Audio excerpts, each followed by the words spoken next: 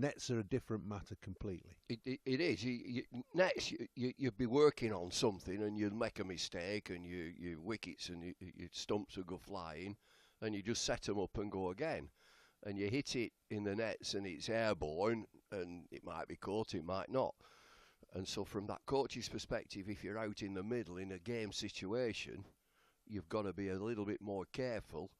Work the percentages. Your percentages are all important as a batter, that you only get one chance.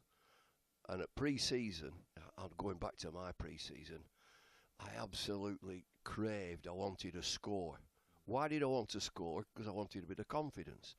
And if you've got a score, everything's moving. You know, your body's moving, your feet are moving, your head's getting into position, your hands are looking good, you're feeling the ball in the middle of the bat. And so there really is no substitute for getting out there in that centre. The score is the ultimate, but people talk about time in the middle, irrespective perhaps of how many runs you score. Time in the middle. Yeah, I mean, I don't want to get too heavy about the mental side of things, but you get a mental process as well about being out there in the middle and concentrating. Now, Graham Thorpe, who played for England, is a wonderful player for England.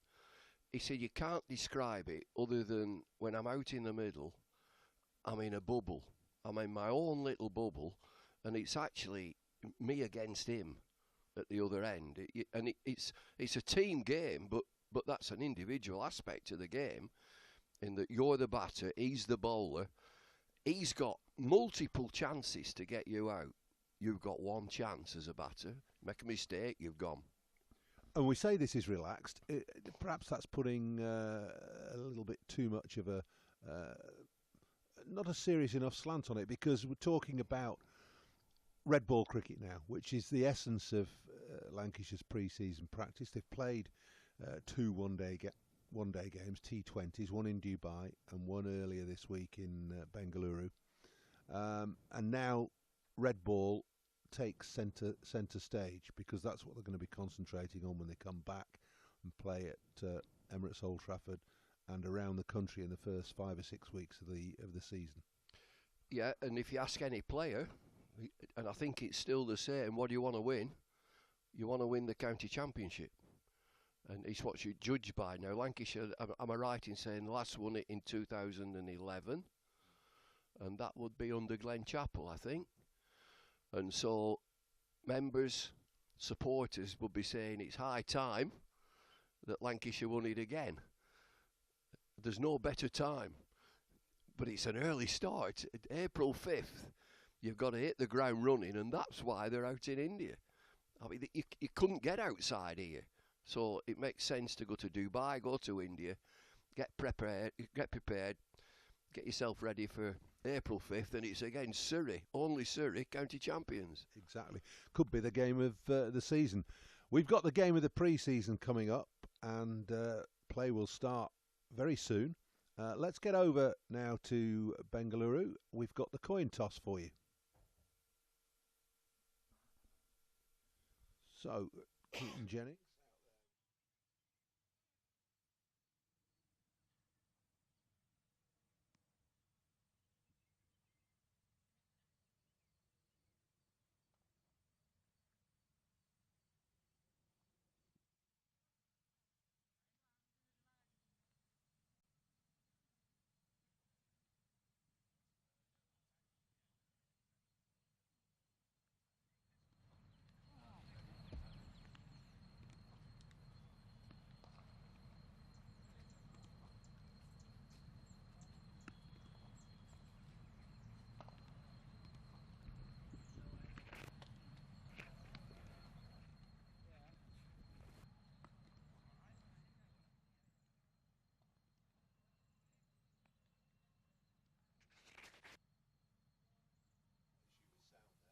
Tell you that Lancashire will bowl first. I think that's probably a good move, isn't it? We haven't actually seen the state of the pitch, but I think it's just a question of easing people, players, the whole squad, into a long day's cricket and allowing them to bowl first and just get everything moving nicely. Yeah, get a feel of things out in the field. And again, I talked about batting earlier, about the mental approach and getting a rhythm of your batting. It's the same out in the field. You know, it's a 3-day game, is this? They might just be out in the field for a full day. And so you need stamina into your legs. Dale Benkenstein and his bowling coaches, and that'll be Craig White primarily, I think would be saying that the quick bowlers 15 maximum throughout the day. You don't want one bowler bowling 25 and not being able to come back maybe fresh the following day or the day after that. And so it'll be 12 or 15 for each of the seam bowlers. Spinners could bowl a little bit more. But again, for slips, for just standing in the slips, you know that you're standing there and you're chatting to the wicket keeper and chatting to each other, and then it's switch on, switch off, switch on, switch off, and catch some. Yeah, it's a long, long time standing out in the field for 6 hours. Bowling as well. We're just seeing some shots of the bowlers loosening up. Jack Morley and Luke Wells, the two spinners. I think Jack Morley will get an opportunity to bowl. Luke Wells bowls his leg breaks and off breaks. He's perhaps underused in county championship cricket. Well, I'm a massive in favour of a leg spinner. Anybody wrist spin, because the evidence is there. If you look at T20 cricket, it doesn't matter how good you are or how bad you are. A wrist spinner is absolute gold in a team. And in a 4-day game, you look at the great Australian side. They had 4 bowlers. They always went in with 4 bowlers, 3 seamers and Shane Warne. And Shane Warne would occupy one end and he would control the game. He would go at 2.2, 2.4 runs and over and take wickets, so you can rotate your quick bowlers from the other end. And that was a formula that worked. Now, he's the top of the tree. But, you know, equally with Rian Ahmed coming into England's team, he's been an absolute boon.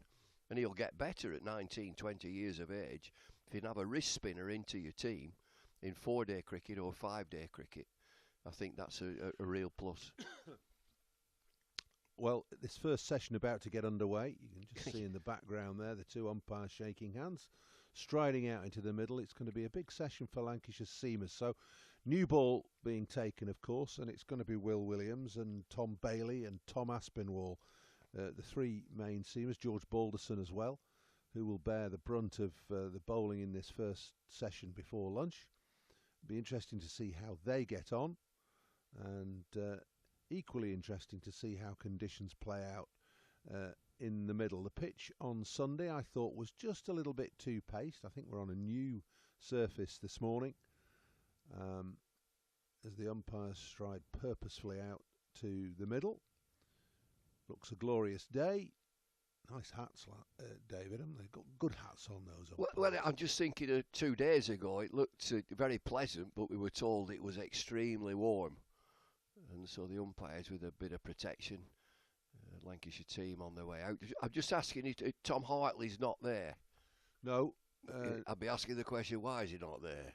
Well, you don't get any better. David. I've never known any sport where you get any better sat on your backside. No, I agree with you. And there was a call, wasn't there, from the England hierarchy for Tom Hartley to play in the Lancashire team. He's been out in India and been out there for 7 weeks. And why couldn't he have had an extra few days? I don't know. But the decision has been made that he's not there. I'm too hard a taskmaster. He's No, a kid. He's only a lad. Right. I mean, he's only a lad. Get him out there and get him playing. I've never known any sport that you get better sat down. You're quite right. With dominoes.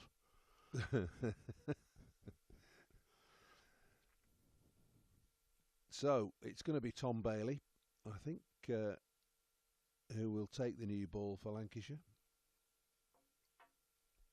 Now, what we saw in the T20 game for Karnataka was that they bowled pretty well and they fielded and caught everything.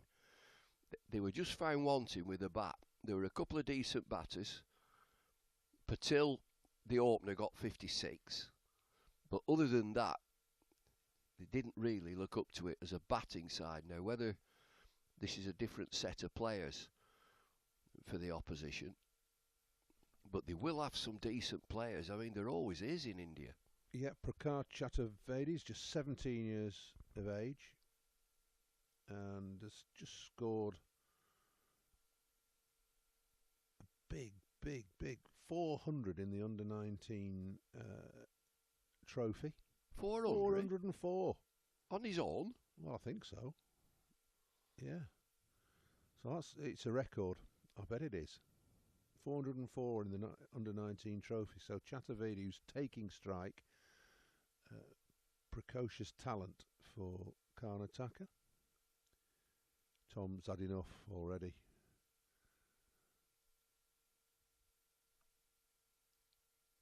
And Nishal is a right-hand bat, leg break bowler. He's 29 years old.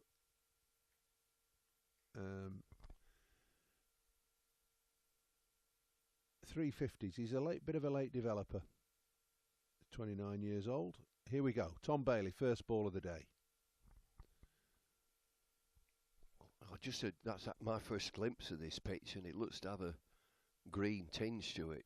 It'd be perfect here in the UK to see that sort of green tinge and say win the toss, we'll have a ball first. He will swing it, he usually does. Tom Bailey with a brand new cherry there.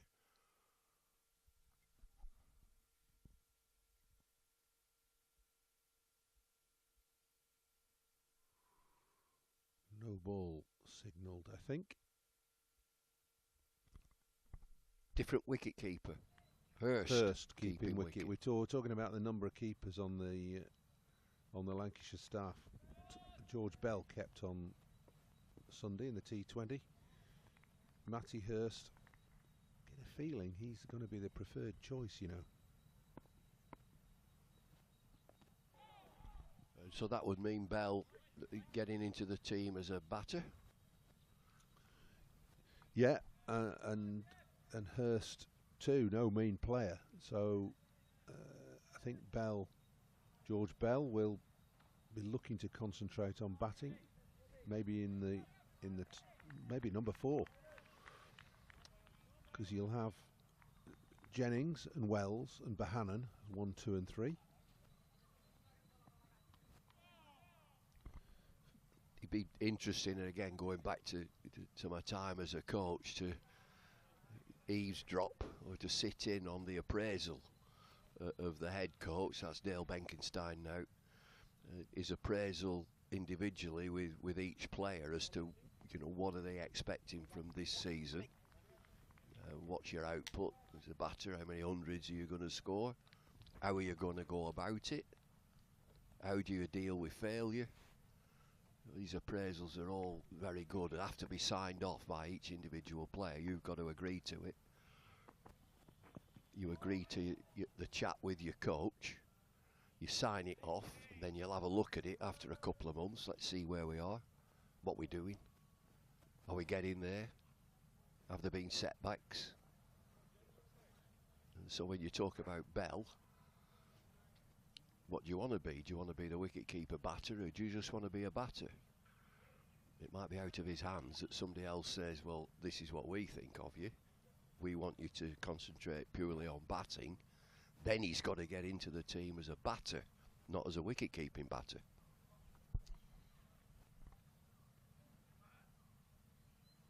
Well, when you look at the resources that Lancashire have got on the keeping front, you've got Bell, you've got Hurst, you've got Salt, you've got Lavelle, you've got Butler occasionally. That's George Lavelle, just donning the helmet. We're going into short leg, no doubt.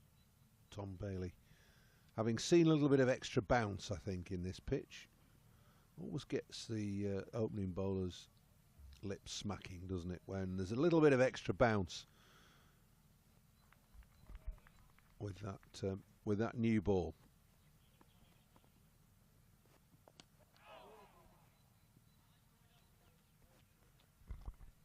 Always gets the captain thinking, why didn't I have a short leg there? So George Lavelle gets the nod. It's a thankless place to field, is that? You did it a lot, didn't you? Oh, I did. It's the reason that I'm like I am today, I think. No helmets when you were fielding there. You used to nut him to mid-on. I did exactly that. It's the end of the first over, 3 without loss, Karnataka. Majid Khan, and I think it was Peter Lever bowling. Majid Khan, leg side half volley, flicked it, it hit me straight on the head, right on the bony part, and flew to mid-on, where Harry Pilling took the catch. Majid Khan was out and so was I. The two of us went off together. No helmets. I think I had a... No, there were no shin pads. They hadn't been invented. You'd have had a box. That would be it. I might not. I would. No, you'd never get it there. So why do you want a box on? So you'd have a cloth cap, and that'd be it. Yeah, you did. Yeah, I'll put my cap on.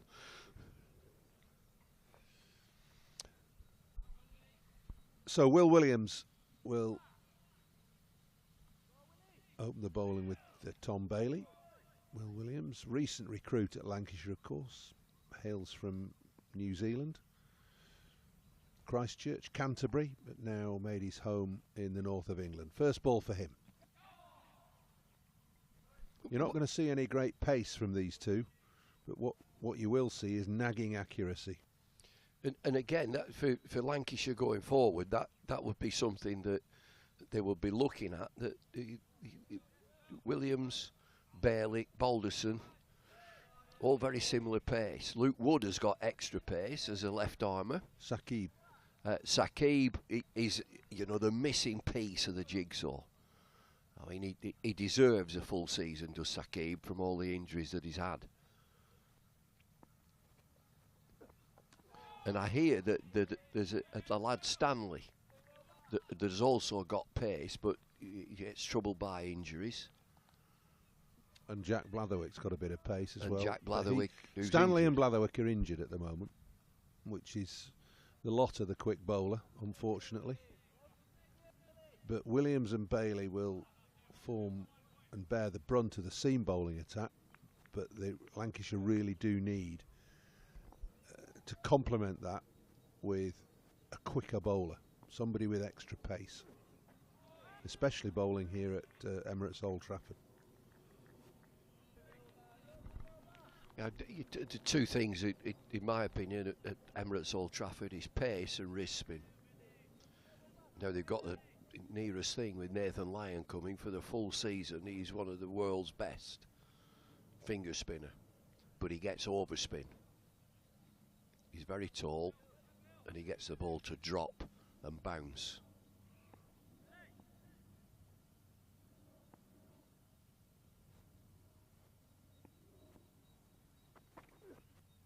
I hope Tom Hartley lives in his pocket, and Nathan Lyon. Because for all sorts of things like mental approach, working a batter out, how do you work him out? Yeah, not purely technique, is it? It's the approach, strategy of bowling, how to bowl at certain times in the match and in different conditions. Nathan Lyon has proved himself to be one of the world's best. It's a better length from Will Williams. It already looks as though the length for this pitch is going to be a good length, fuller rather than shorter. Doesn't look to be an awful lot of pace in it. Not as much movement as we saw actually on Sunday, with the white ball just swung a fair bit and seemed a little. We've not seen an awful lot of movement so far. We'll try. I'm always interested as to what cricket ball is being used. We'll try and get a message across there. What ball is it? In the UK here, they will be playing, well, I assume they'll be playing with a Duke ball. Although I think in some county championship matches they're going to be using a Kookaburra, and that'll be during summer. Be interesting to know what ball this is. Who's that?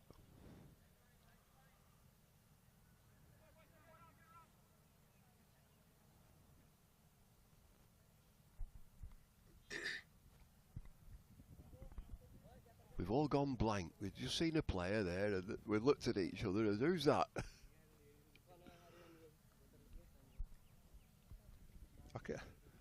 I have gone blank.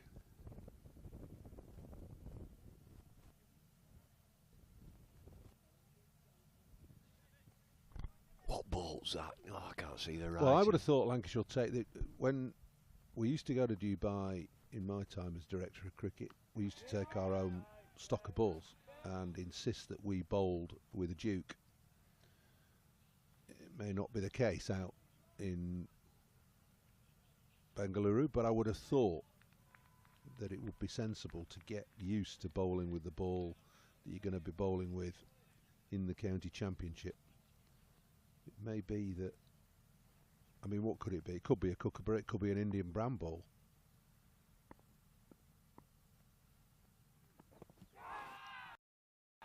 Got a bit of an edge on that, which was a good job, I think. Pretty straight, pretty full from Tom Bailey. Strangled appeal. What time will it be in Bengaluru? I think they probably start at 10 o'clock. No, I think they were 5.5 hours ahead. I thought it was 9:30 start. Right, it might be 9:30 then. It certainly So won't be 20 11. to 10. Not be 11 o'clock. No.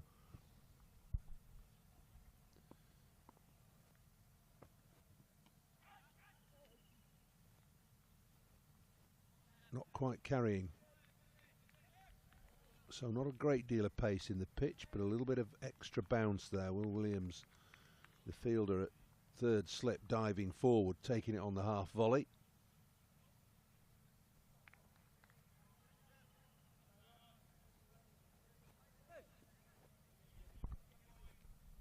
And of course Jimmy Anderson isn't out there, and he just might be up the sleeve of Benkenstein.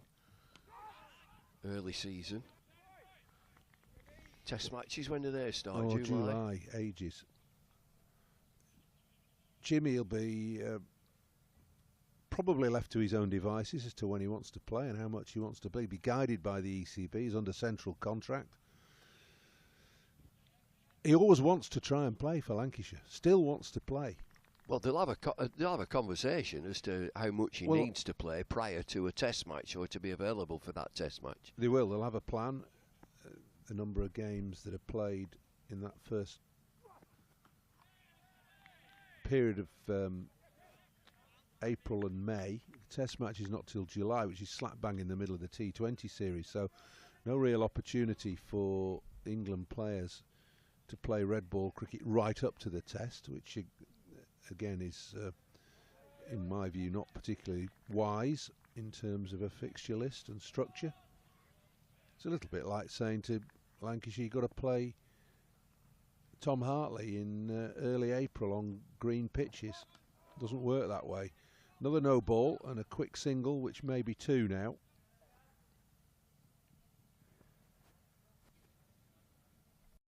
Well, it's an important summer for England, having been turned over by India, a fabulous India.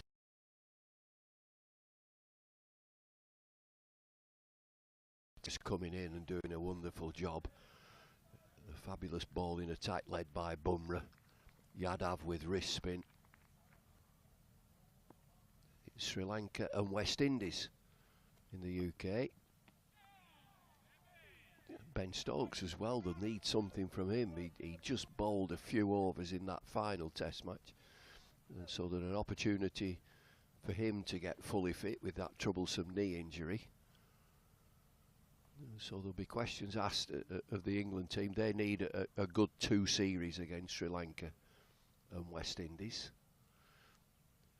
And this is such an important time for Lancashire players.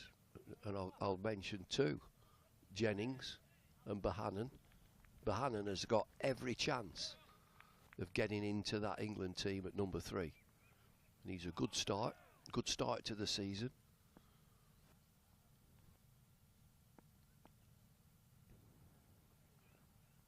You got Ollie Pope is at number 3 for England. 47 test matches, averaging about 33. There's a great opportunity for somebody to go into that team. Jennings is always a heavy run scorer.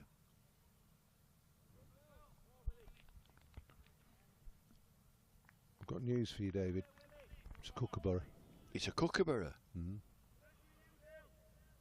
Well, I think that the kookaburra is going to be used in county championship this summer.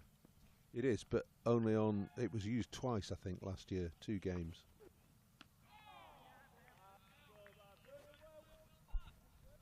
And what's the? Tell me, what's the reasoning behind that? To get used to playing with the kookaburra because Australia do. And I would think they use it in other parts of the world as well. So, yeah, I can only see that.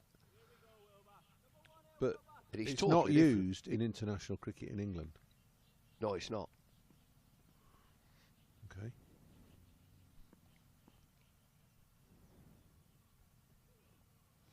You won't believe this, but when I was England coach, you know that the choice of cricket ball was offered to the opposition in England.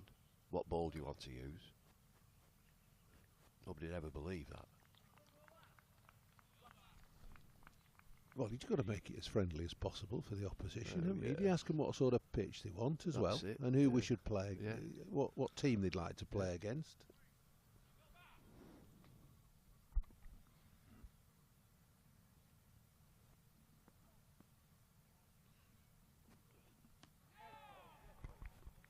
We played Pakistan, and of course Wasim. Yeah. Oh, yeah. Having played here with a Duke, what ball do you want? He said, I'll have a reader. Readers always seem to have more prominent seams than Dukes. No, don't they? readers were softer. They go softer quicker. Oh, and they reverse. yeah. A reader was a great ball for reversing. Whereas a Duke, Used to have characteristics are hard. It's a hard Dukes, ball. Twart. Twart, readers, Stuart Surridge. Yeah. There were many makes.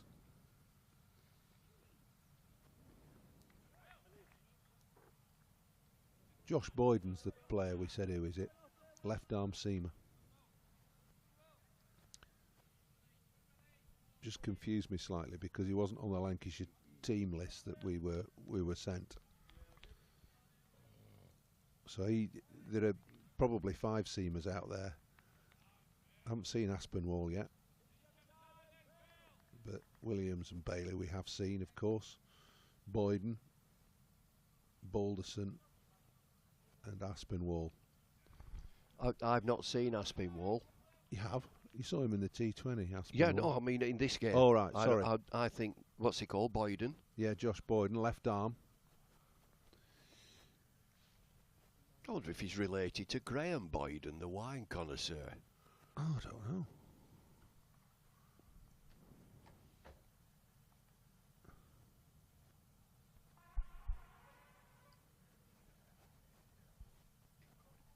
We're fully manned up, aren't we, today? We've got 3 of us, you, me and Scott Reed. And then we're getting Graham Hardcastle coming in when he's had his breakfast.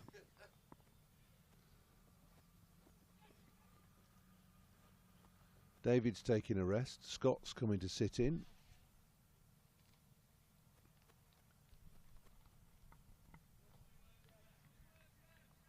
Morning to you, Scott. Morning, Paul. Morning, everybody. How have you wintered?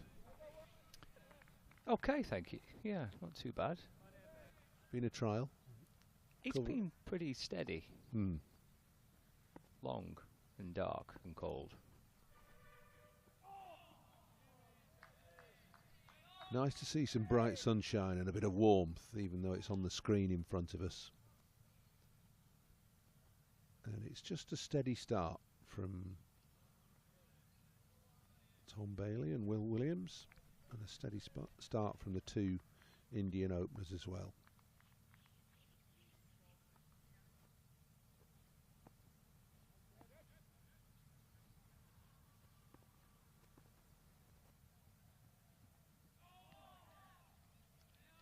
Just starting to get a little bit of movement.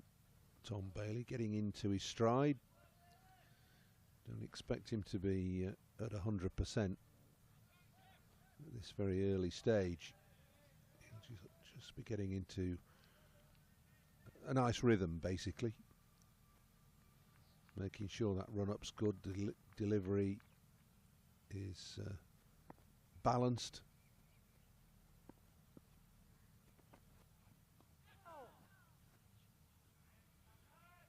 It's just a little bit leg side and flicked away down to fine leg for 4. First boundary of the day then for the Karnataka 11. Oh, leg buys. Just off the hip.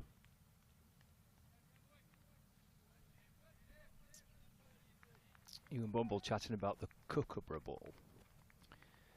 I think this season it's actually going to be used more than the previous 2 seasons.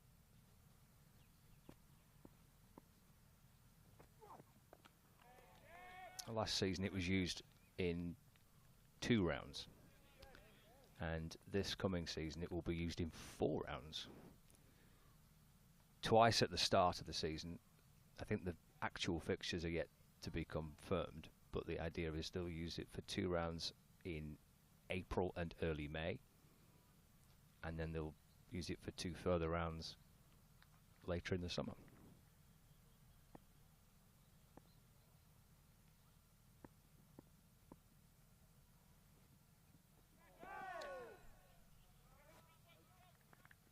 Half-hearted appeal off the final ball of that over from Tom Bailey. 3 overs, none for 6 for him. 5 overs bowled, 12 without loss. Yeah, I suppose it's a sensible move. I mean, for viewers that may not be aware, the Kookaburra has a much flatter, broader seam than a Duke ball, a traditional English ball. Dave and I were talking about readers and other balls, but Dukes are the ones that are used now. They have a narrower, prouder seam, and generally do a little bit more off the wicket than a Kookaburra. So maybe it's a sensible move to try and negate that early season movement by using the Kookaburra. It's a good shot off the back foot, a punch. First really aggressive, nicely played stroke by Nishal. Brings him a couple of runs. Yeah, it seemed the last couple of summers a little bit peculiar to use it when the pitches are drier, when the pitches are perhaps a little more batter friendly, and then you've got bowlers running in with a ball that after probably 15 to 20 overs goes a bit soft and a bit difficult to get much life out of. It would seem better to use it early in the summer, especially when you're playing so much cricket in April and May. But I kind of also see the point of, well, we don't use it in test match cricket in this country, so what? So why? Well, I agree with you. It's an attempt at compromise, and it's basically born out of the fact that we're playing cricket, 4-day cricket, a little bit too early in the year for me. However, it is what it is. You've got an awful lot of cricket to cram in to the calendar, and the calendar is fixed, obviously. There was a thought, wasn't there, that the first couple of rounds of the county championship could be played abroad.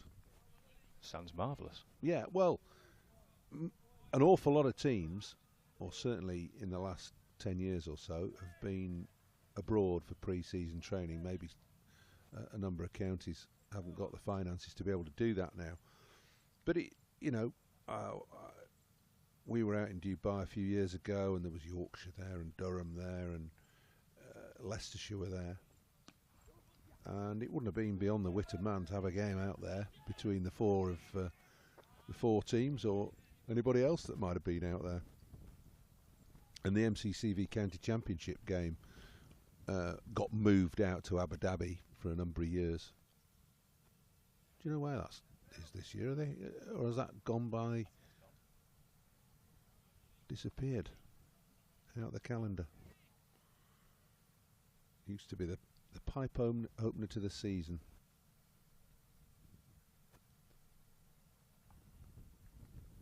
And a good idea. You get the top side of the previous season playing against an MCC Select 11 with a lot of England hopefuls playing in it, players who'd played well the season before. Oh, he's got off the back foot, is this lad, Nishal. That's a glorious shot, beautifully timed. Shot of the morning from Nishal. It's been a nice steady start, hasn't it? Just waited for it up off his toes. Nicely played just in front of square.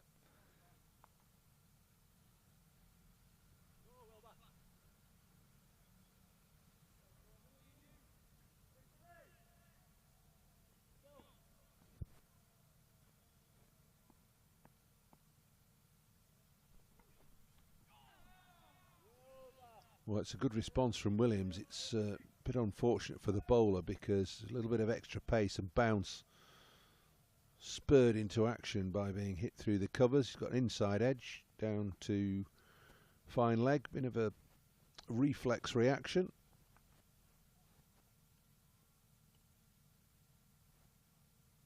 I just got a little bit hurried there. Could have gone anywhere, could have gone onto the stumps. In fact, it's gone down to fine leg for 4. And 12 off that over from Will Williams. Oh, there's the think tank.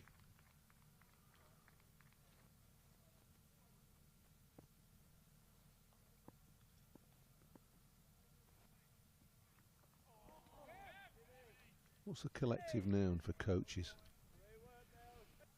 I'm not sure. Maybe we need to invent one. A coop? Group of coaches.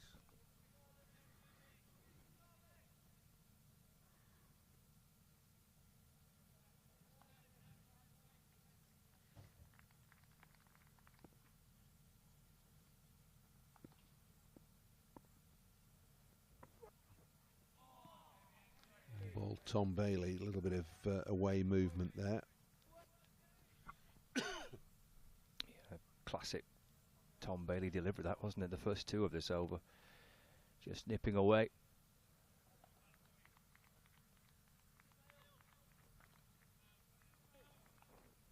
I suppose it takes a little bit of time to get back into the rhythms of having your whites on with the red ball, having had T20 and 50 over cricket. Yeah, I think you're right, Scott. I cast my mind back to early season, and it doesn't matter how many nets you've had, what you've been doing in indoor nets or a net. If you're fortunate enough to get a net on grass, when you're actually out in the middle, it feels different. Doesn't matter how many years you've played, how many overs you've bowled the previous year. It just feels a little bit unusual, a little bit strange. That first session day of the summer. And you can see it's taken Tom Bailey 3-4 overs just to get into his stride. He's got half a yard quicker, and that line and length has become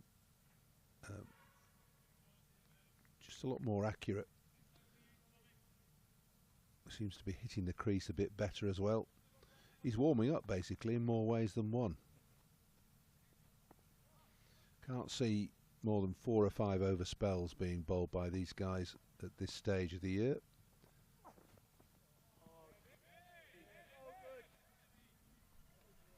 Yeah, this must be invaluable ahead of a season starting to get out on the grass, to have some good weather,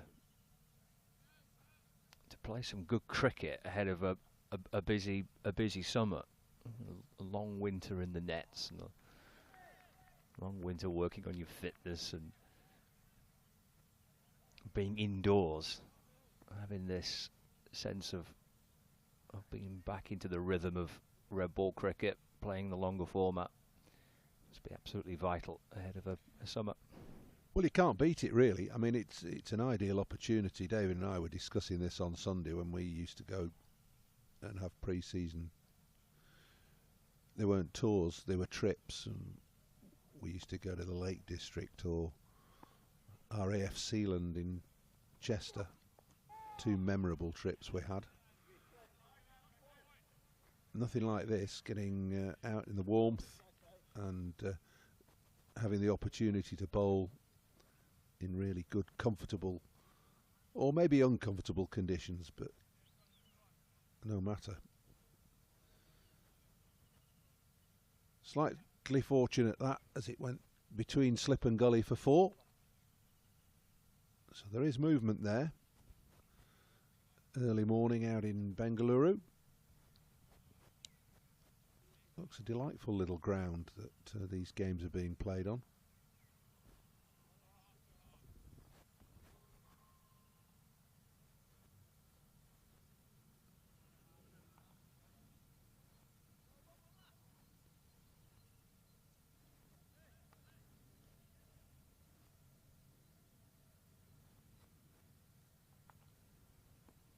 Tom Bailey none for 10 from his 4 overs. Will Williams keeping going. It's been a trademark of Will Williams since he's arrived at Lancashire, hasn't it? Keeping going.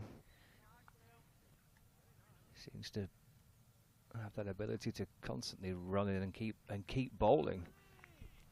Well, he's an archetypal English seamer, isn't he? And by that I mean the style of bowling. It's fast medium, and he thrives on being able to put the ball on a sixpence or a handkerchief at ball after ball. A little bit of seam movement, occasional bits of swing. And when I say he's a classic English type seamer, he was obviously brought up in New Zealand. New Zealand, probably the closest conditions in world cricket to England. And from personal experience, having played in New Zealand for a couple of years, similar conditions to England, and a lot of similar tight bowlers out there.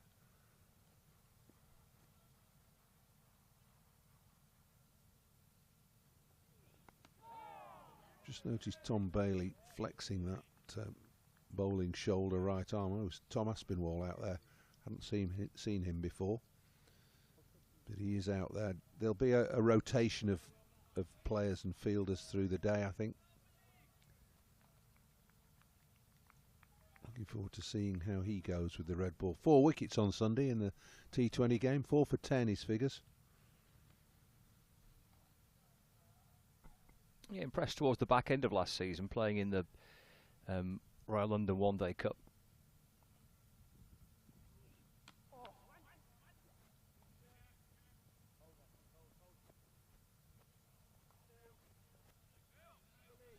I think he's got a really good chance of coming to prominence, Tom Aspinwall.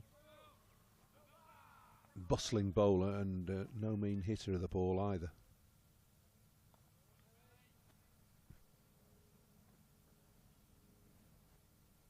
Yeah, Aspinwall and Hurst, I think, towards the back end of last summer, 2 of the younger players that got a chance and impressed for Lancashire. Through the slips again and down to that vacant third area. Not an in vogue position. A deep third. Why is that? I don't know. It really annoys me because you bowl a good ball as an opening bowler. The batsman plays a defensive stroke. He makes you could say a minor mistake, getting a thick edge where he should get no more than 1, and in the modern game with no third they get 4. Bowlers tend to prefer to protect in front of the wicket than behind more generally.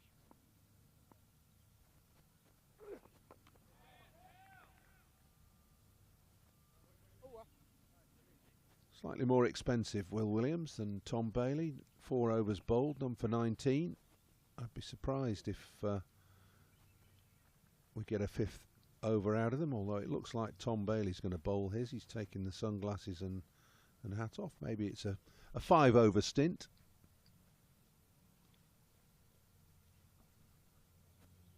David Lloyd was saying 15's your maximum, and I think he's right. You don't, probably 5 overs a session.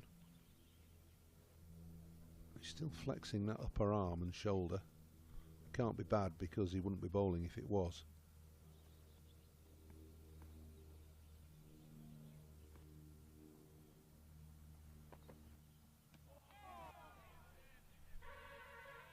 Lancashire's bowling options with Bailey and Williams taking the new ball. Mentioned Tom Aspinwall, George Balderson as well.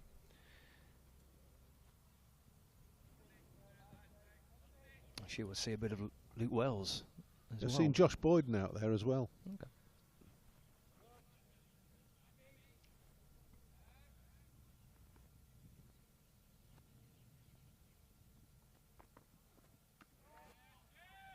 Yeah, Luke Wells, Jack Morley.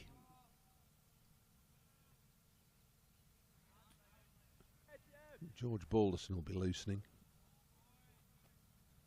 Get a few overs under his belt.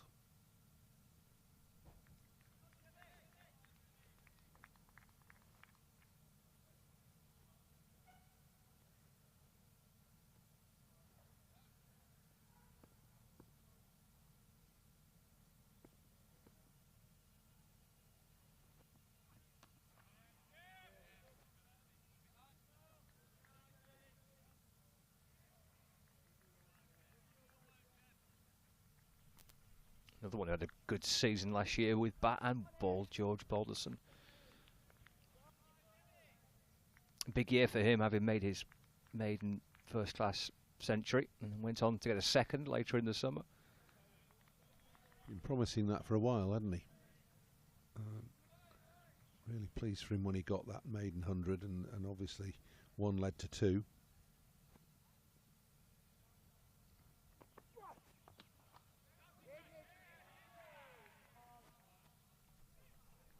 Stopped by Josh Bannon. Tumbling away to his right-hand side.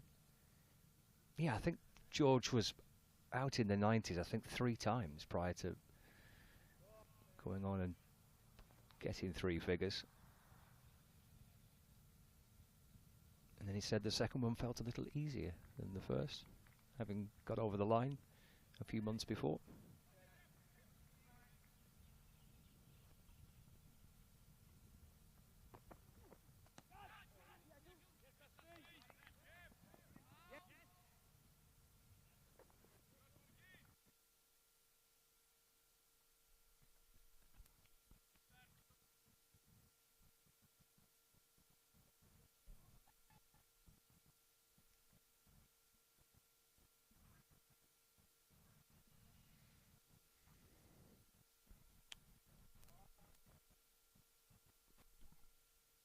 Got a slight technical issue, I think. Just momentarily, which is good news. Back with a live action then. Good there. He's played 2 very fine strokes through the covers off the back foot. Looks to be Nishal's strength. He picks up another couple there. He's quite an experienced batter. He's not. There's a relatively young flavour about the Karnataka side and the squad that they've released. There's just the odd sprinkling of players that have got a bit more experience. And Nishal is one of them, certainly in terms of age. Quite a lot of late teens, early 20s in the squad, but a touch more experience with him. Speaking of maiden tons, he got his maiden first-class ton as well, and just his second match playing for Karnataka.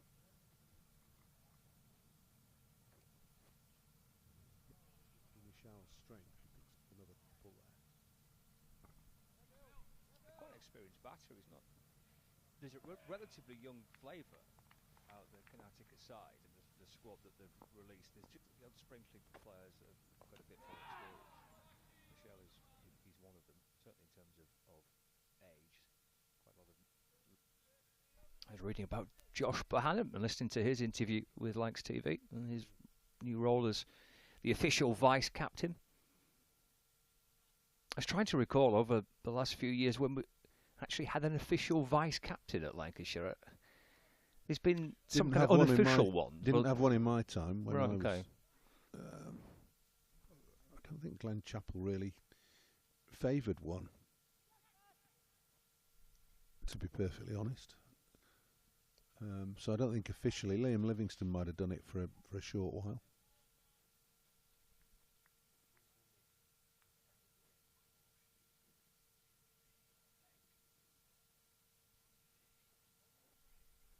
Yeah, there were a few times over the last summer or two when, well, Keaton Jennings last season and Dane Velas in the previous ones, that they'd leave the field momentarily and you'd be asked, well, who's skipper now?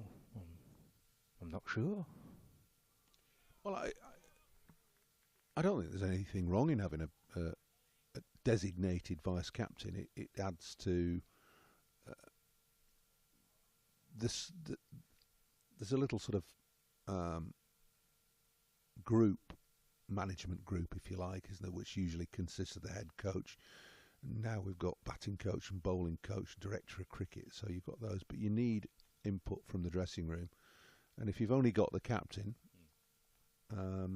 maybe there's a slight imbalance there. So to add somebody else of seniority, and there'll probably be a senior player as well who would get involved. So you've got Stephen Croft as well, who's got a foot in both camps now, hasn't he, as player coach. Just a little bit too leg side from Williams that time, but it's only a single. Down to Luke Wells.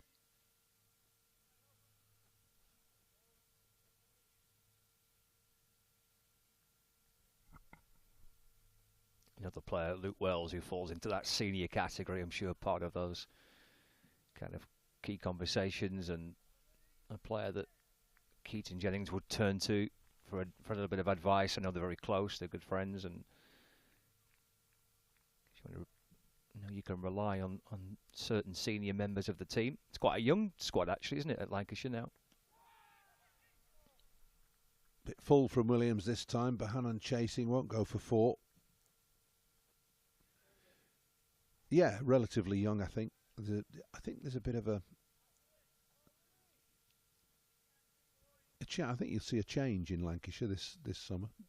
You know, you've got the likes of Hurst, and you've got the likes of Balderson and Bell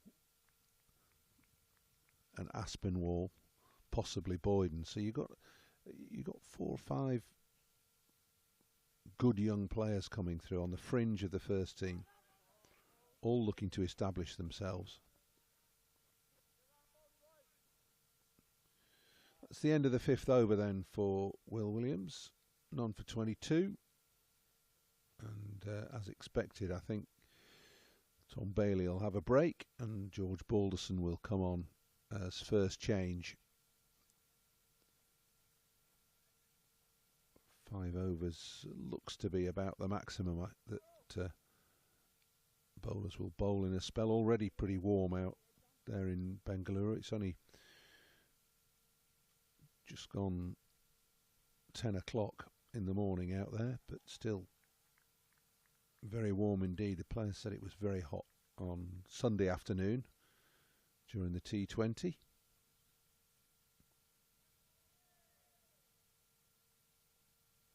Warming up into the Indian summer now. So here's George Balderson.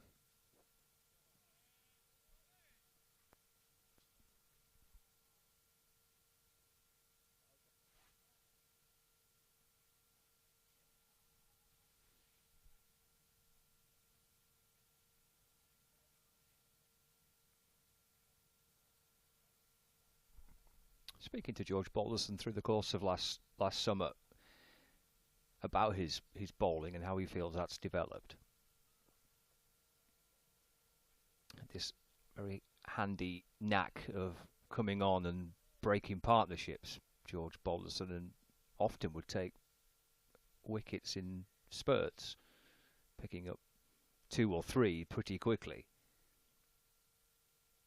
And last year he was telling me about how, as much as he enjoys that and be able to come on and make an impact, would like to work and be a little bit more reliable on a consistent basis and offer a little bit more through a course of a longer spell rather than just little short bursts here, as much as they did bring him success last year. He was searching just for a little bit more consistency with his bowling. Yeah, I think that's a reasonable approach. I think he's got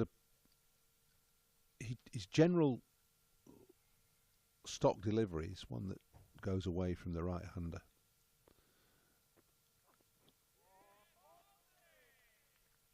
and what he would ideally like is another half yard of pace, I think. What we're seeing at the moment is Bailey, Williams, Balderson all the same pace.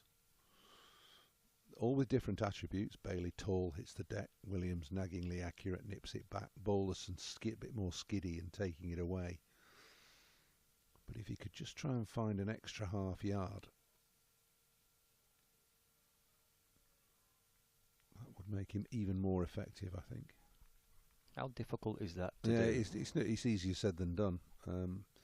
He's a slightish build.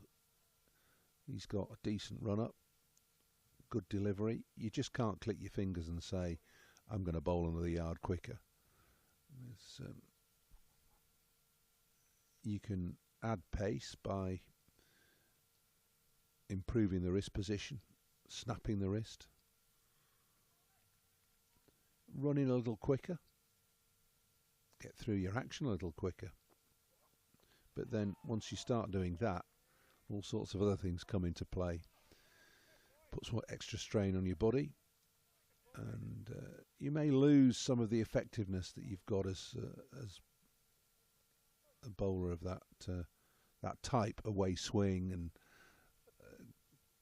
you might lose a little bit of accuracy as well. But he started well here with a maiden, finding a little bit of swing, and we're going to get a double change, I think.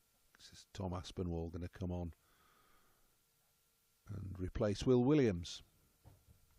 Yeah, it's good fun to watch Tom Aspinwall last season in the One Day Cup, which is where he played mainly for Lancashire.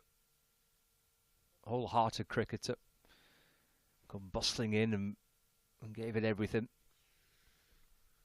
Yeah, he generally brings the ball back into the right-handed batter. Gets a little bit of swing. He's trying to stand a bit taller at the crease, tended to fall away in a search for extra pace. Here he comes bustling in, and a good start. Just on or outside off stump, little bit of movement away from the right-hander. I saw him play a couple of T20 games for the second 11 last year, and he bowled at the end of the innings and bowled overs of Yorkers, unerringly accurate, in-swinging Yorkers. I think he's got great potential as young Tom, as an all-rounder. Good rugby player, you know. He packed up rugby, Sedbergh School, big rugby school, packed up rugby and concentrated on becoming a professional cricketer, which he's done. That's the first part of the journey anyway.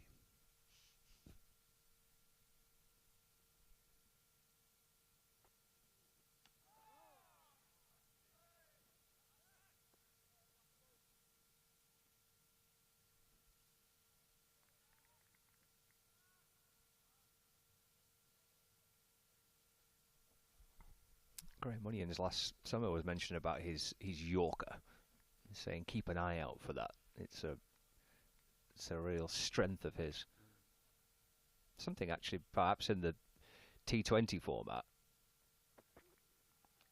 that you don't see as often now.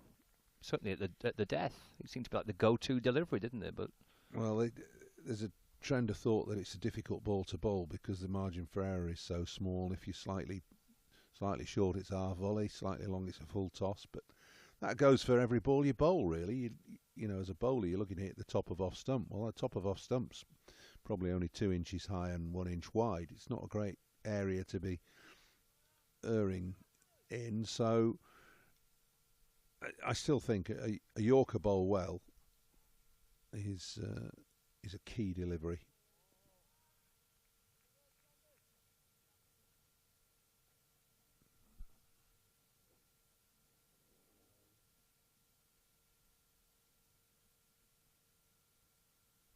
Matty Hurst with the gloves on.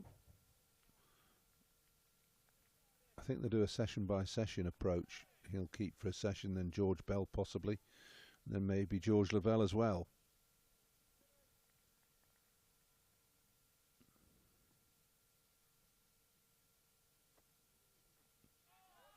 Good finish to the over from Tom Aspinwall, a maiden that he starts with. Karnataka 40 without loss, 12 overs gone.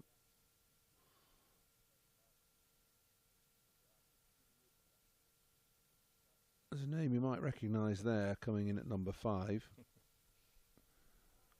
Young Samit Dravid, son of Raul. I'll wait to see if he's a chip off the old block.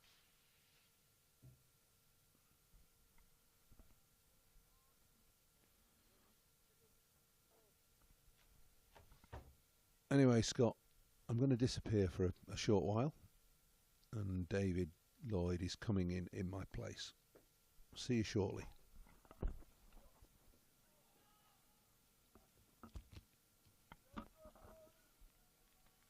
So Balderson to start his second over.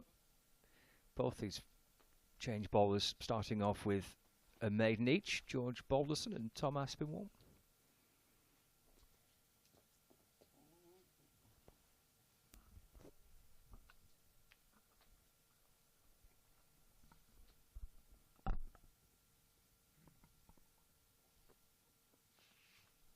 Just taking a half step towards Balderson there, punching straight to Josh Bohannon at mid-off.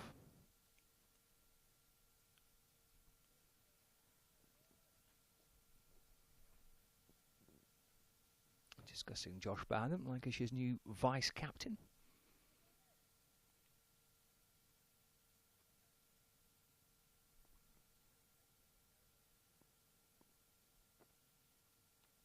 Again, a step towards Balderson.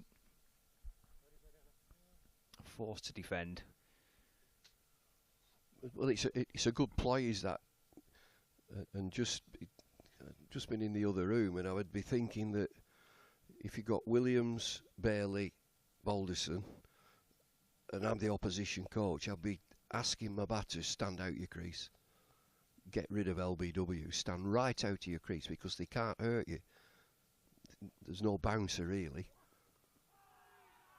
and what they're looking for, those three that I've mentioned, Williams and Bailey are the same pace. Balderson fractionally quicker. They're looking for LBW at the pad. So if you come out of your ground a couple of foot, you're reducing that risk of LBW. And so that's why, you know, that discussion at this part of the season, Lancashire needs Saqib, pace, needs some pace in the attack. Partially stopped by Josh Bohannon, but it does reach the boundary rope. 4 runs. First runs conceded off George Balderson's bowling. Again, advancing towards the ball and just punched away to the left of Bohannon. So they've got a good coach, Karnataka. Against this pace, get forward. Think forward, get forward at every opportunity, get rid of LBW. I think they've played very, very well, both these openers. Chaturvedi, 17 years of age.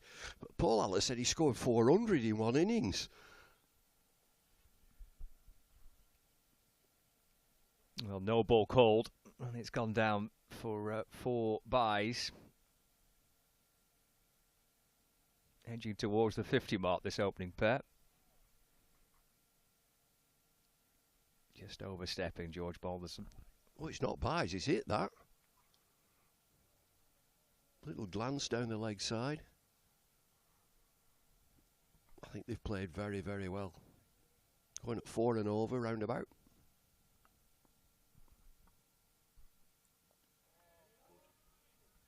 Positive. Defending, but defending with positivity. Straight to Bohannon. It's the end of the over. So 13 gone. Creeping up towards the 50 partnership. Lancashire still searching for the first breakthrough of the morning. 4 bowlers used so far. Bailey and Williams. And now Aspinwall and Balderson. Our commentary position, he's very nice, isn't he? Got 2 sofas. Have a snooze.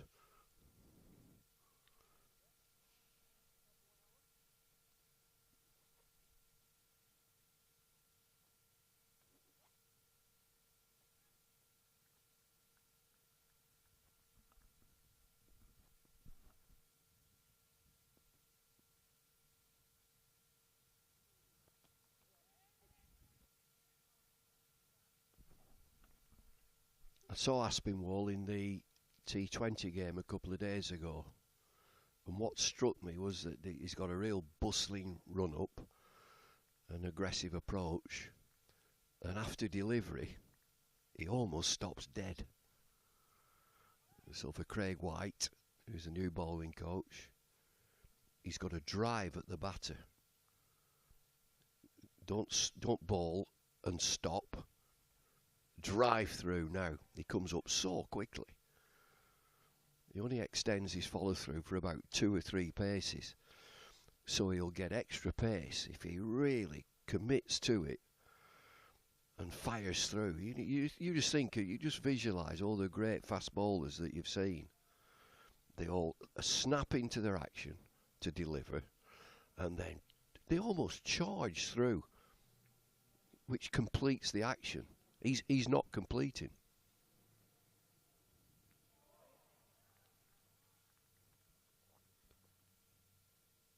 He does. I know that he's come from schools cricket, and he's giving me the impression of a schoolboy cricketer, and that's exactly what they do. They bowl it and they're looking so quick. Where's it gone? Where's it gone? Just finish the action, drive through, and you'll get that extra little bit of pace.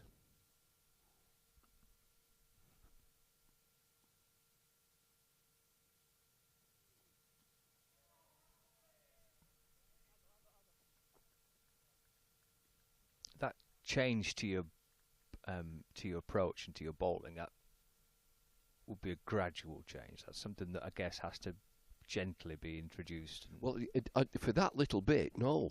Okay. I'm not asking him to change his action or anything. I think just commit to the delivery and drive through towards, as if you were going to have a charge through to the keeper of the slips. So you're actually finishing the action off. I mean, it just stands out to me as soon as I saw him. Hustle, bustle there, snap, quick arm. He's got a few things going for him. He looks to have a quick bowling arm, which gives him that little bit of extra pace. But then to really commit and go flying through.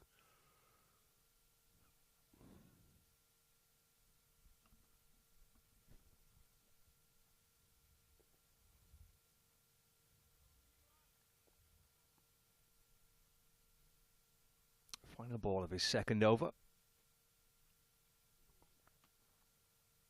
Nicely played down the ground. Lovely shot. Straight to the left of Morley, who's at mid-on. And that does bring up the 50 partnership for the opening wicket. 53 without loss. Super shot, this. Gets in a wonderful position. In the T20 game, the batting wasn't the strong point of the team. They fielded well and they bowled okay. Lancashire got 176 for 7, which was all right. But they were found just not just good enough with the bat. But these two, I think, have played exceptionally well. That last shot is a lovely shot. They're producing cricketers. India continue to produce cricketers. It's got propellers, that, hasn't it? You have propellers?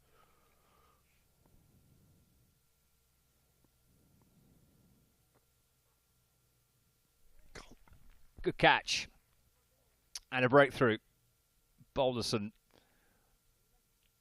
with the first wicket of the morning. Having just brought up the half-century partnership for this opening wicket. Chaturveda just following one from Balderson. And the edge into the gloves of Matty Hurst. What a good delivery this is. Perfect line and length and a bit of a away movement off the pitch. bounce. Takes the outside edge. So Lancashire have got the breakthrough. That's the first wicket. They played very well, the two openers.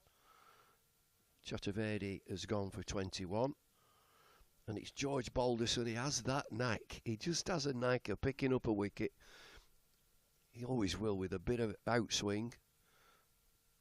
That's exactly what that did. He swung a touch, pitched and moved away. Finds the edge.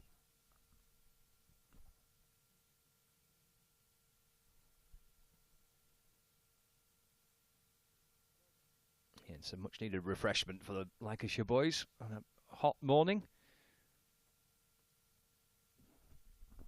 Have you been to Bangalore? Never been, no. Oh, it's lovely. Is it? Oh, Bangalore's lovely, yeah. It really is. Yeah, there's lots of character to the place and lots of things to busy yourself with. I worked out in the IPL and I was based there for quite some time. I had a lovely time. I'm absolutely certain Bengaluru, is that you come out of the airport and there's 17 lanes. 17 taking you into town, which funnel into one lane.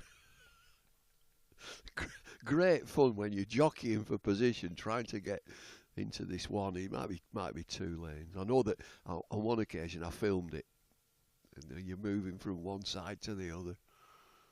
I'm not driving, by the way. I ain't doing the driving. On the back seat with your eyes closed, if it was me. Hoping for the best.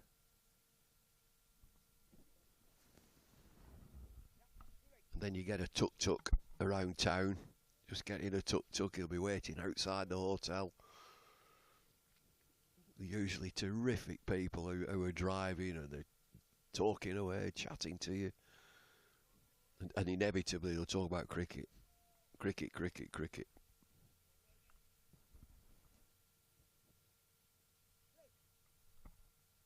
And he's the new batter, 22 years old. Has to play the first delivery. Now, did you see the quarter-final football match? Did you see it? I didn't know. Oh, no! I missed it, yeah. You didn't? I missed it, yeah. What a game that was. I was in the car, so I was listening, and then got to the hotel and I saw the last 10 minutes and then the extra time. God, that was an epic game. Did you have an allegiance? Where do you live? Let's ask, where do you live? Do you live in Manchester or outside? Just outside Manchester. I don't have any allegiance to either Manchester club. You're not going to say, and you wouldn't say anyway. Well, I don't mind saying who I support, but no, I'm not a City or a United fan. I was out, and it was on in the pub, and it was 1-0 to Liverpool when I left the pub. Oh, it's a good ball. It's gone right through him. I'm just wondering whether there's a little thin inside edge. Hurst, at least, is appealing. Not too much from George Balderson. The umpire says not out. And I'll bet we don't have DRS. I think that's a good decision. And you dread them. As an umpire, that, you know, it's gone through quickly, and is it caught the shirt? Is it the top of the pads? You can't give it out.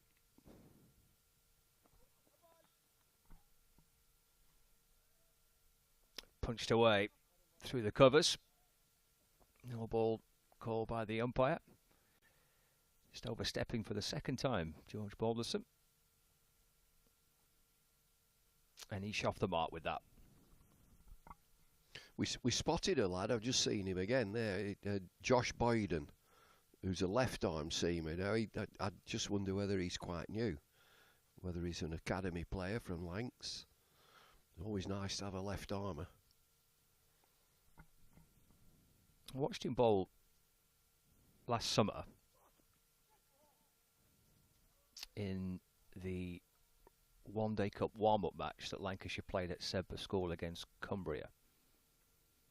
Played in that fixture. I think he was in and around the first team through the course of the one-day competition last summer. But it was Aspinwall and Hurst that got their chance. He bowled well against Cumbria in that game at Sedbergh. So he looked very young. He just looked a young lad. I suspect, I'll find out, that he's come through the academy.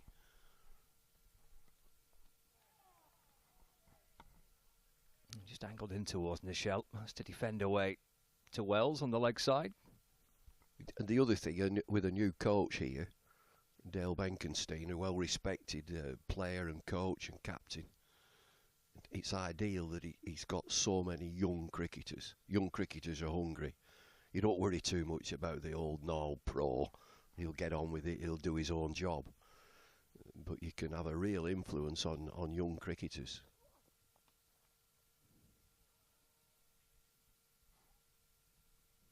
Balderson's looking to try and deflect the ball back onto the stumps at the non-striker's end. It's the end of his third over, so 15 gone. Karnataka 55 for 1.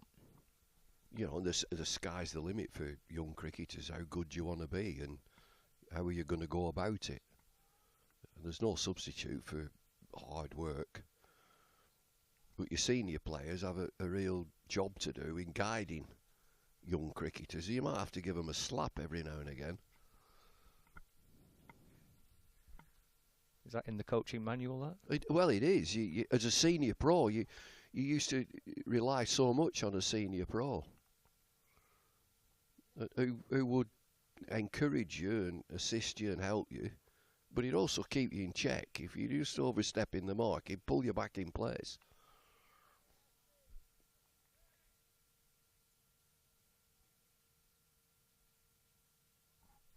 Aspinwall to continue for Lancashire.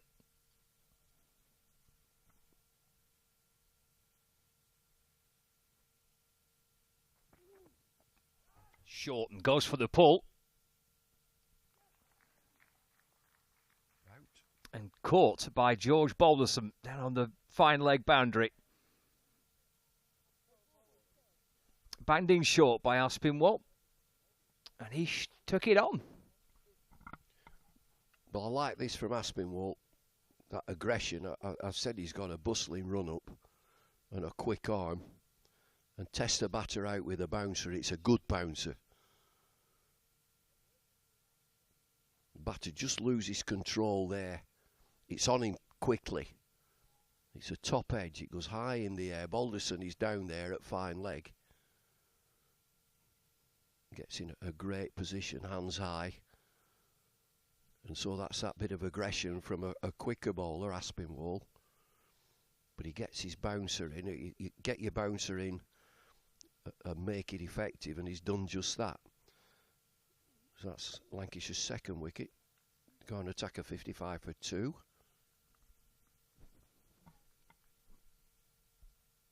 And the first for Tom Aspinwall. Was a good catch by George Balderson, scurrying around to his left on that fine leg boundary. Top edge went high, got across the ground well. If you got anybody with a bit of extra pace, and it's mainly in 4-day cricket and test match cricket that it's in a batter's back of the mind that he's got, what has he got?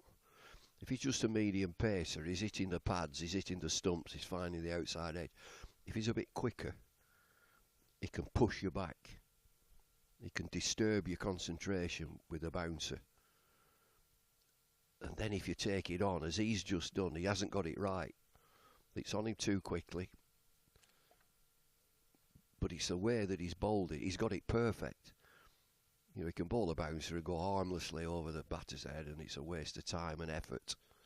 He gets that absolutely right. It's a 4-day game. I'll be looking all the time. Who's my extra pace? Who's the one that's going to disturb these if they get in? Of course, when I was here, I had one. It was him Akram who was useful. He could disturb them. Ramesh is the captain, facing his first delivery and leaving that one alone. Aspinwall's not a tall man. That bouncer that he's got is a very handy weapon to have.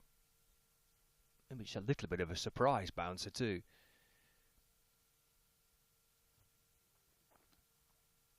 Nicely played away off the back foot. Could be a couple here. Yep, do come back for two. He's got a quick arm at delivery. You can tell that he's got a real snap into his action. And again, he should be saying, "What have I got?" Because he has a little bit of a way swing as well. You can get it going away from a right-handed batsman, but also have a good bouncer.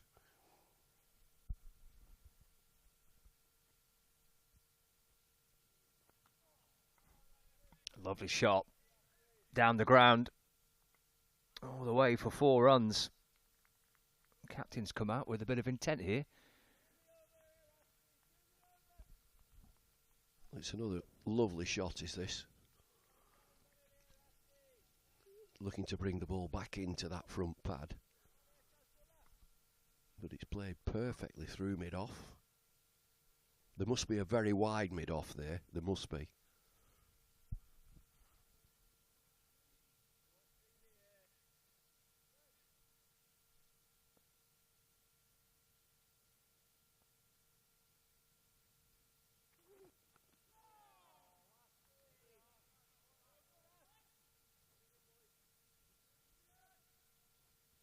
Ramesh is only 20. He's got a stack of runs. Over 6,000 runs. Averaging 35.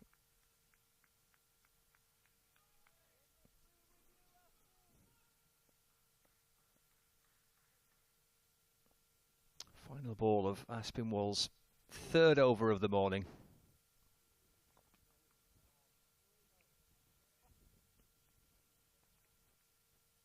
Picked up by Boyden at point. Oh, that's the end of the 16th over. 61 for 2. Tom Aspinwall with a wicket with the first ball of that over. That bouncer, which was top edge down to Balderson at fine leg. And then Ramesh has come in and run 2 off his first delivery and then punched a nice shot down the ground for 4. They're the bowlers used. Bailey and Williams starting things off, 5 overs each. And then Balderson and Aspinwall with the breakthrough for Lancashire.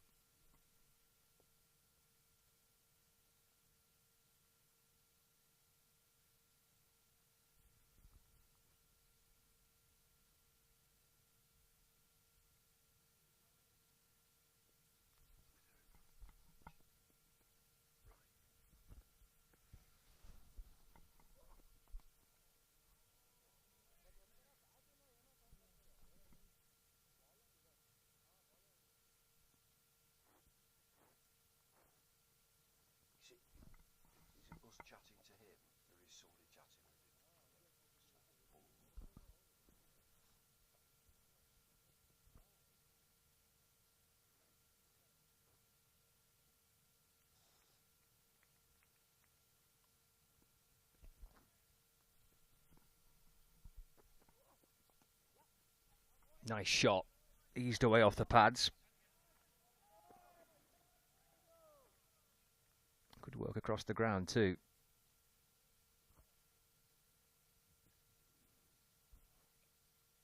Nishal just gets a single. He moves on to 26. 62 for 2.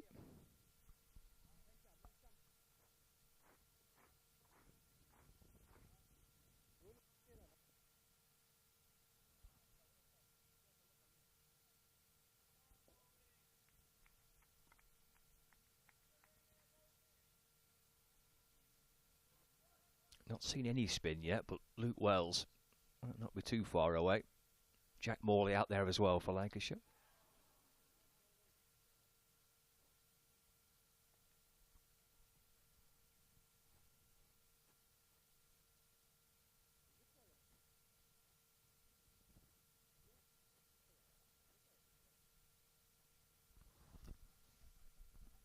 It'd be good fun.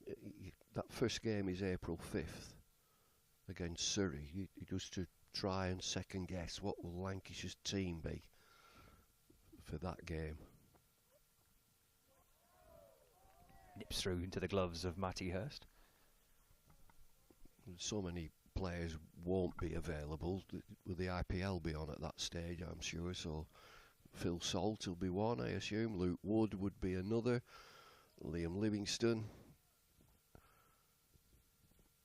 What about the new overseas Bruce? I wonder if he'll be here, and Nathan Lyon will be here.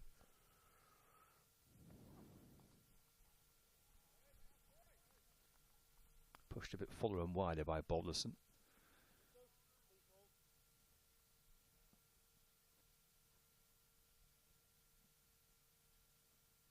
I spoke to the new head coach, Dale Benkenstein, maybe about a month ago. Said that expected both Tom Bruce and Nathan Lyon to be here, ready for the opening game. I think Nathan's due to arrive in the week just prior to that Surrey match. He is Tommy Bruce, isn't he? When he in Cream? He was in Cream, wasn't he, with Eric Clapton, Ginger Baker and Tom Bruce. Back in the day, a proper rock and roll band. Just a solid name, that, isn't it, Tom Bruce? They were good, Cream. Very accomplished musicians. In Spiral Carpets were on in Stockport last night. Did you go? No, I didn't, but I was wandering through town yesterday and stumbled across these two chaps who recognised me, and so we then stumbled into a pub and had a chat, and I said, "What are you here for?" This was like at 2 o'clock-ish, and they said, "Oh, we're going watching in Spiral Carpets tonight." And so they'd all afternoon to get through before they went to in Spiral Carpets, who were on in Stockport down the road.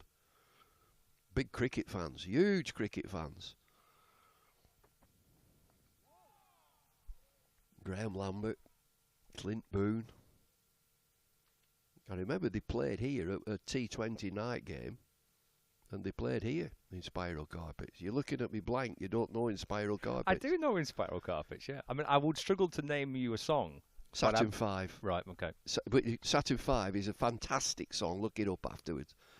That they play Saturn 5 and they have a guest vocalist, Marquis Smith from The Fall, who sings a totally different song at the same time. How does that work? Edged, taken at second slip by George Bell. Aspinwall picks up his second wicket of the morning. Nichelle caught at second slip. Plenty of smiles amongst the Lancashire players as they pick up their third wicket of the morning. 62 for 3. And another good delivery. That little bit of extra pace. Now they've seen the bouncer, and that's a perfect, just outside off stump. It's swinging away slightly. Go on, have a drive. And a touch of movement off the pitch finds the outside edge. Get yourself in the frame, and that's what Tom Aspinwall is doing.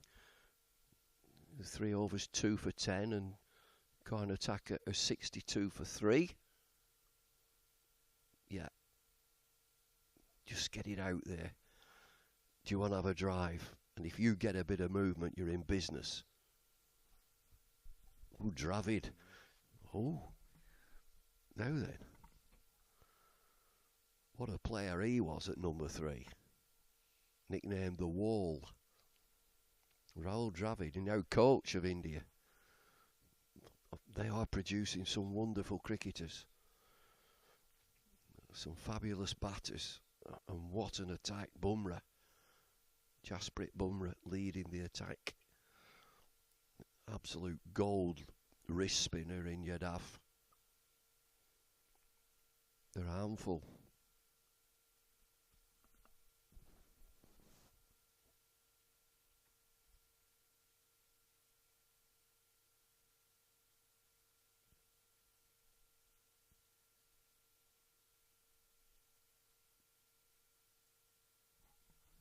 So Samit Dravid, son of, out in the middle. Good start by Aspinwall. 2 for 10 into his 4th over.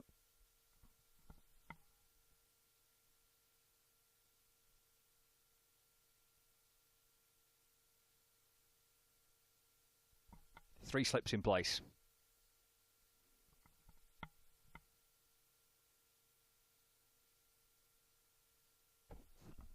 Wonder how old he is, young Dravid.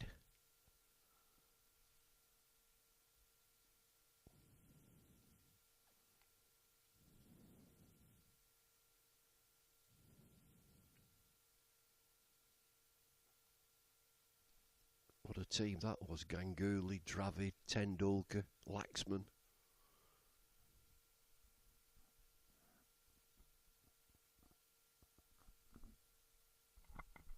First runs for him. Bohannon chasing after it, just leans into it, easing it away through mid-off. Comes back for a couple. Another Lancastrian there, Laxman, VVS. Played for Lancs.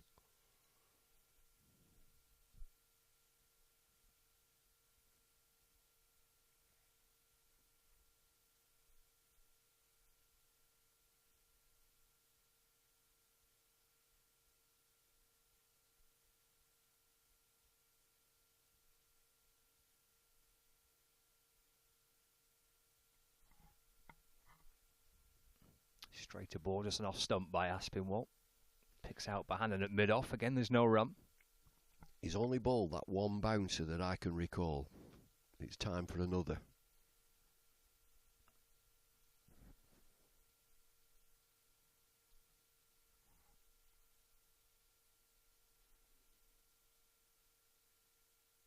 I think he's 18, Samit Dravid.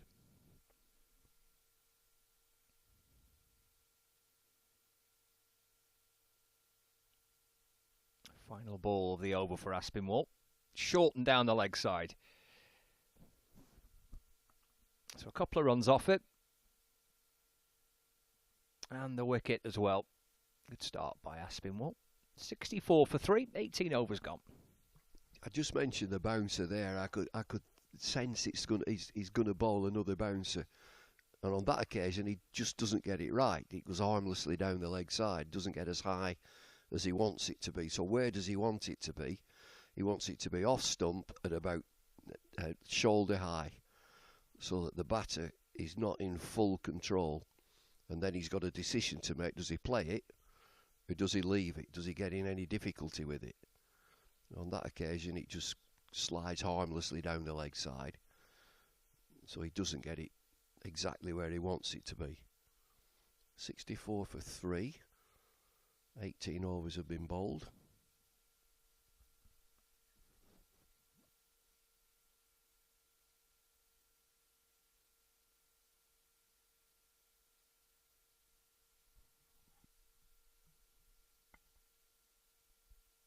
And George Balderson to continue. To the captain, Ramesh, who's unbeaten on 6.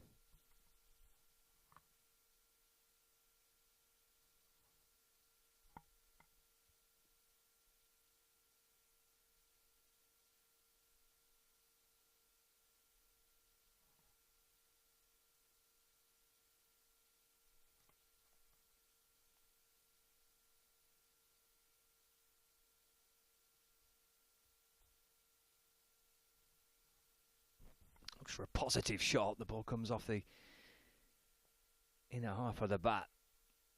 Trying to dry through the covers and picks out mid-wicket.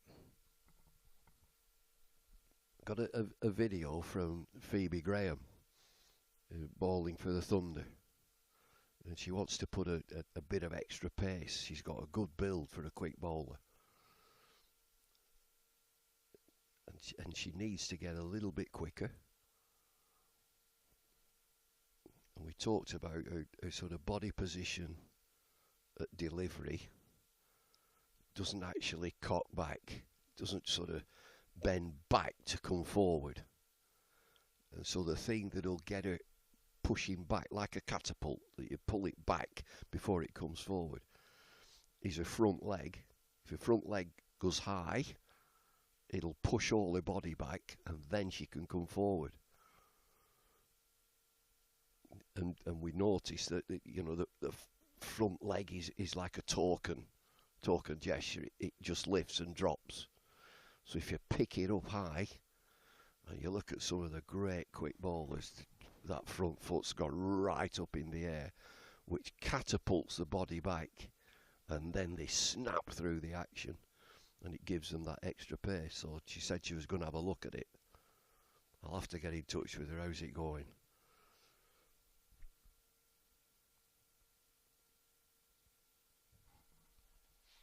Bit of width there, tries to chop the ball away. The bottom edge bouncing out towards Boyden at cover point. No run.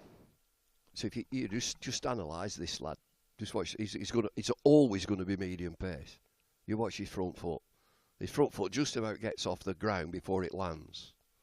Now think about Brett Lee, say. Front foot, bang. Joel Garner, a great fast bowlers of yesteryear.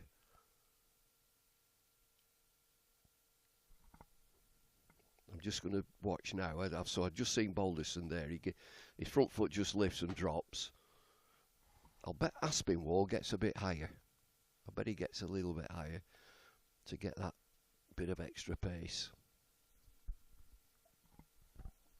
Maiden over for George Balderson. 5 overs. 1 for 12. Oh, is it time for a bit of spin, perhaps? I've seen George Lavelle. He's been at short leg for most of the morning, taking off his pads. Maybe time for a little bit of spin. Time for a change in the commentary box too as well. I shall leave you Bumble with Paul Allott. So it's going to be Jack Morley, left arm orthodox. A finger spinner. So another phase of the game. We've got a change of pace.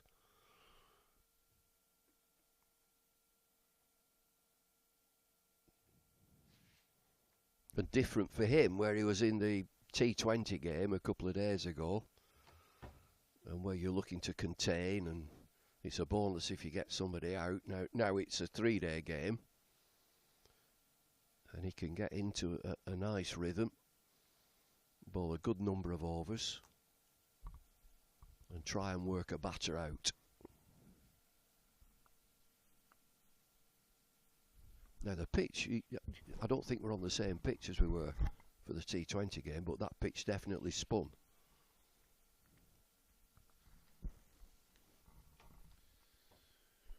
Been a good little period this for Lancashire, with half an hour to go till lunch. Ooh, turn for Morley, first ball, and quick turn as well. Good fielding from George Lavelle, chasing that down.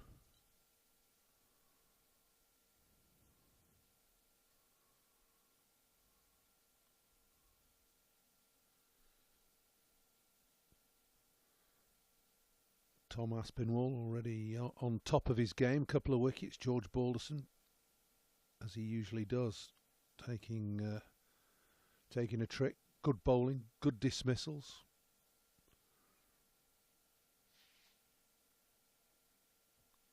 An encouragement for Morley early on. This is good. What a lovely pitch. A bit of something there for the batters. The quick bowlers would get it through. And it's a touch of spin.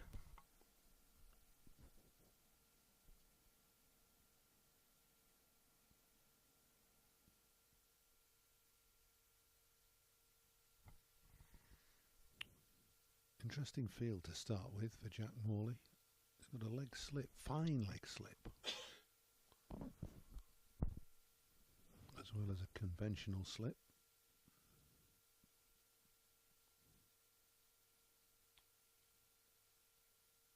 Oh, good work.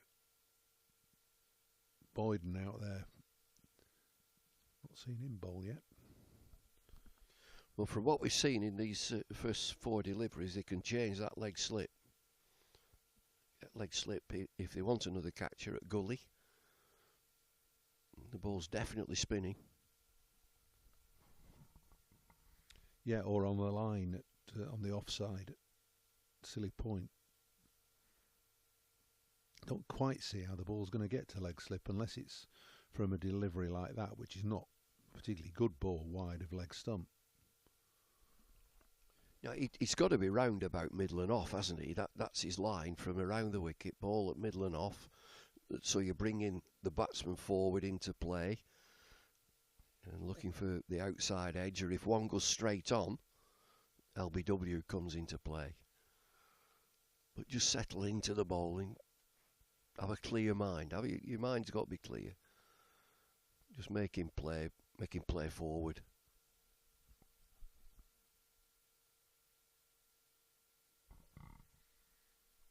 Drag that down. Look to try and bowl it a bit quicker, I think.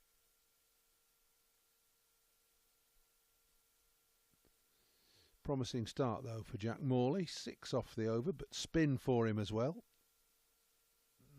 You're right, David. Just needs to settle. Don't try and do too much, too different, too early. As he did there with that last delivery, he's looking for a magic ball. Tried something totally different and leaked to run. Don't reinvent the wheel. Middle and off, middle and off. Times 6. Make 'em play. Now then, this is a left armour.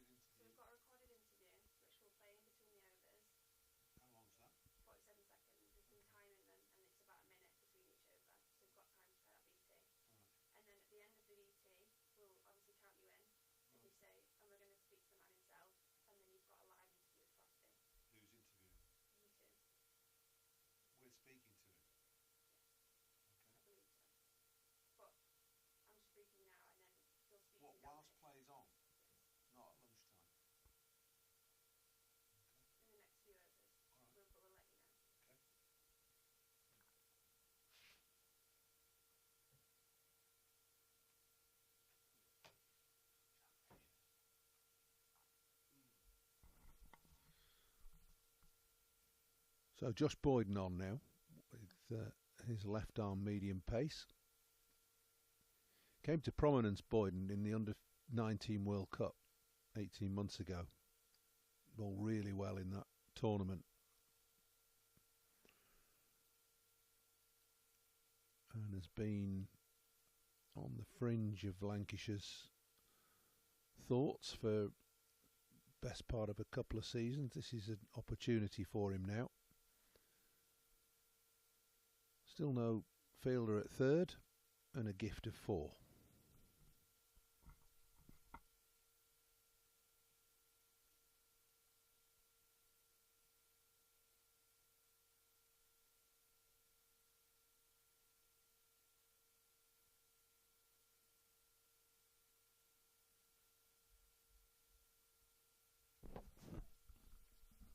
Well, it's a really good option, a left arm swing bowler, and that's what he'd be looking to do. And what you normally get is the left armour will get as close to the stumps as he can and bowl wicket to wicket. Don't normally bowl wide of the crease.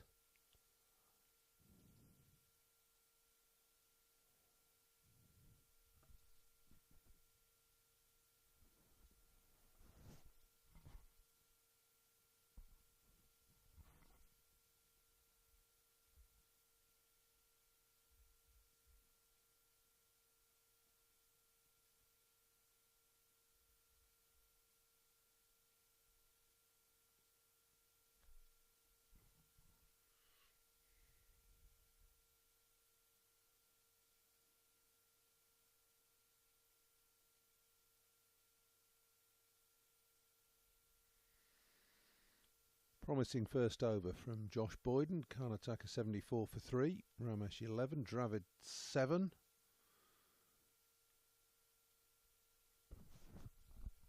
You might know this for other, if it's at Emirates Old Trafford or the technical people or the analyst.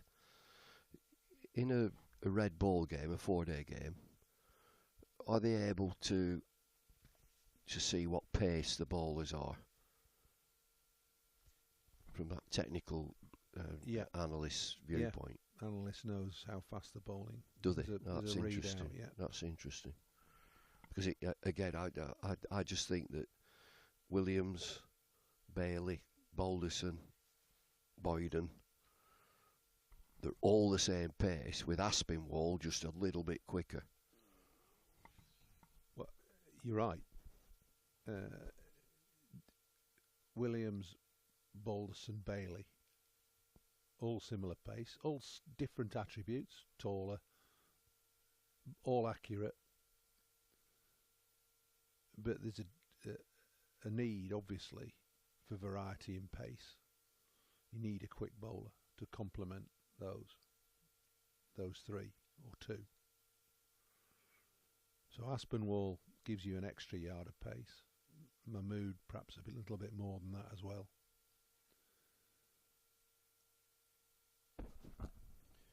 I think he would be a massive player for Lancashire. Saqib Mahmood, fit and firing.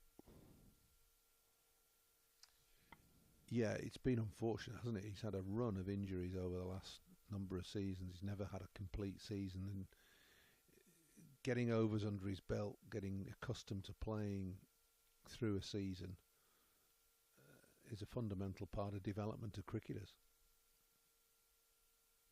But to me, in the right attack, he seems to be a 5-over burst man.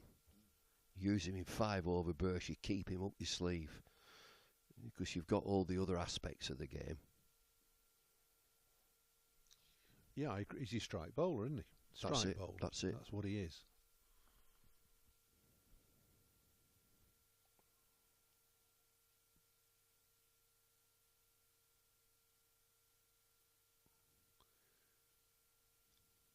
Morley's quest today is to search for that consistency, that bit of rhythm that allows him to bowl ball after ball in the same spot. We've seen 9 balls so far, and every ball has been different.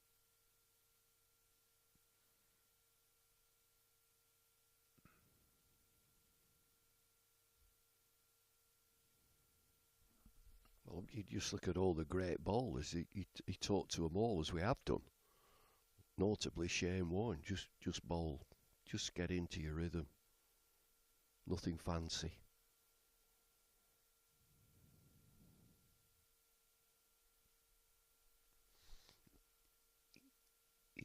You're sort of working a batter out, and every ball is not a wicket-taking ball. You're setting him up.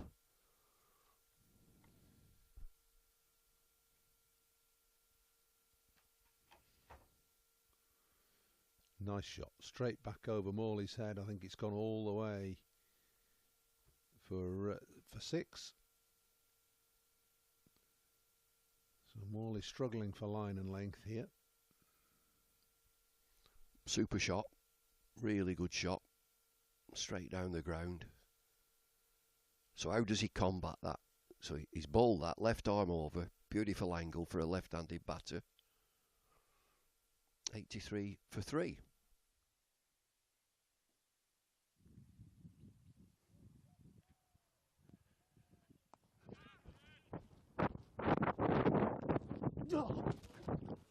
Go forward, Wellesley boys. Do you want me to keep it on when I bowl?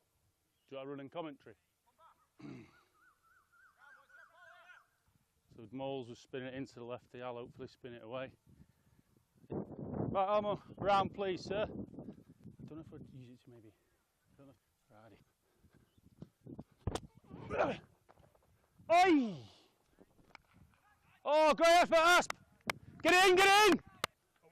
Got away with another. Burgling.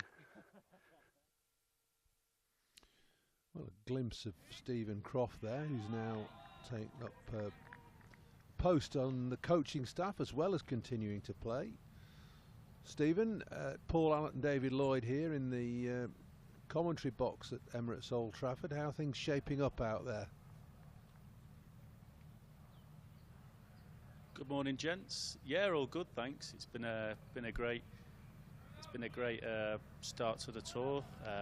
Yeah, nice to get a bit of white ball in, and then starting the red ball campaign today. And Stephen, just tell us a little bit about your role now. We saw you playing in the T20 match at the weekend. Looks to me as though you're sitting this one out. You've got your coaching kit on. How do you envisage the season going?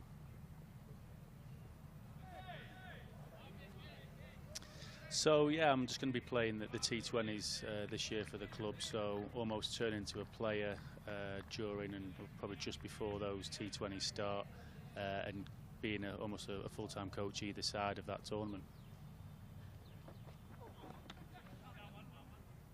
And what's your coaching role then during the red ball time that Lancashire are playing?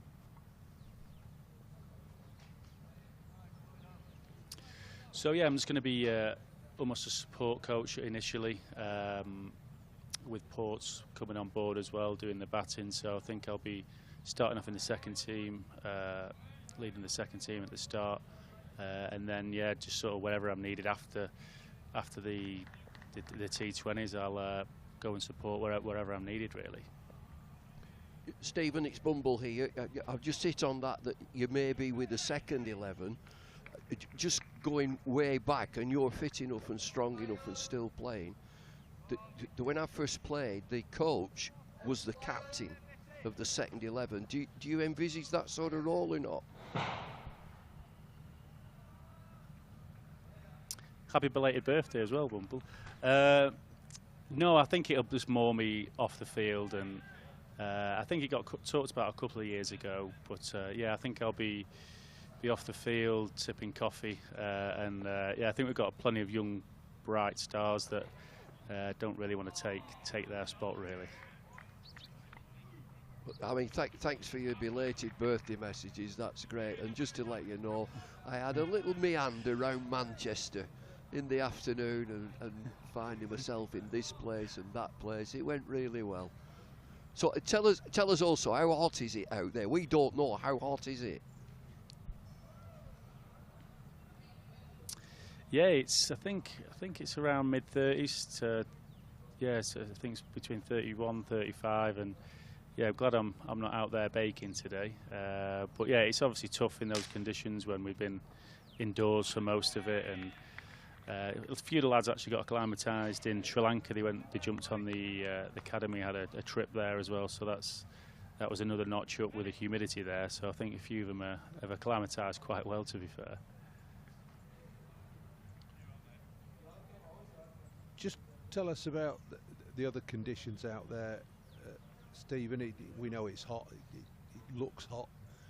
What about playing conditions, the pitches, the practice that the lads are having when they're out there? I know we're in the start of a 3-day game now, but just give us a bit of a flavour of what's been going on and what is going to go on over the next few days. Yeah, well, the wickets have been really good. To be fair, they've been quite a bit of grass on them, really. So they've been similar to what we'd probably expect when we get back in April, barring probably less rain. But yeah, they've been really good practice facilities, and they've had some great net bowlers as well. There's just a sort of battery of them whenever we need, and we can pick and choose if we want left arm, right arm spin, right arm, left arm seamers. So it's been amazing to have that sort of available to us when we want, and obviously our bowlers will bowl, but then we'll get topped up with all the net bowlers we need, and it's brilliant to have that. We've almost bat for as long as you want, really, as long as you physically can stand on your feet. So it's been amazing from that sense as well, and we've got this fixture now for the next 3 days, and the nets available around the back as well, which is it's a great facility to have sort of on our doorstep, really. So looking forward to April 5th, that first game at Emirates Old Trafford against Surrey. Are you and your staff, or the coaching staff and Dale, expecting Bruce and Lyon to be available for that game? Yeah, I think they're going to be available, and yeah, hopefully a couple of lads that aren't on this tour as well. Hopefully they're fit in, well, nearing full fitness. So yeah, I think the two overseas should be available, and yeah, it'd be obviously two great additions for the side, and they're going to slot in exactly where we needed them, really. So it's really exciting to when they come around, and for the coaches and players to pick their brains, and yeah, especially Nath, he's probably at the top of his game for a finger spinner over the last decade, really. So it's be amazing to have him round, not just for our spinners but for the whole group.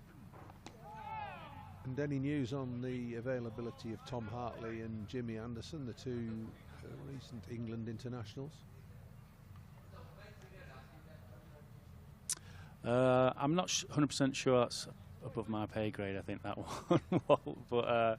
But yeah, and we know whenever Jimmy is around, he wants to play, and that comes across quite clearly. As soon as he's across that white line, he's 100% behind Lancashire, and it's great to have him. And we had him for a little bit just before the India trip, training with us, and yeah, I think it motivates us massively, and we keep him going as well. So we'll really look forward if he does get a few games for us to slot back in. He might get a game. Well, he'd always want to play, Jimmy Anderson, and I'll just stress this, and you and I are just having a chat with Walter. I'll just really stress this from my observation as a Lancashire supporter, is that we play on pristine 5-day pitches, but they're 4-day games. Now, whether we can address that, I think we've got a golden opportunity, a fantastic opportunity to do something special in the Championship this season. And with a new set of coaches, a new set completely. Craig White's with you, Porterfield's with you, Dale is there as head coach. It'd be nice if we played on pitches which would be more suited to 4-day cricket, because we have, in my opinion, the best pitch in the country.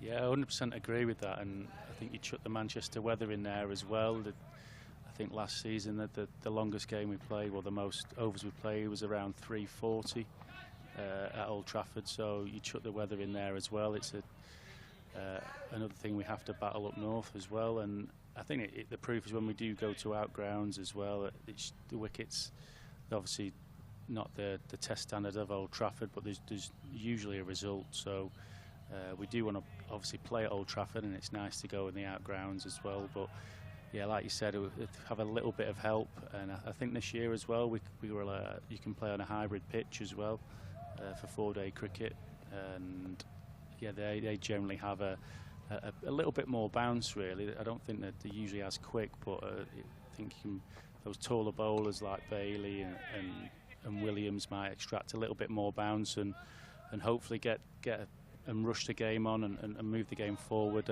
like it needs to, really, if we are going to lose a bit of time and it's a good wicket. So here's another pointed question, and I'd always ask this of a coach, and you're new to it, so I'm going to slip it into you. If you're to give us an absolute bolter, somebody, one of these young kids at Lancs, who are we really going to see shine this coming summer? There's a lot of youngsters. Yeah, there's a lot on this field now. You've just seen the likes of Tom Aspinall there. He's got some great assets for a cricketer. He can swing it in the 4-day stuff, and then he's got some great 1-day skills as well. He's got some good clarity on what he wants to do at the death as well, and he's a great hitter with the bat. He grew up, I think, as a sort of batting round 4. He's obviously slid down the order with depending who's in the side, but I think great things from Tom to come. And George Balderson, obviously we all know about him. He's still young, but he's got quite a wise head on his shoulders, and he's played quite a bit now. And there's a lot out there. Harry Singh is yet to play a game, and really exciting. And having worked a lot with the academy and EPP this winter as well, there's some great little players in there as well who I'm sure will be knocking on the door in the next sort of 12 to 18 months as well. Stephen, thanks very much. Just before you go, just give us a flavour of what it's been like out in Bangalore. It's the first time that Lancashire have gone on a pre-season tour to India. I hope and I'm sure that you're enjoying yourselves. You've been really well looked after. We are, yeah. Obviously, when people find out you're a cricket team, they can't do enough for you, and it's been amazing in that sense. The hotel's great. You go for a walk, and you get looked after everywhere you go. I think most of us enjoy a curry as well, so that's been great. Having curry every day, and yeah, the people are so friendly. And yeah, for our first time here, we've been to Mumbai a couple of times, but our first time here, and it's been brilliant from the culture, the people, the training facilities. I think as a whole package, it's been brilliant for all the lads, really. Stephen, thanks very much for talking to us. Best of luck this summer with your new career, your new coaching career, and carry on playing. I'm sure you will. And well played too on Sunday in that victory over the Karnataka 11. It's getting close to lunch, so you'll be just getting ready for another curry, no doubt. So we'll catch you probably again over the next couple of days. I can have a bit more now. I'm not playing. Thanks, gents.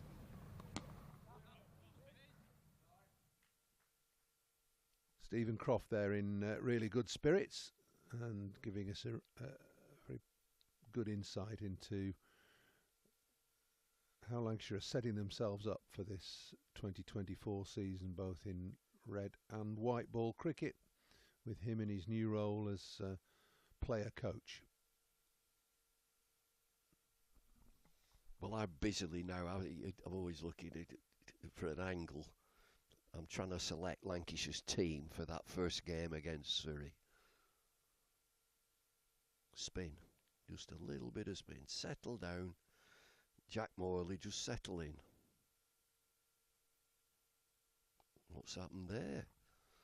Buzzers, I think. 4 of them. No!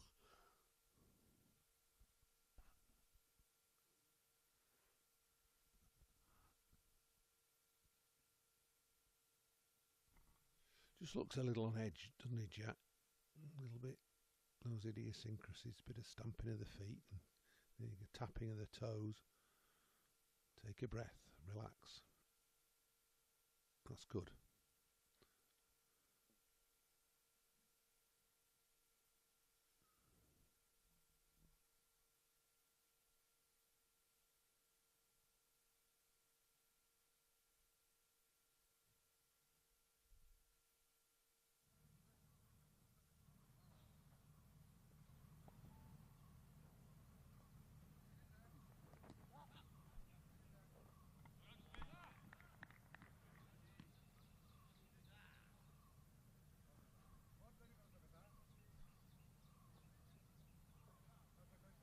Must be coming up to lunchtime round about, a couple of overs maybe.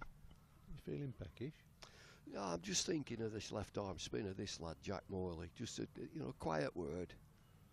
Just relax, smile, relax, smile. He looks tense, doesn't he? He looks yeah. on edge. Yeah, he does. Enjoy it.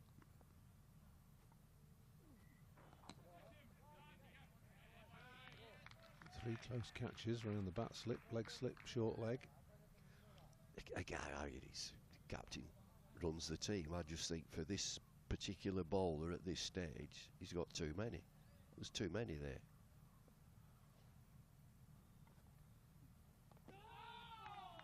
He's almost saying to him, ball them out. But I don't think that's the case. He just settle into your bowling.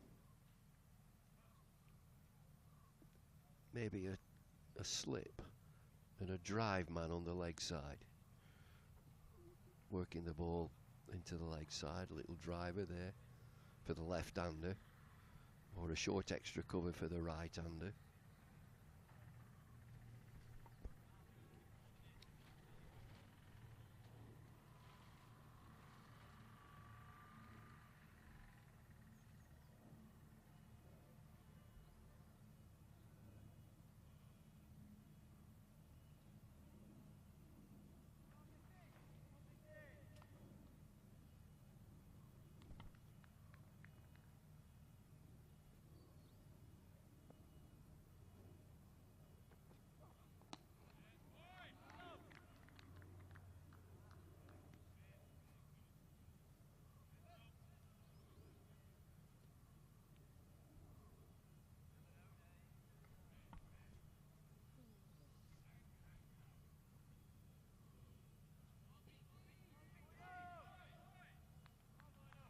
Good little partnership this. Ramesh the captain, 20. Young Dravid, also 20. Off just 20 balls.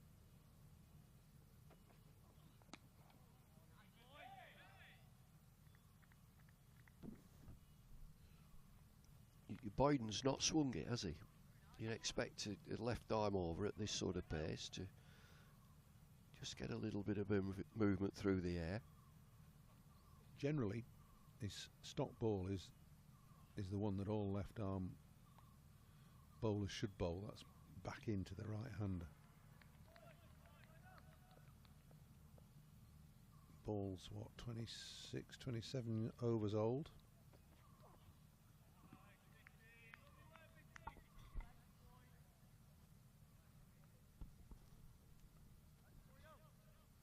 Just think some of the younger bowlers, Boyden, one inexperienced in Lancashire's first team. Morley again. They might be looking to do too much too soon. And your words, David, about getting rhythm and just easing yourself into your work, very appropriate. And maybe chat at lunchtime from Craig White, one of the other coaches, just to settle them down.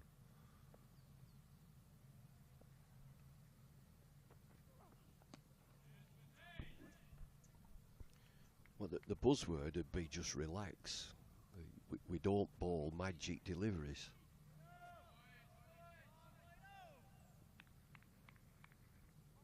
You can see a nice breeze out there as well. I just mentioned that he's not swung the ball.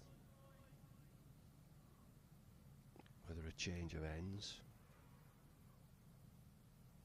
And it might be something as simple as just a thumb position on the ball, just where your thumb is.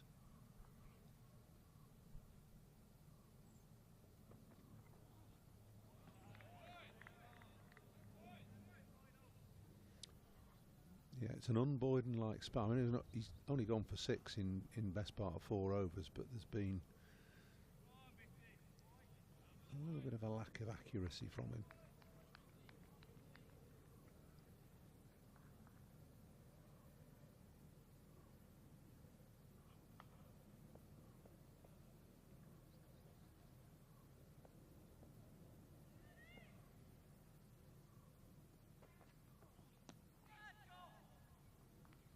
It's flown off the outside edge, away down to third again. 4 more. Been a lot of runs down in that area through the morning.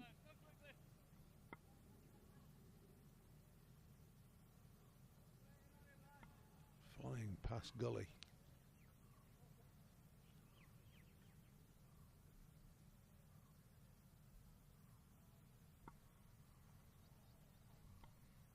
Probably time for one more over before lunch.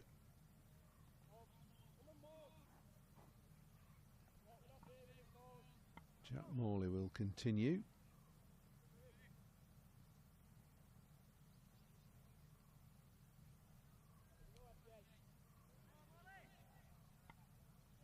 Again, a good opportunity for him. 1 over to go. Just settle into a little bit of rhythm. The pressure's on the batter, not on the bowler here. Just coming up to the break.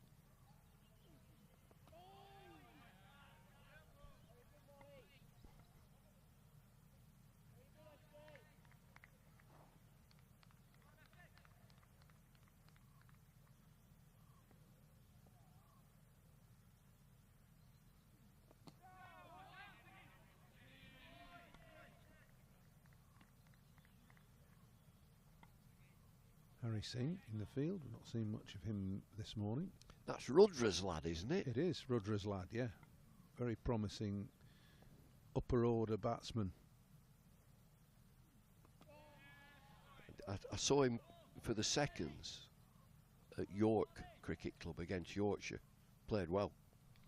Did he get 100 there? I don't. Now, did he get 100? His partner got 100, who was an amateur. He got 180, I think. Oh. I can't remember his name. And they had what I would consider a first team attack. They got a number of first teamers out, and Lancashire dominated the game, won the game. That was at York Cricket Club, Clifton in York. Good facility, really played good. some first team games there. They do. They play 50 over. I think there's 2 50 over matches there this coming season.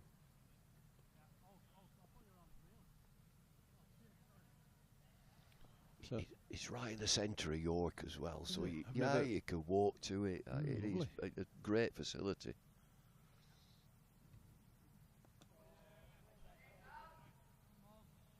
round the wicket to the left hander. Little surprised he's not bowling over. I know it's early days, but there might be just the odd bit of rough in the follow through. Bowlers follow through that he can bowl into, but not from here.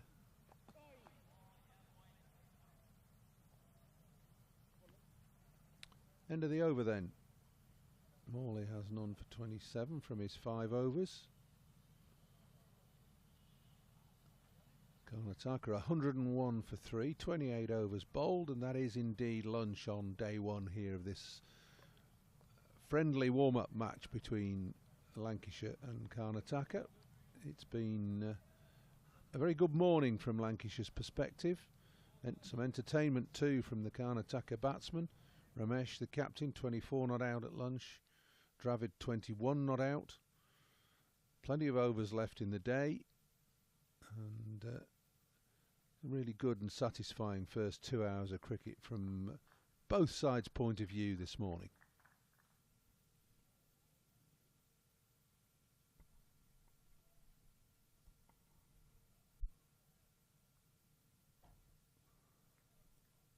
That's where we stand then at lunch on day one. 21 for Chaturvedi, 26 Nishal, Ramesh and Dravid, the not out batsman, and a couple of good partnerships, 53 for the first wicket and 39 unbroken now for the fourth. Tom Aspinwall, the pick of the bowlers as he was on Sunday, 2 for 12 from his 4 overs. George Balderson, the other wicket, 1 for 12. All of the bowlers used, getting a useful workout. Right, a little earlier in the day, Keaton Jennings had this to say just after the toss. Okay, so Keaton, good morning. We're here for the start of our 3-day friendly. We've just had the toss. What can you tell us? Morning, gloves. Yeah, nice fresh morning. We've won the toss. We're going to bowl. We've got 13 guys. Everyone available to play is playing. Obviously, a good chance for the guys to get up, run around, play some good red ball cricket, like Benke said in his interview yesterday or the day before, about getting the basics right to make sure to spend time on feet and getting out into a sort of game and competitive mindset. Switch from white ball to red ball, as you mentioned. What sort of the key differences and what will you be looking to get out of the next few days? Look, there's loads of differences. Obviously, a key one is the length of time you need to do good things for. And that sounds very cliched, but obviously you've got 4 days of cricket. You need to make sure you extend that high pressure sort of intensity for four competitive days. Yeah, making sure all the bowlers get something out of it, all the batters are on a decent rhythm. Then we give ourselves some good selection headaches come the 5th. 90 overs on feet today. How's the lads going to hold up, do you think? Yeah, to be fair, it's fairly warm. I've already got sweating all over, which is good fun. So look, it'll be hard work. But again, the guys have prepped all winter, run around the track in Trafford, loads of gym sessions. So look, the boys are ready to go. Boys are actually really keen to get out and actually play some cricket, which will be good fun. Perfect. Cheers, Keaton. Cheers, love. Thank you, sir. No worries, sir. I wanna fly the world. I wanna fly better.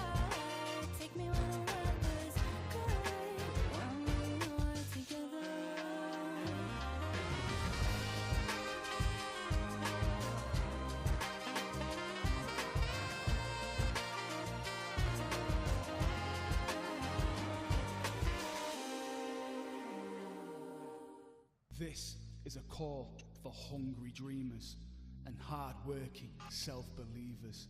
Success is down to more than just luck and talent. It's striving to be the best, breaking the boundaries and never giving up. Are you ready to become your best self? Are you ready to unlock your greatness? So what are you waiting for? This is Education Evolved. This is UA 92. Welcome to Conrad Dubai. Here's your key. Thank you. Let me help you with the bags.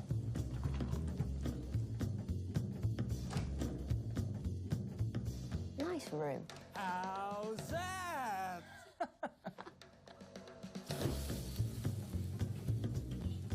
How's that?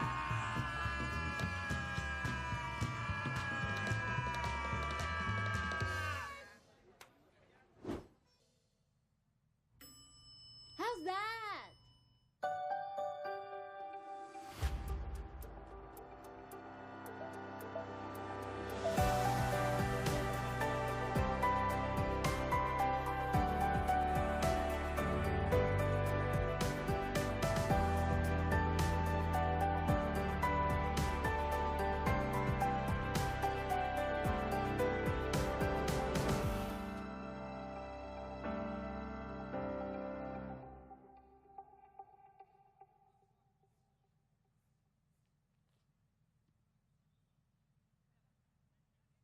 In 1954, Cyril Washbrook became the first professional captain of the county. Lancashire have won a tremendous victory here. Indeed he has, and Detroit, what a moment.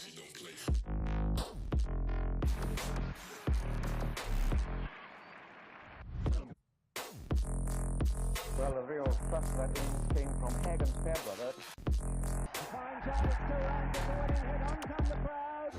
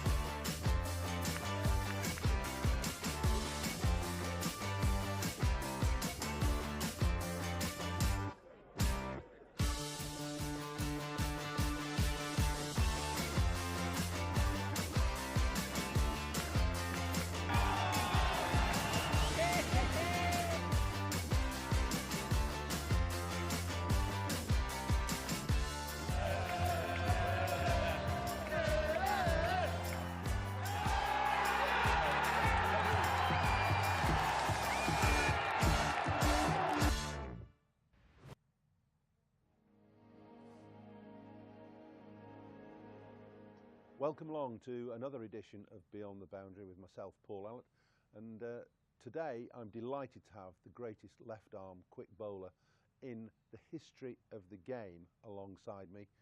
Played for Lancashire for 10 years, has become an adopted Lancastrian and had a wonderful international career with Pakistan. Wasim Akram, welcome along. Thank you, Alt. Welcome back to Emirates Old Trafford. Does it still feel a little bit special when you come back to Manchester? Of course it does. When I was parking my car, so a lot of memories came rushing back. The playing days, obviously the ground has changed a lot for better. But yeah, every time I come here, last time I was there about 3 years ago when there was a COVID test, so we were in a bubble in the hotel. Yeah. But over and all, playing for Lancashire has been the highlight of my cricketing career. You know, I'm writing my book. It's almost ready. It'll be out in November. Okay. So a lot of positive stuff of Lancashire. For me, playing for Pakistan and coming to Lancashire was like a little oasis. Everything was comfortable. You guys just played cricket. And we had 3 senior players, Paul Allett, Michael Watkinson, and Graham Fowler. They used to make fun of all the junior players. It was a tough school at times, I agree. It was. But it's great that you hold Lancashire in such reverence and such esteem. But tell us a little bit about how you came to come to Lancashire in the first place, because you were a very raw international cricketer in the late 80s and 88. Yeah. You hadn't much experience of Western culture. None. I don't think you had much experience of playing over here at all, had you? Not at all. I think in '86, the great Imran sent me to play league cricket up north in Durham. Okay. I played for a club called Burnup Field. Yes.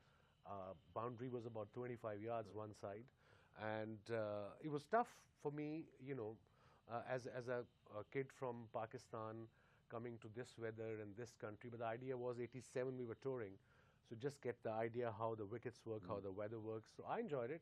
We used to end up every night at that nightclub on, you know, on the Newcastle River, on a the ship. Tyne, the River Tyne. Yes, yes. Yeah. I bet, and the fog on the Tyne was and all then, yours. yes, coming back to your question, 87, I think, or 88, 87, we were playing in Sharjah. Yeah. And Neil Fairbrother was playing for England. He got picked up. And Laurie Brown, a physio, great guy, one of the best physios I worked with, great human being too. They got hold of me there. They said, would you like to play for Lancashire? And remember those days, Lancashire, county cricket was, you got to be #1 player in the world. Only one overseas was allowed to play in playing 11, and you can only register 2. That's right. So I thought they were talking about Lancashire League. I said, yeah, sure, I'm ready for Lancashire League. They said, no, county. I said, really? So yeah, that was my first experience that I found out. And did you knew nothing about county cricket, presumably? No idea. None. Nothing about it? Nothing about county cricket. I only read about it in Urdu magazines, cricketing Urdu magazines, that's how it works. But when I arrived here, I remember in 1988, but before that in '87, there was a test match here at Old Trafford. And our chairman, Bob Bennett at the time, Lancashire think tank, they got my family here. Yeah. For my birthday surprise. They called everyone, my 2 brothers, my younger sister, my dad and mom, to celebrate my birthday here. I think it was on 4th of June, if I remember correctly. But that was the first experience of me of, you know, Lancastrian hospitality. So the club embraced you right from the word go, and Yeah, you they in did. turn embraced the club. It was actually David Hughes and Alan Ormrod who were running the cricket department at the time, and Yeah. they must have been the 2 that instigated your first appearances for Yes, for probably. And I remember they has both of them, David Hughes, Yoza, and Alan, has been a great influence early on as a 20-year-old kid coming from a different culture altogether and mixing up with, you know, Western culture, and they really helped me a lot. Remember the first time we met, we was a Forte Post House in Nottingham, that hotel on the first floor. Yes. And Alan told me to come to team meeting at 6 o'clock in the evening, day before the game. I said, okay. He said, it's in the bar. Okay, I said, that's different. I come from you're not a drinking culture. Yours. Exactly. But again, you guys, the minute I arrived, walked into that wine at the bar, you guys all shook hand and said, welcome to Lancashire. So that gave me a bit of confidence. And remember, the next day there was a game against Nottingham, and I was sitting in the corner right somewhere, because huge seniors, I think, I don't know if it still happens or not, the senior players, they have their certain spots in each dressing room, and they go and sit there. So you as a junior, you have to wait that everybody is comfortable, then you pick up your spot, if you get a spot. I remember wandering into a dressing room, and somebody, it probably wasn't you, was sitting in where I normally change. I said, listen, I've been changing I think for it was 15 me. years. I think it was me. Well, I would let you off. But that's a good culture, though. Yeah, I suppose it is in a way, although it might be a bit outmoded now. Yeah, no, probably. Now then, your rise and appearance in cricket was quite extraordinary, because you played very little first-class cricket, if any, in Pakistan. None. And you turned up and bowled at the nets. It was a camp of a Pakistan camp. It was a camp for 100 kids, young kids, and I did, you know, well for my club, Ludhiana Gymkhana in Pakistan. So they, you know, said this guy is good. So my name was in that in particular camp, and I remember first 4 days there were 100 kids, and including Ramesh Raja, who played a Test cricket by then, 1 Test, and Mohsin Kamal, another Test cricketer, and top first-class performers were there as well. So nobody gave me the cricket ball to bowl, so I got a bit down, depressed. So I went back to my captain in the club, Sadiq Khan. I said, look, there's no point in me going. I've been standing there for 4 days. He said, no, you go tomorrow. I'll have a word with the camp commander, and he'll give you the ball. So the next day, 3 or 4 batters to go. He gave me the old ball. I impressed him for some odd reason. Agha Saadat Ali, another late Test cricketer. And then the next day he gave me the new cherry. And you see, I used to bowl big in-swingers then, and I troubled almost In-swingers to the everyone. right-hander. To the right-hander. Good ball from a left arm quick. Good ball. Yeah, so, you know, I impressed everyone there, and then Javed Miandad was the captain of Pakistan squad, so he came to practice. So Gaddafi Stadium is a huge ground. So one side was our camp, and his net was the other side. So he wanted some bowlers. So the camp commander said, "You want to bowl at Javed Miandad?" I said, "What? Javed Miandad? I had a poster of him in my room. I would love to." Well, one of the best Pakistan batsmen ever. Ever. And one of the best in the world. In the world. So I went to bowl at him for a couple of days, and he got impressed by me. And then New Zealand was touring Pakistan, and suddenly my name came in to play against New Zealand team. First 3-day game, President 11 versus the New Zealand side in Rawalpindi. I was over the moon, so was my family. Right. Javed Miandad, Sarfaraz Nawaz, Tahir Nakash, all these tests, Ramiz Raja, Salim Malik, all these guys were in the squad. And Javed dropped, I think, Tahir Nakash or Sarfaraz to have me in playing 11. That was my first class game. How on earth did you feel playing international cricket from straight out of club cricket? How on earth? Because that would well, it would cause issues for an awful lot of guys when you were 17, 18? I was 17. 17. Yeah, 18. So how did you feel? I think probably too young to I even was bother too about young it. to even bother about. Absolutely spot on. It was blessing in disguise. I didn't know probably half the team of New Zealand. I knew Martin Crowe, Jeff Crowe, Jeff Harwood, John Reed, Jeremy Coney, the big names there, you know, cricketing. And they were a good team. Great team at the time. Yeah. So I got 7 for 50 in first innings. I don't know how. And second inning 2 for 50. I was just running in and ball, and I didn't know at the reverse swing at the time, but it was just happening. I know how. How? Because you're a good bowler. But I mean, were you quick, and presumably you were raw then, as you say. Raw. You say I don't know how, but you did swing the ball. You swung the new ball, and you had this very, very quick arm. Pindi wicket was like a road. You know how Pakistani flat, no bounce, no grass, no bounce. But I've got, I think before lunch I got John Wright caught in second slip. And then from there onwards, just everybody walked in, I would just start bowling full, and everybody was getting leg before bowled. So yeah, I think I was too young and naive. It was blessing in disguise that I didn't know who the players were. And yeah, and you didn't have time to worry about it, no. Presumably. So what about your development then? Because you're set into the world stage straight away. Yeah. And you've got this natural, raw talent. Were you allowed just to carry on doing that? Or was there some pressure on you to change what you were doing? Oh, there was no pressure. I had very good mentors in Javed Miandad, and then Mudassar Nazar, who still lives in Manchester. He does, yeah. Well-travelled person in India. Yeah, well-travelled, who also helped me off the field. And then that was on New Zealand tour. And then Imran was joining us. He was playing for New South Wales. So he was joining us. We were meant to tour to go to tour to Australia for Mini World Cup in 1985, where India, I think, won eventually. India, Pakistan went the finals. So I played, I think my first game was against Windies or against Australia. And I got 5 for 21, first top 5 wickets. Again, just bowling full. No control of the swing. That I learned eventually. But in the beginning, just come and bowl and hit the right areas. And that's what I did. And Imran was standing at mid-on, you know, telling me every delivery what to do. So that, as a young kid, was a huge confidence. My hero was telling me what to do. And I listened to everything he wanted me to do. And I think that's how I sort of got into the groove of Test cricket. Was Imran a good teacher, a good mentor? Did he allow you to develop naturally? Yes. Or was he dictatorial? No, he was very easy, whatever I'm comfortable with. But he always wanted me to work hard when I was 17, 18. You know, those were the trades I've learned from him, Miandad, Mudassar, that, you know, talent can stay for 2-3 years, and the hard work can prolong that talent for another, say, 20 years, 15 years. And I think that's where I have to come back to Lancashire. When I played in 88, I remember getting my first 100 here, first class 100.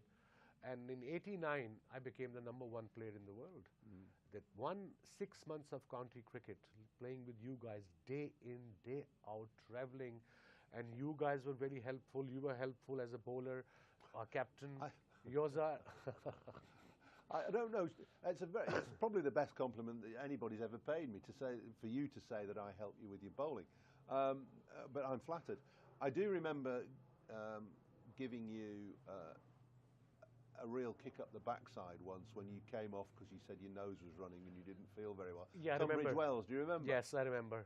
I remember that game as well. Tunbridge Wales. Don't want to play there anymore. No. I never liked it there. So I said, come on, this is hard work. Bowling is hard work. Yeah, I remember. So you have to bowl even though you might not be feeling great, you might not be bowling great. So that might have been a lesson. Probably. I think tough love sometimes works. Yeah, yeah. And I'm glad you did that. It helped me. And you see, the whole team was behind me, the captain, the club. Yeah.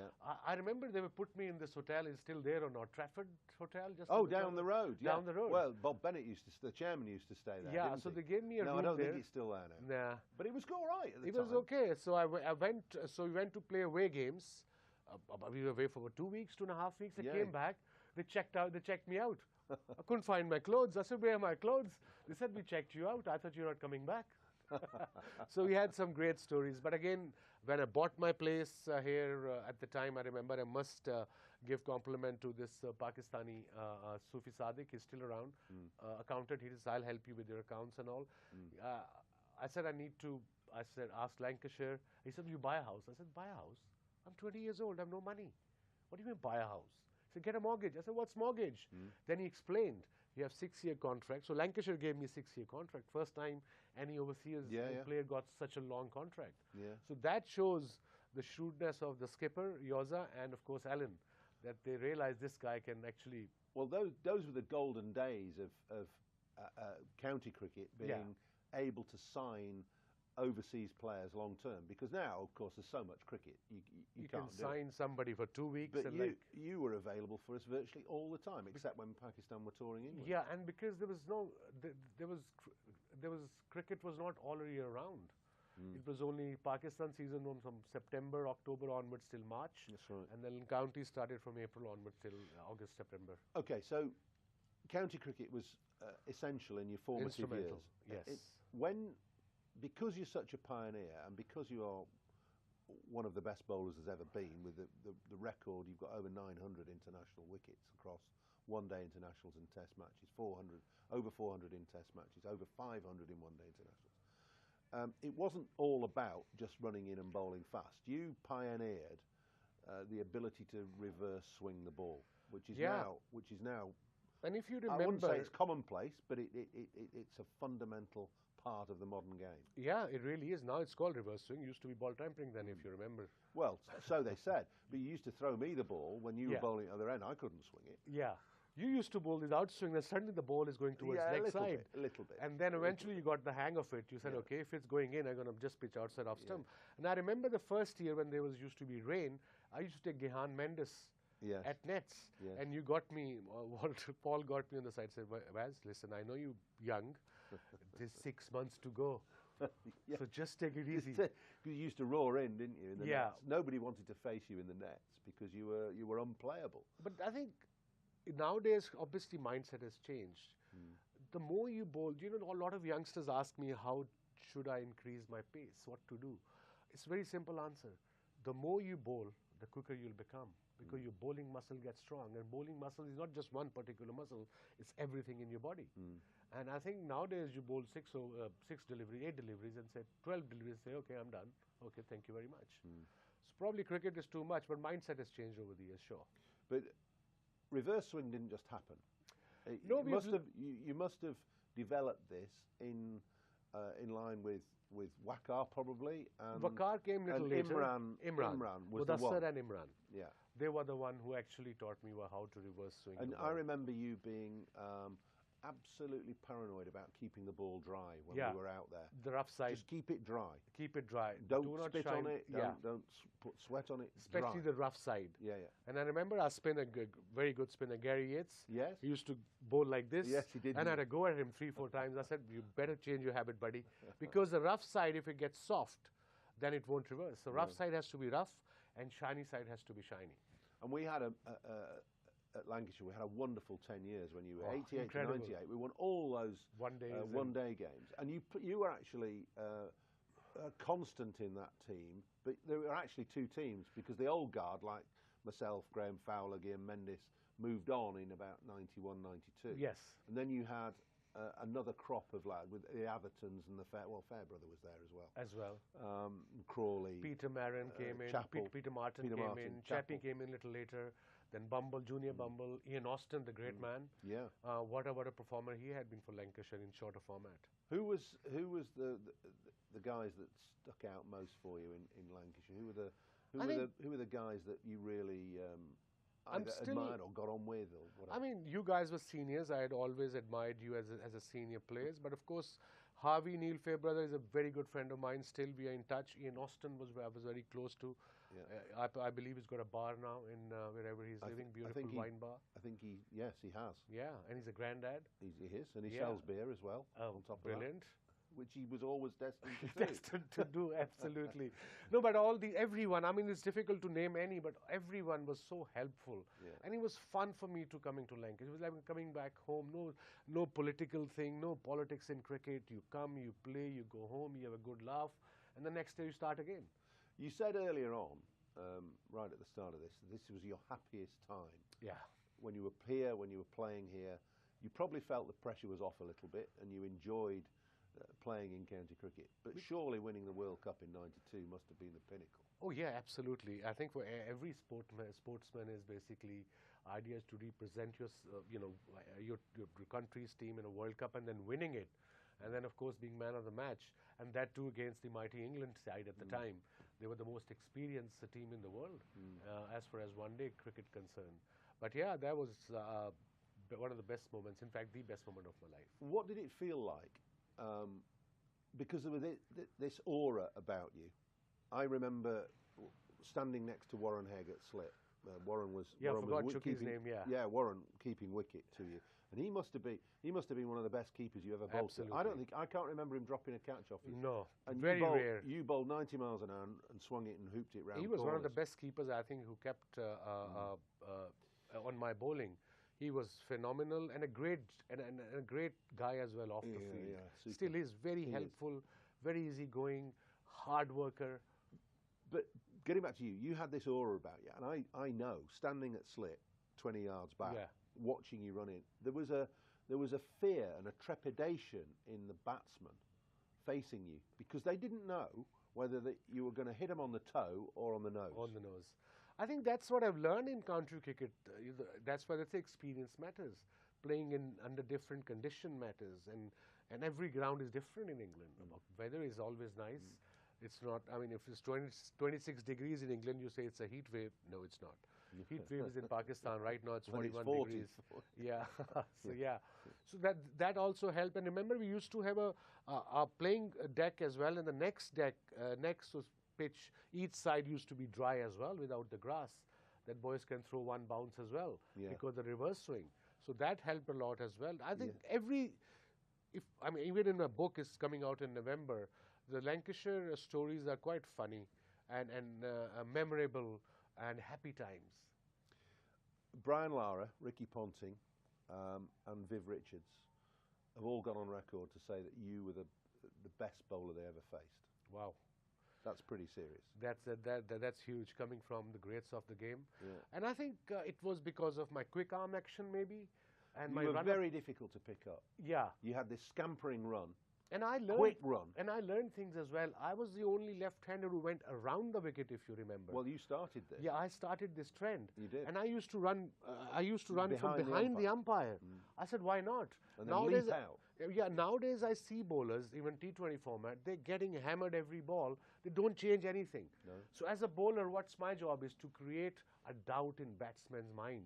If things are not going well, just have your run of diagonal. Just bowl the same delivery you want to, but do something different.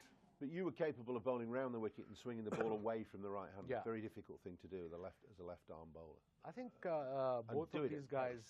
Yeah, I mean, nowadays, Shaheen Afridi, and then Mitchell Stark, Trent Bolt. Yes. These you guys were the are very pioneer. good. Yeah, I started bowling around the wicket, different angle altogether. And as a right-hander batsman, if I'm bowling around the wicket, if you're batting, you have to, with the angle, you think ball's going to come in. Yeah. And if it just goes across a bit, every chance to take an edge. Whilst we could talk for hours, and hopefully you'll come back and we'll do part 2 of this Sure. at some point. But Sure. just before we go, I talked about the batters who said you were the best. Who was the hardest batsman to bowl at? You see, I played against great Viv Richards, Brian Lara, Sachin Tendulkar, Alan Border, Graham Gooch, Mike Gatting, Alex Stewart. These are the big names. But I think one of the best was who played against me and Vakar against reverse swing was Martin Crowe. He always played us on a front foot. At 93 series, he got 200 out of 3 test matches. Pakistan won 3-0. I got 16 wickets in 2 games. I got injured. Vakar got 30 wickets in 3 test matches. And he got 200s. And I think in England, who really played both of us well with the new ball was Alex Stewart. Because he realized I have to attack. I can't just block and wait for the semi-new ball. By the time it'll be too late. So yeah, he was also quite difficult, especially. And in one-day cricket, I suppose Brian Lara and all these guys were there, but Gilchrist was the most difficult, especially when there were no bounces. Waz, it's been fantastic to talk to you. And I hope that you'll come back and talk to us again. You're going to keep coming back to Emirates, Old Trafford? And Absolutely, any time. I mean, I'm 20 minutes away. Every summer I'm here for a month and a half with my family. My boys are 23 and 21, 24 and 21. They were born here in Wythenshawe Hospital. So they love coming here. They have a lot of memories of their mother as well. So yeah, love coming back, enjoying the weather, enjoying my little town, little Altrincham town. Just walk around, Dunham Massey. Just love it. Beautiful. Well, we love having you back. Thank you very much. Thank you for everything that you've done for Lancashire and keep coming back. Absolutely. Thanks a lot. Thank you.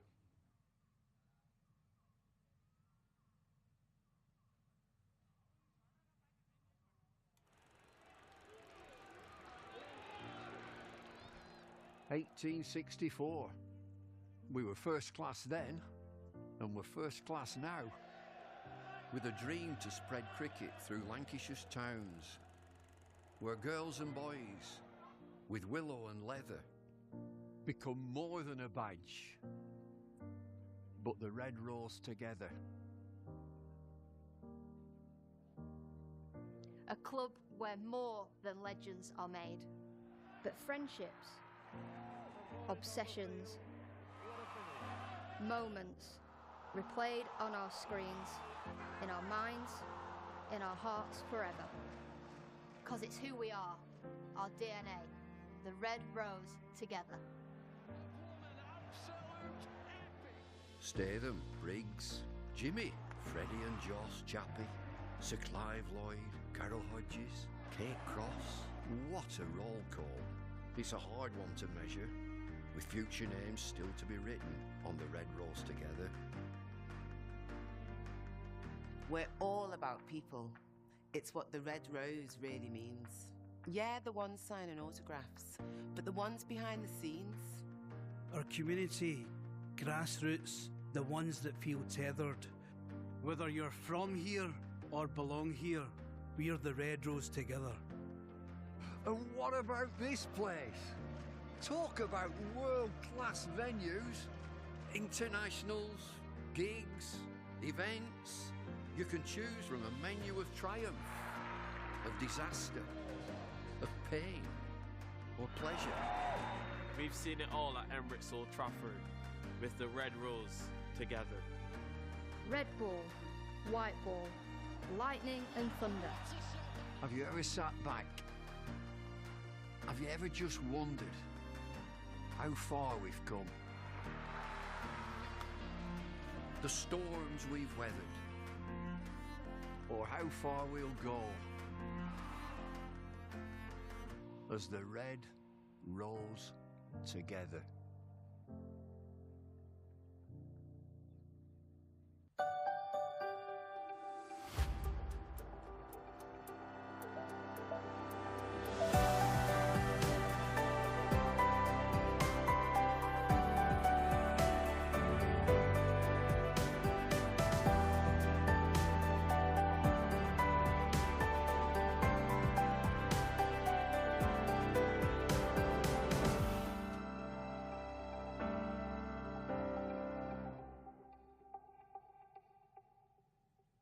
In 1954, Cyril Washbrook became the first professional captain of the county. Lancashire have won a tremendous victory here. Indeed he has.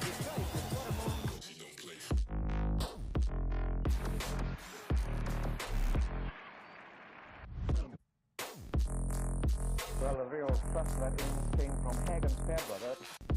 Fine chance to land the winning hit. On come the crowd.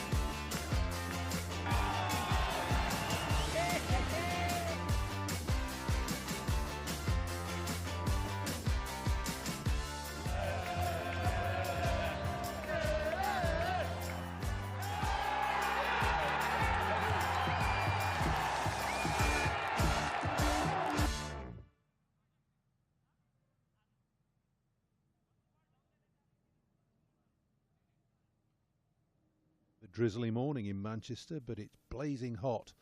The sun is out in Bangalore, and Lancashire are playing a Karnataka 11 in a 3-day warm-up match in their pre-season tour of Dubai and India. The news in the morning session is that Karnataka batted first. Lancashire chose to bowl, and Karnataka 101 for 3 at lunch. It's been a very useful workout in that morning session with a new ball for the likes of Tom Bailey, Will Williams, Tom Aspinwall with a couple of wickets, George Balderson with one, and a few overs of spin from Jack Morley. Scott Reed's alongside me. Scott, quite a nice morning's play, that, wasn't it? I think so. Probably a little bit in it for everybody there, wasn't there, this morning? It was a nice gentle start for Tom Bailey, for Will Williams to get back into the rhythms of red ball cricket on, as you say, a hot morning.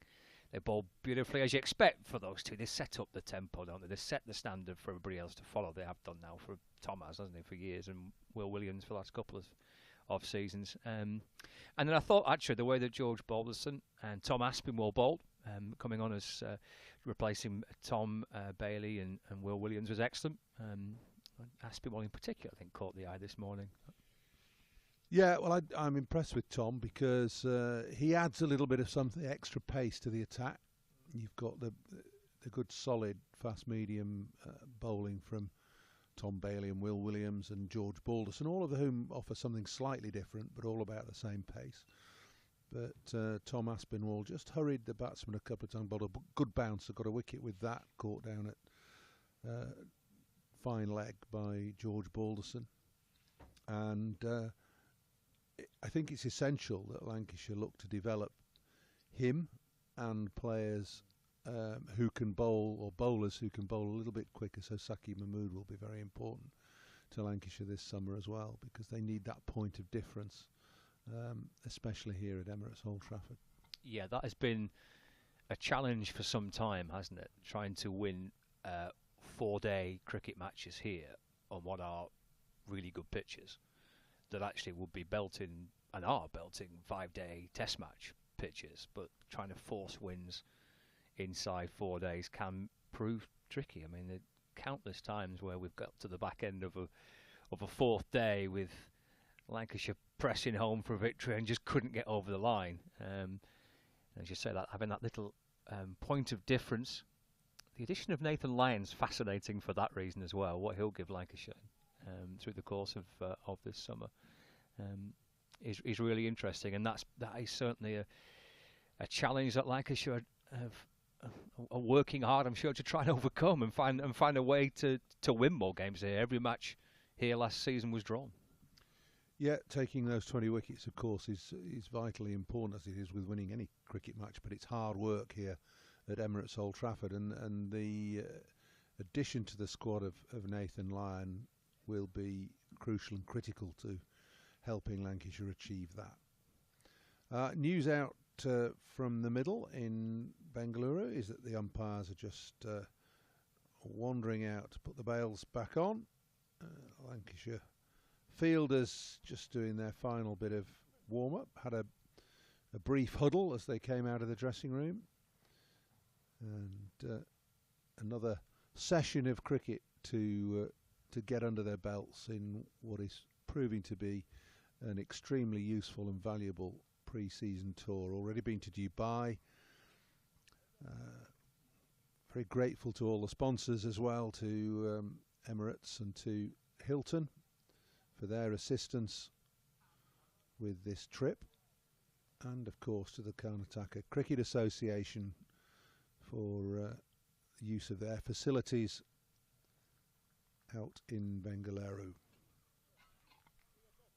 Could we be set for a couple of hours of watching a Dravid bat here? Well, he's done well. He's 24 not out at the moment. Sorry, he's 21 not out. Ramesh, the captain, 24, but Dravid, unlike his father, 21 from 24 balls, not particularly wall-like, but he's played a few shots, been gifted a few overthrows as well, and it looks like we're going to have another spell from Will Williams, possibly from Tom Bailey as well, as these bowlers rotate and get some miles into their legs, valuable miles into their legs in this run up to the season. Yeah, we've been looking at kind of 5 over bursts, haven't really, from the seamers so far. I don't think anyone's bowled more than 5 on the spin. So a little bit of Jack Morley just before the lunch break.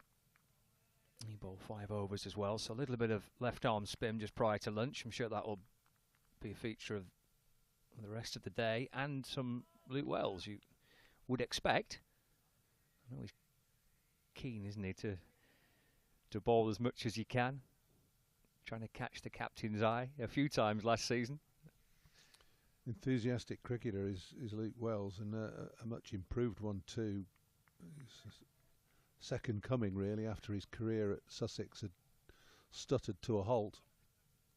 He's transformed not only himself but Lancashire's fortunes as well. Anyway, it's Will Williams now with his right arm over the wicket.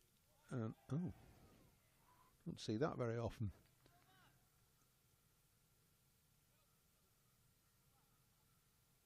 Tumbling in his delivery stride. He's okay, not a problem.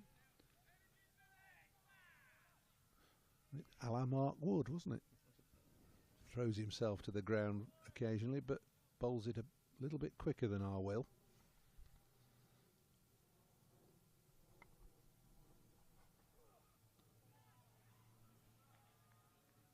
Stopped bouncing in front of the slip cordon.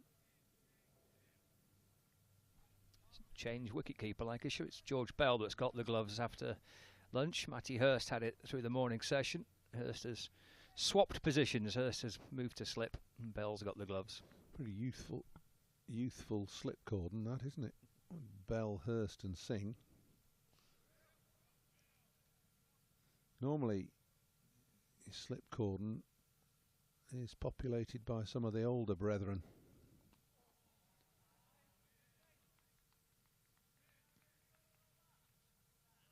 Obviously the best catchers, those, well, 2 keepers in there, aren't there?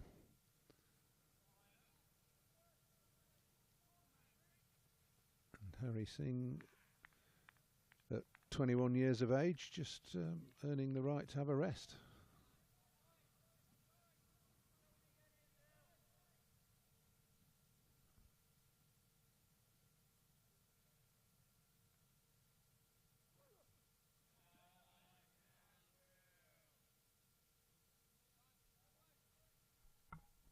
Third wicketkeeper out there for Lancashire and George Lavelle, so whether we get to the third session of the day and we see a third different wicketkeeper remains to be seen, but they've changed it after lunch.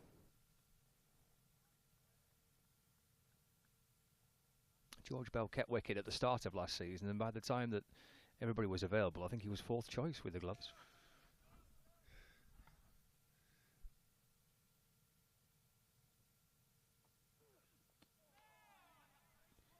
Nicely played on the up to Boyden at mid-off. Gets a run on the board after lunch. Yeah, who'd be your guess as to who's going to keep wicket? Because there are so many. Phil Salt will be away in the Indian Premier League. Josh Butler, of course, who's hardly available. I have a sneaky feeling it's going to be Matty Hurst.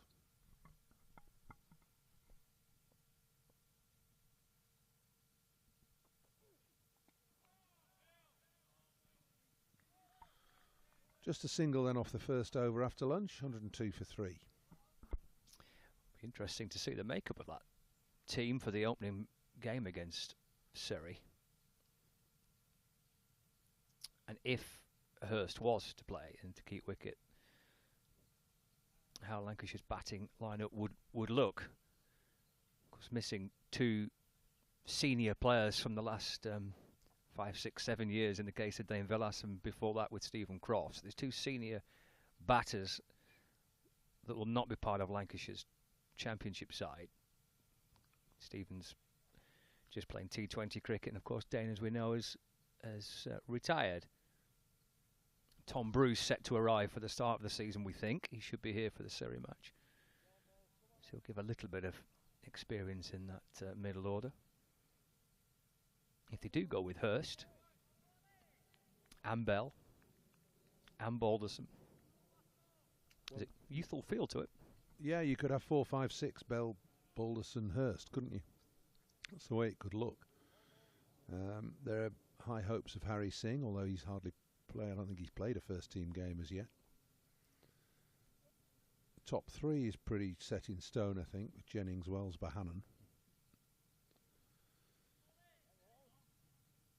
It's going to be Jack Morley to continue with his left arm spin.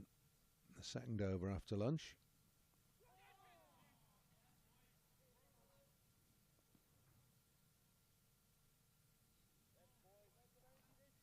I'm hoping there's a word or two being said to Jack Morley about his approach and method over the lunch break.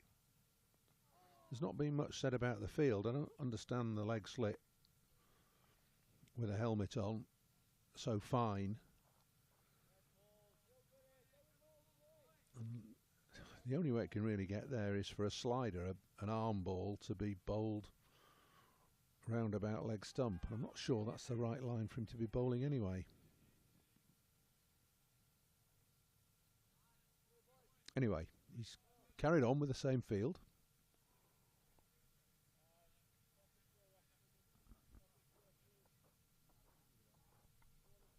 If you're a young spinner like Jack Morley is, and Lancashire obviously got Tom Hartley and Nathan Lyon coming as well. It's exciting to hear what Dale Benkenstein was saying about a month or so ago to me about how he's a lover of spin, and sometimes he has to make sure that his head rules his heart when it comes to wanting to get spin involved, and not just the team, but wanting to get spin involved in a match, and appreciates that maybe start of a season through April and May that's quite tricky, but it's nice to hear Lancashire's new head coach, a lover of spin bowling.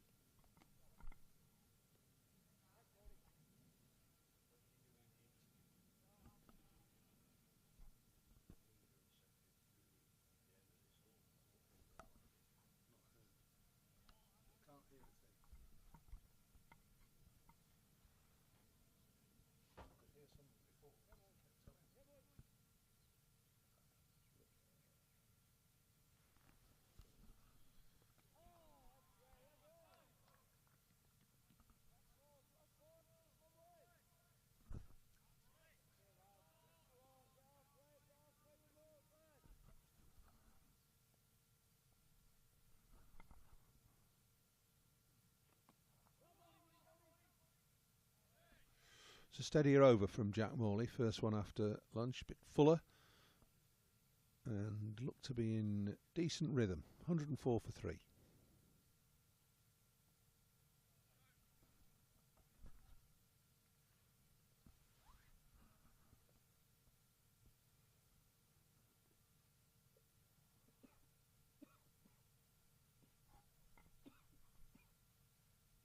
All 3 wickets falling in that first session of the day.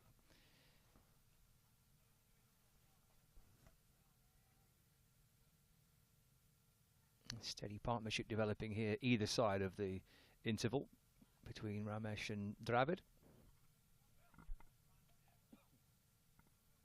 Edging towards a half-century partnership.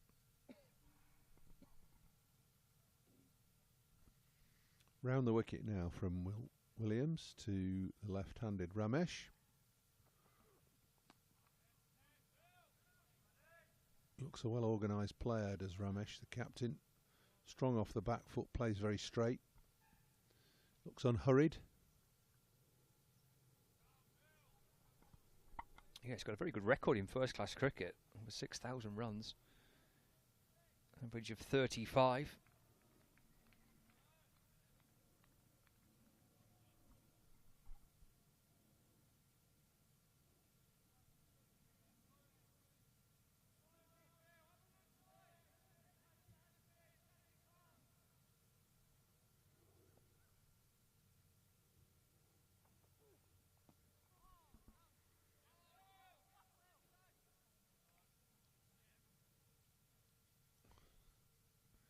Well, Morley was particularly annoyed when overthrows were gifted to the batsman off his bowling. He's just done the same to Will Williams now. Athletic bit of fielding, but the throw didn't match.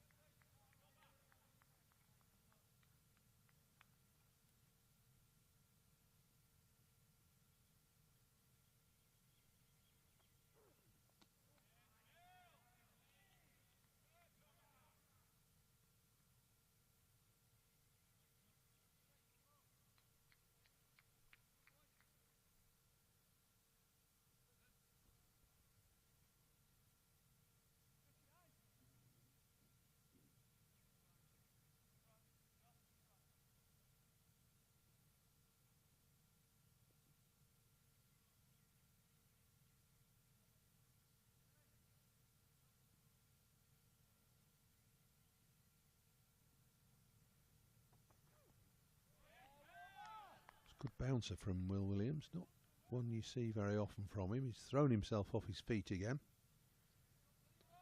Dravid, like his father, remaining pretty calm and cool and just adjusts his gloves.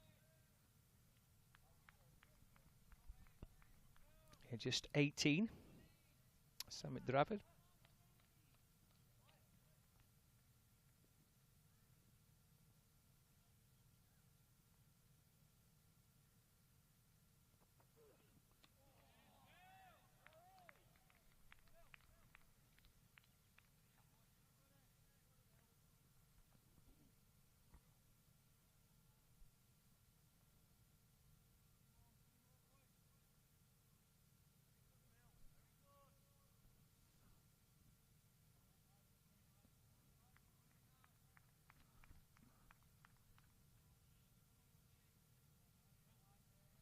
There's been a scoreboard in the background all through the T20 match, and now this afternoon out in Bangalore, and it's borne no relation to any score that has been accumulated at any time during any of the games.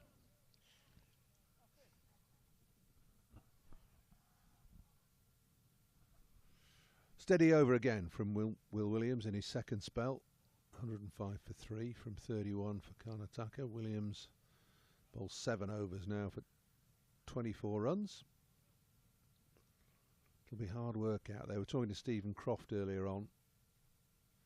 Temperature forecast to get into the mid-30s this afternoon. It's about the mid-30s here in Manchester. Fahrenheit rather than centigrade, though. It must make a world of difference to be able to get out on the grass and in some warm weather to prepare for the start of the season in the first week in April. Enjoy the weather while it lasts in India, boys. We could have snow first week in April. Could have snow this weekend, they were saying. Wintry showers on the hills. Morley again. Oh, good. That's the best ball he's bowled, I think, with a bit of bounce and some significant spin. I wondered why he hadn't been bowling over the wicket to the left-hander. A little bit of rough accumulating, perhaps, outside the off stump.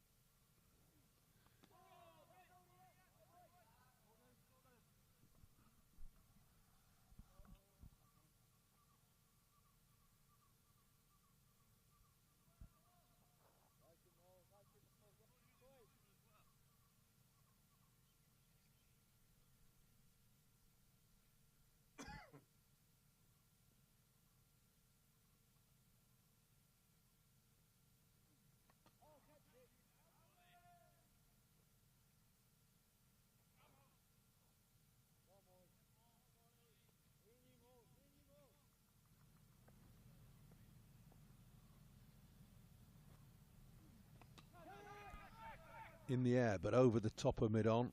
Balderson just clawing it back inside the rope.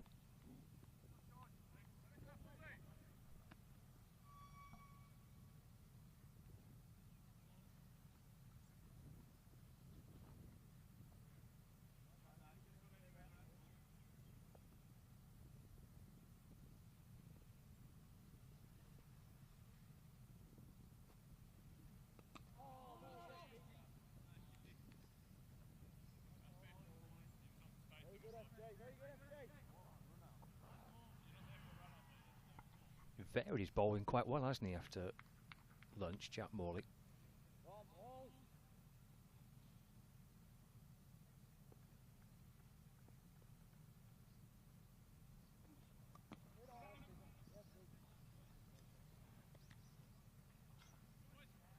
Yeah, another over gone. 3 from that one. 108 for 3. I think I'm hoping somebody just put a bit of an arm around his shoulder and said, just settle down, go for a little bit of rhythm. He's a sensitive lad, Jack Morley. He might feel that he's under a bit more pressure now, being on the fringe of the first team for a couple of seasons, but he's seen Tom Hartley elevated to international status.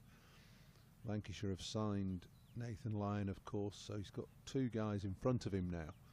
So he may just be feeling, oh, I've got to put on a show, I've got to try and take some wickets. Tends to get a little bit anxious. Not what you need. Just needs to settle down and just bowl.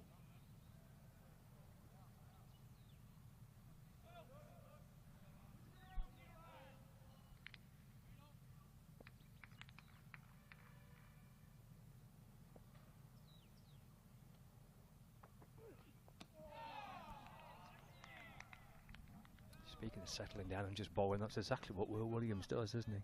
Just keeps running in. Yeah, day in, day out, that's what he does. Steady figures, aren't they, going at just over 3 and over. He'll think that's perhaps a trifle expensive, but in general he'll be happy with his performance, I think. He's a rhythm bowler. Relies on doing the same, ball after ball, session after session. And always likely to get a little bit of movement, either through the air or off the seam.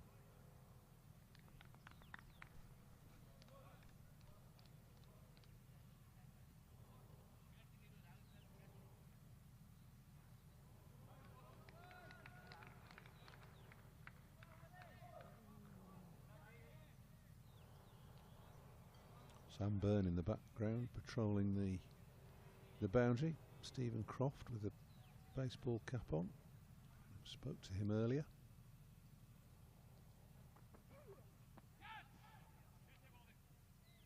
Easily pulled away, had plenty of time to rock onto the back foot and steer that away backward of square for 4.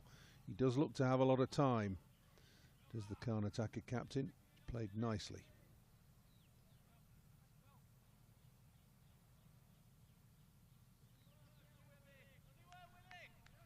Yeah, brings up the 50 partnership. They've been really calm, these two, either side of the lunch interval, and built a very steady partnership.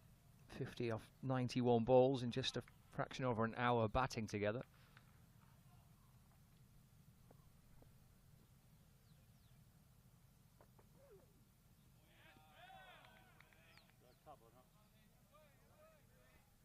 Second time he's tried that short ball, isn't it, Will Williams, after lunch? Yeah, and it's not something you normally see from him, to be perfectly honest. But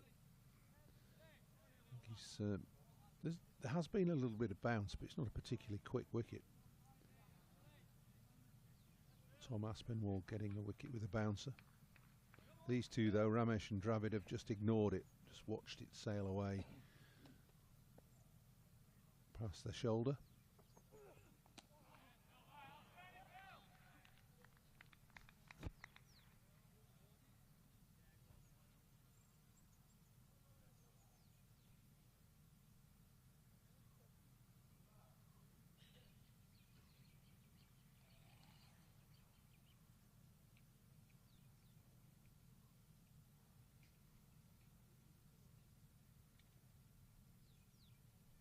There's that scoreboard of yours. 47 for 1, apparently. It's been that since Sunday breakfast time, I think.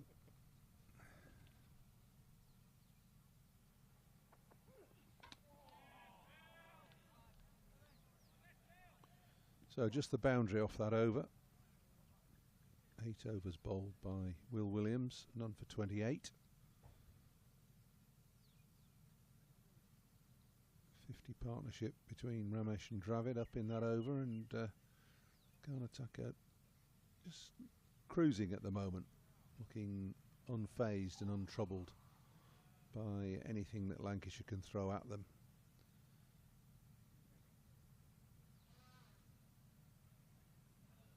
Josh Bohannon, who fielded through the morning. There's a bit of a rotational feel to this match, not just 11 aside.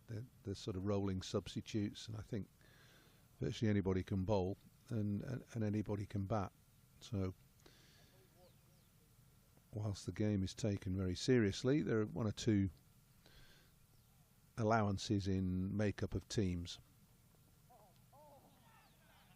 Well, that's that fine leg slip coming into play, but it's a poor ball, poor line.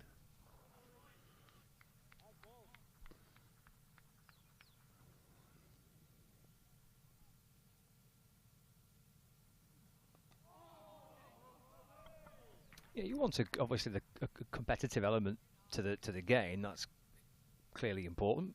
It's pre-season. You're trying to get into that rhythms of competition and winning games of red ball cricket. But I guess there's also. Oh, that is good. Well, that's a really good delivery from Jack Morley. He's been striving for a bit of rhythm, been striving for a little bit of consistency.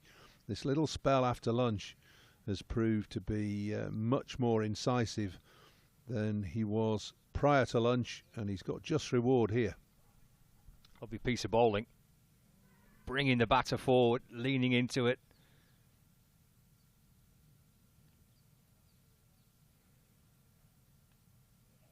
Outside edge, low down to first slip. Safe pair of hands is Luke Wells. I mean, there was a tall man, he gets down well. Gets down quickly. Good catch. Nice delivery. Good piece of work by Luke Wells. He's bowled well, hasn't he, after lunch, Jack Morley? He's a wee bit expensive before the interval, but he's come back nicely. Yeah, and he's got rid of the dangerous-looking Dravid, Rahul Dravid's son, out for 25. Sharp catch at slip. But a classic slow left arm spin bowler's dismissal with a little bit of in drift and some turn to take the outside edge and go through to slip.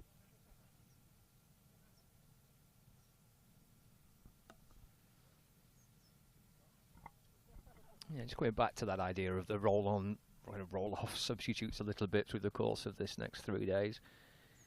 So you want to keep the elements of the competitive edge to the game, but you also want players to get game time. You want certain players to perhaps work a little harder, pay a little closer attention to one or two aspects of their games as well. So as much as you want that 3-day game to be a good game and to be hard fought, you've got the individual progress of players and where they're at this point of a season ahead of the summer of cricket, and different aspects to be worked on. Day in the field at the minute for Lancashire. Chance for the left arm spinner Jack Morley. Get a decent chunk of overs under his belt through the course of the afternoon. Sanjay Sateri is the new batter.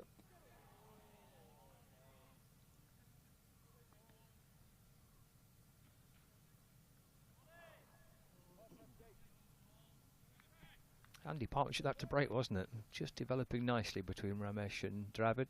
Just brought up 50 between them.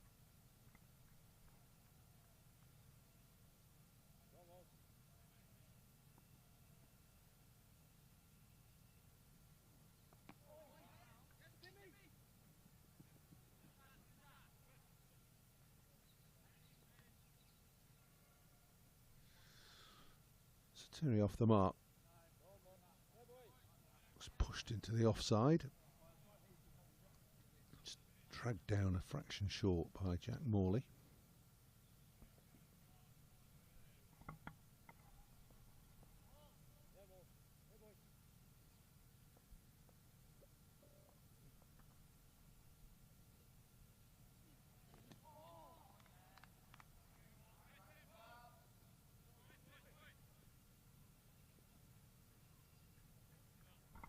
Good over that by Jack Morley. Around the wicket to the right-hander, over the wicket to the left-hander. He's settled in very well after the interval. Lancashire's left-arm spinner.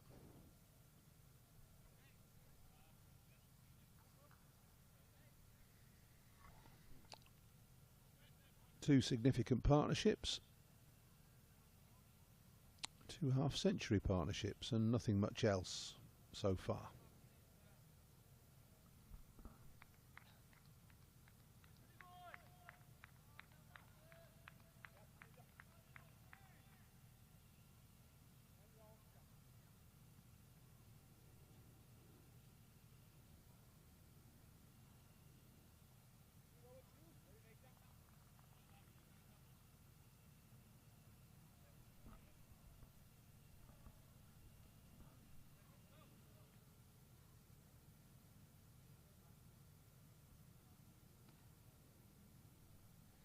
Williams again.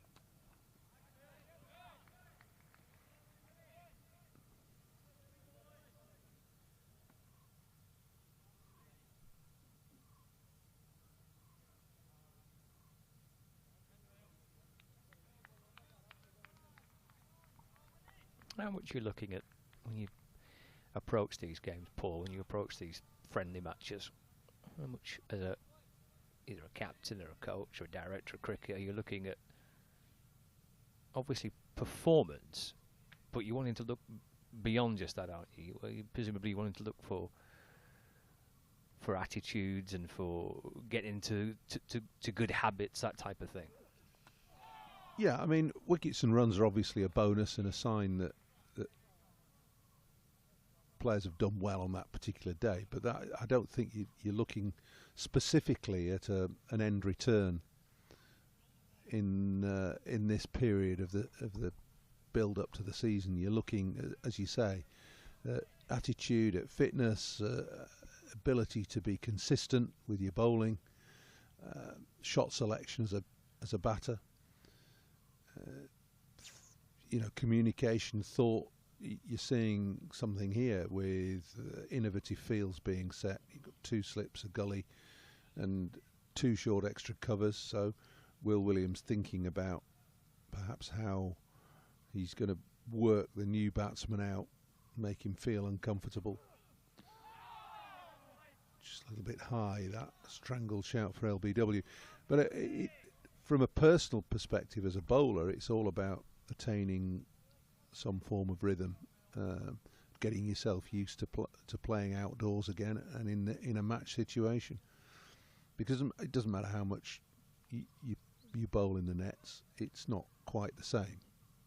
So you're just looking to retune yourself after 6 months off into a match situation.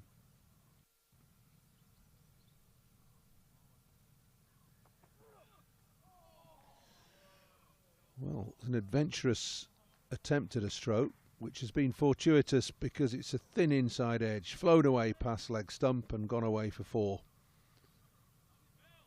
But quite evident that the field that's been set has just unsettled young Sateri in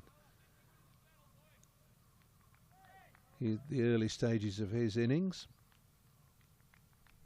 Yeah, 2 catches close in on the offside, 2 short extra covers, 2 slips in the gully. A sense of a bit of a presence around him for the new batter. Trying to be positive, trying to use his feet.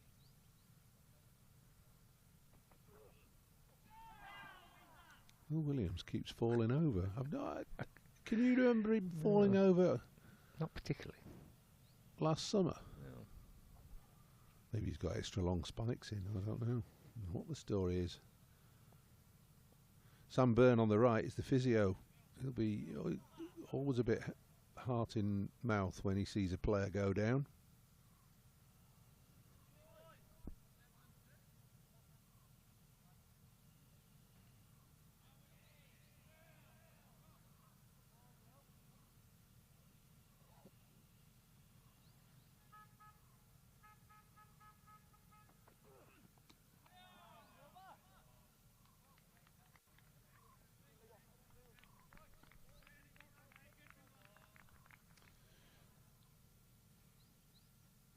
So just 4 off that over. Williams finishes his 9th. I dare say that will be the end of that second spell for him, a 5 and a 4.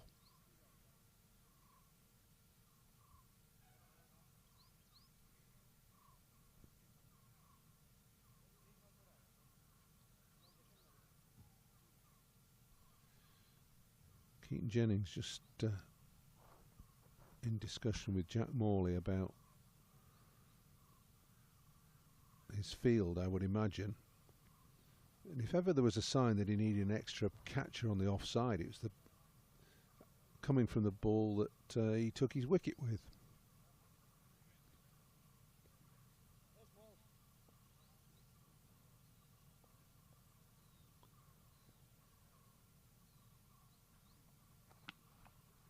Just a fraction short again. Quick on his feet, Ramesh, and very strong through the offside. Gets 4 more.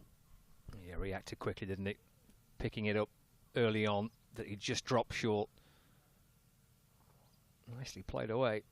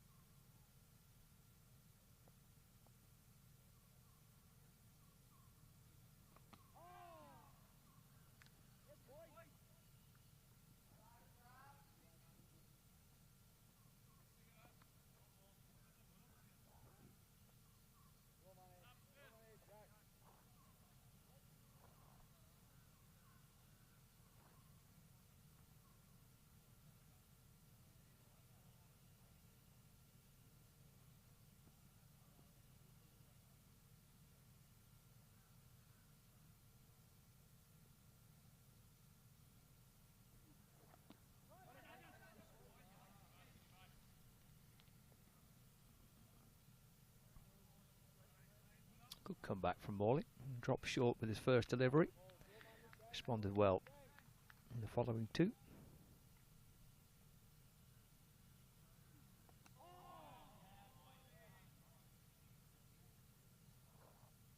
That type of delivery got him success. And over a 2 ago. Just try to drift the ball in and bring the batter forward, find the edge, bring the slip into play.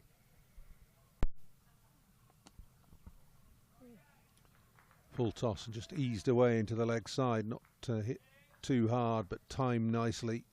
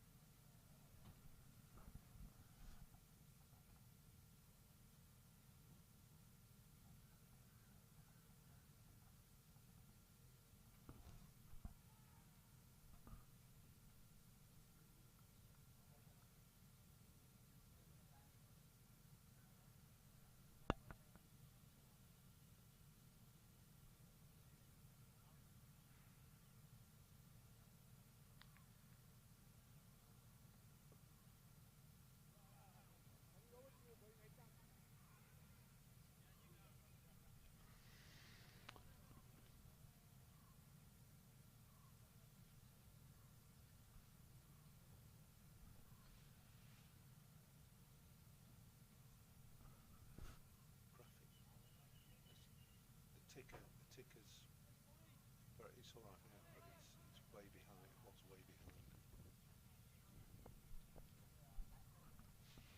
Change of bowling then. George Balderson coming on, replacing Will Williams, who had a 4-over spell after lunch.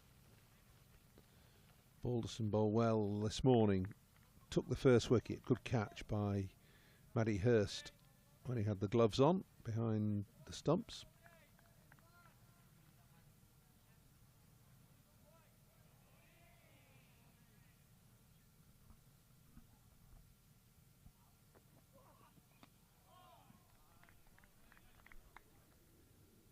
Mentioned George Bell and Matty Hurst, George Lavelle, who we might see keep wicket in the final session perhaps. There's 3 options there for Keaton Jennings as wicket keepers. You were playing a side that had 3 keepers in it, Paul? I'll have to get my thinking cap on.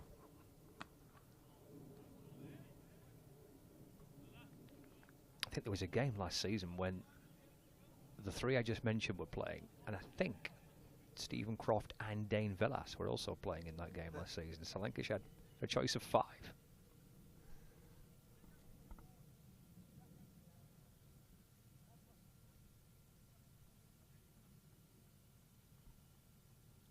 Plenty of times at Lancashire when Graham Fowler and Warren Hegg were playing in the same team, but Warren Hegg was permanent keeper. Graham Fowler kept in the early 80s a bit.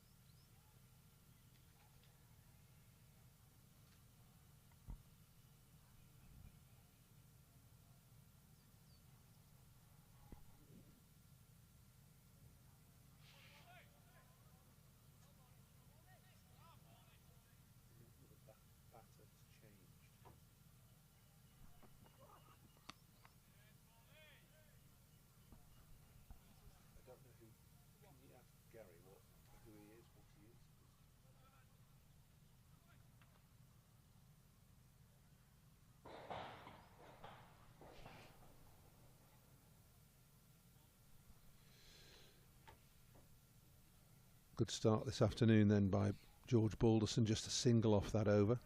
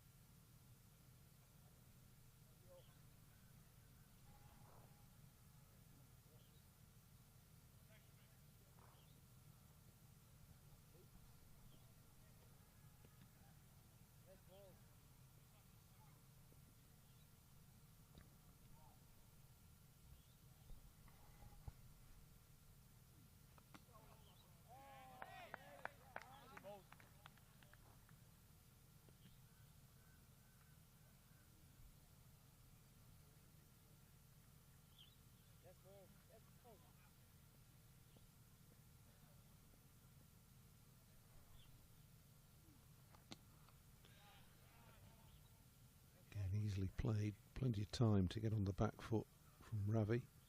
He's the Karnataka captain.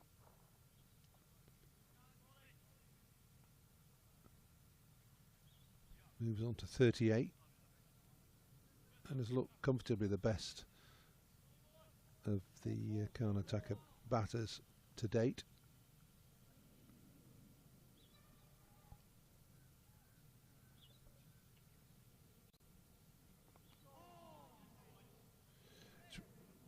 Ravi Ramesh is the captain's name. Ravi is how he prefers to be known.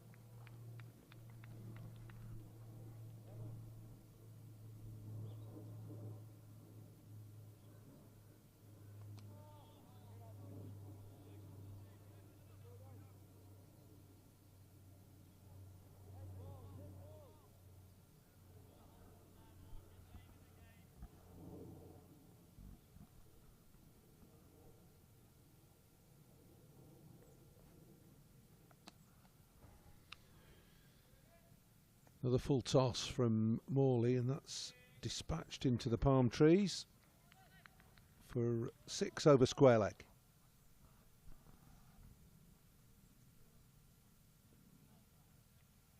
Yep, there to be hit and shovelled away.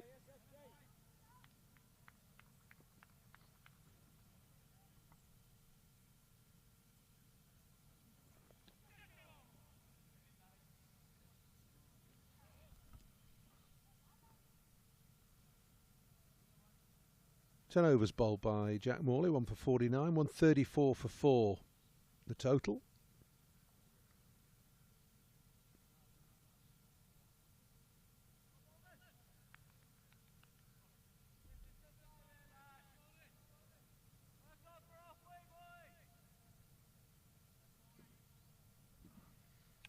Summary of the Karnataka innings. Lancashire winning the toss, deciding to bowl first. Balderson with the first wicket. Aspinwall, the pick of the bowlers. 2 good wickets, one caught at slip by Bell, and the other one, Anish, pulling a short ball. Good bouncer from Aspinwall to Balderson at fine leg. Just the 1 wicket after lunch, that to Morley. Good delivery from him that bounced and turned a little, well snapping up the catch at first slip.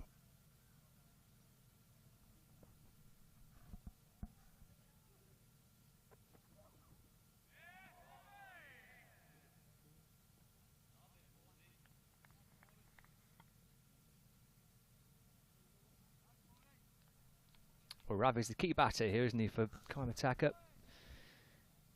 Looks like a batter with a great deal of time, quite happy to anchor the innings. He's looked really calm out in the middle.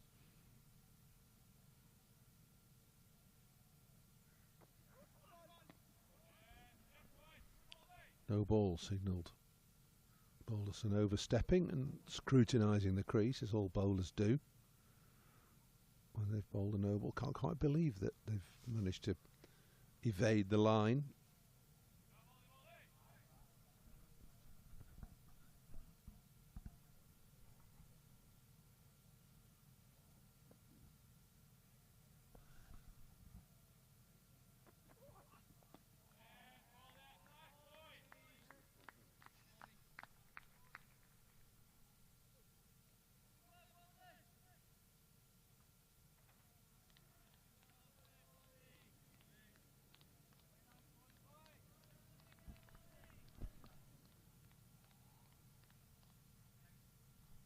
Quite a big physical presence at the crease, isn't he, Ravi?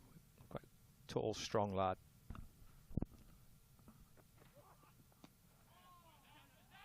Yeah, I agree, he is, and he's pretty decisive forward and back. I just think, like a lot of left-handers, he's got a little bit of a weakness there. You just saw that. Fractionally short of a length outside off stump is the area that they need to exploit and explore when you're bowling against him.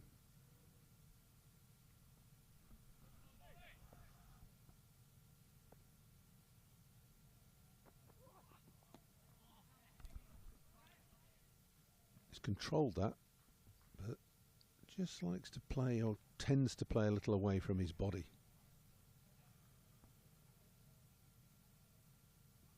You might see it as a strength, but as a bowler, sometimes bowling to a perceived strength is the way to go.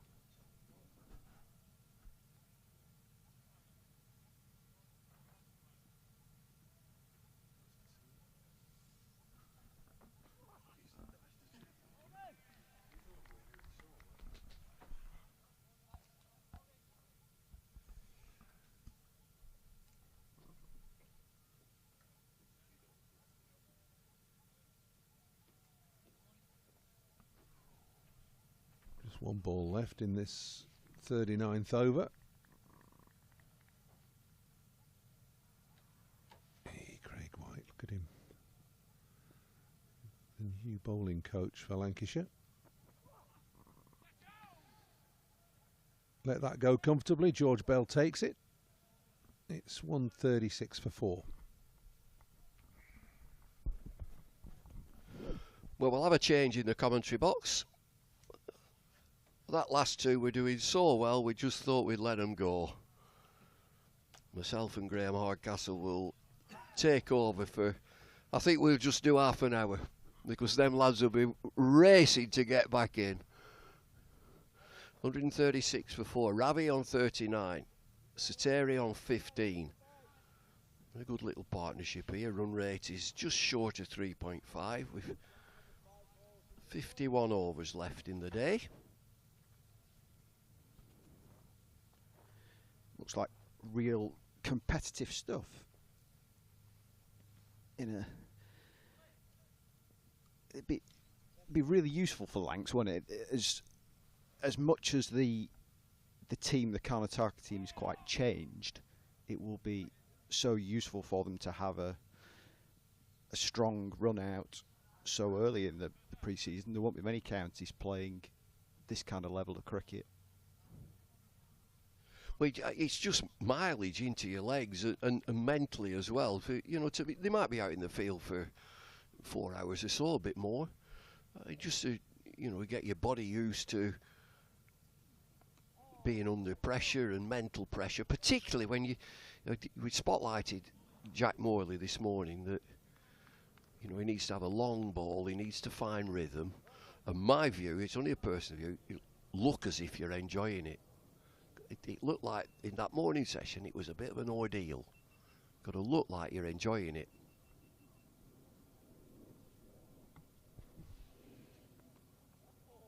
How much of that is the fact that you're in a completely different environment and you're trying to get used to something that you haven't really done for 6 months?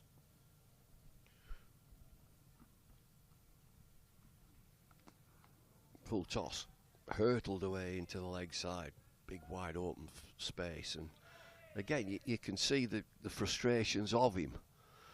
There's nothing better than being out in the middle. If he's been in nets, you know, enclosed with a net, and you don't really know whether you bowled a good ball or a bad ball, but you're doing this because a batter will hit it like that. You bowl a low full toss, you get the treatment.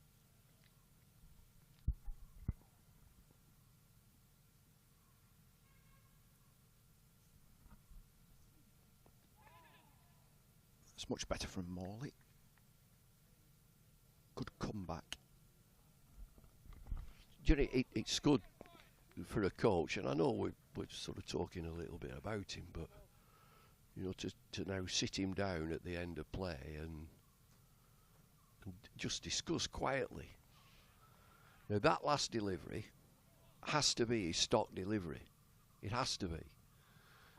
But he looks as if he's just turning round, going back, coming to ball, turn round, come back, coming to ball.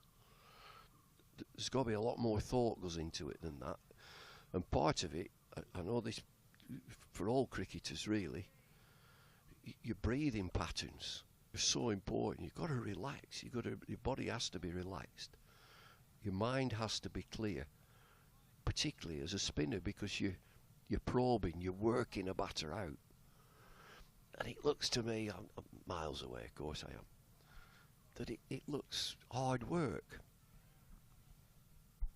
He's going to find an interesting summer ahead for him, isn't he? Because he's perhaps not going to play as much Championship cricket, given the fact that you've got 2 international spinners in Lyon, in Hartley.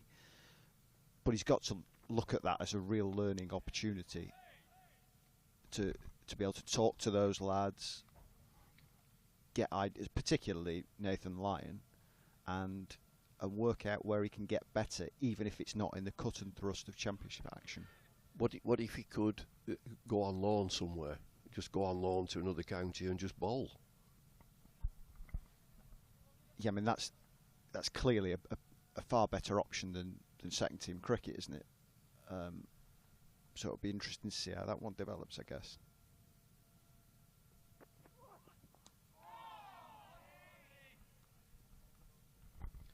And they're all Lancashire players. You're playing for a place. They're a young squad. You've got 1 or 2 experienced players. And once you've got your 2 overseas, that's Bruce and Lyon. So now there's 9 places. And you can almost pick the team. So the captain, Jennings, plays, Wells plays, Barnums plays. So that's 3 plus the 2 overseas, that's 5. So only 6 more. They've got to play a wicket keeper, whichever they want. Word is it might be Hurst, but there's plenty of opportunities. Bell. Will Bell play as a batter?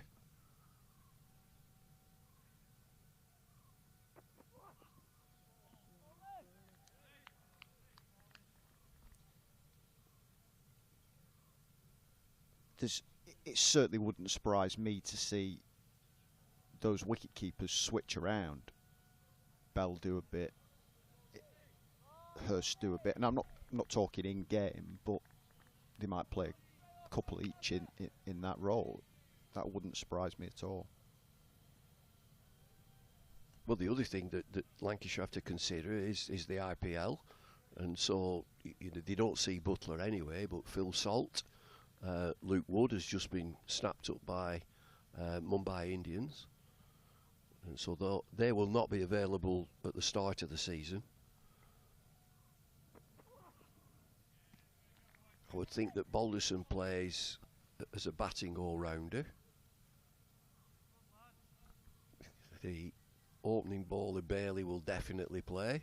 So that's 2 more, that's 7 we've picked. You and I could pick the team. And then you've got Saqib, who's obviously not there. That's the icing on the cake. You need a potent force, and that would be Saqib.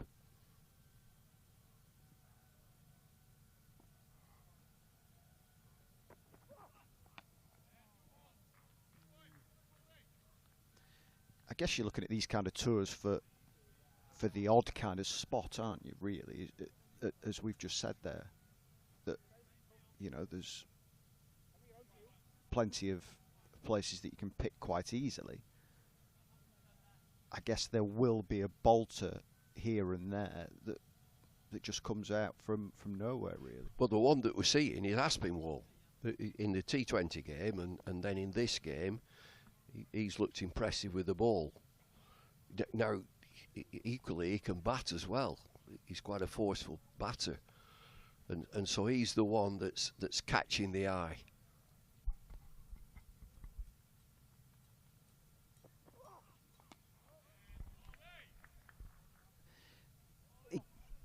He was just about to really break through last year, Tom Aspinwall, wasn't he? Right at the back end. He played in the One Day Cup. The championship was probably gone in September. You were thinking he'll get his chance, and he ended up with an injury. Yeah, I mean, you need a battery of fast bowlers because they will get injured, and you need plenty that can interchange. But Saqib, I think, is a massive player. If he can stay fit, can use him as a real strike bowler, you know, the 5-over strike bowler. You've got to have somebody in an attack in 4 days that can push a batter back, get him looking apprehensively. Now, just sit in there, Jack Morley. Just sit in there. talk about apprehension. Terry would have been pretty worried about that.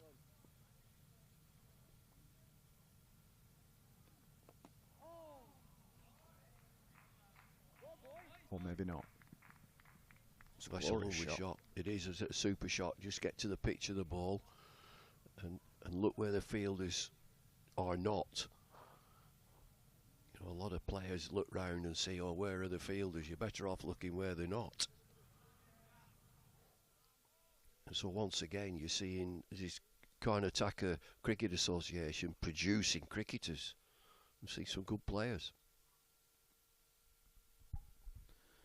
That's another forceful shot. Back-to-back boundaries. 150 comes up. Yeah, 153 for 4. Another super shot, so he gets a drive through extra cover. And now that sort of slog sweep, as they call it, into a vacant area. So now how does he combat that? I'll try and explain. Ball it a bit wider of off stump and maybe a little bit slower. But definitely push it wider of off stump. See if he wants to play out there. It's all about working the batter and working him on line and length. Bowling it a bit wider, coming a touch straighter. But that last shot was quite a natural shot to hit into that big mid-wicket area.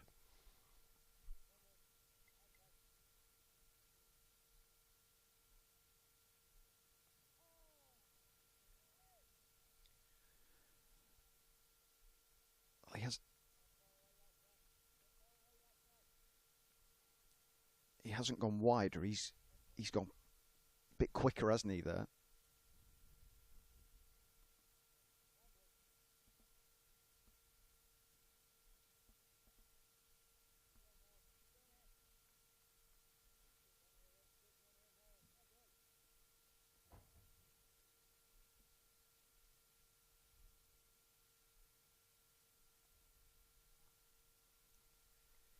Talk about kind of producing cricketers.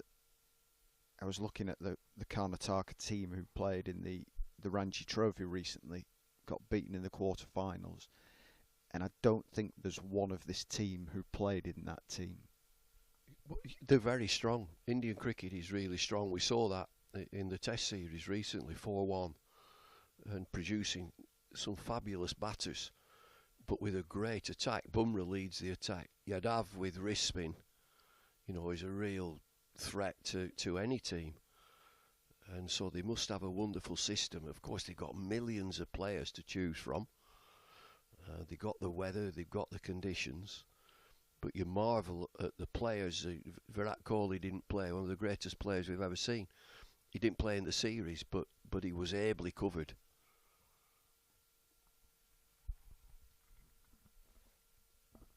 Yeah. When England went 1-0 up, I didn't kind of think to myself, they've got a great chance of winning this series. I was kind of thinking, well, they've avoided 5-0. Well, I did some work with Steve Harmison down at TalkSport, and he went 4-1 India after 1-0. It was a big call.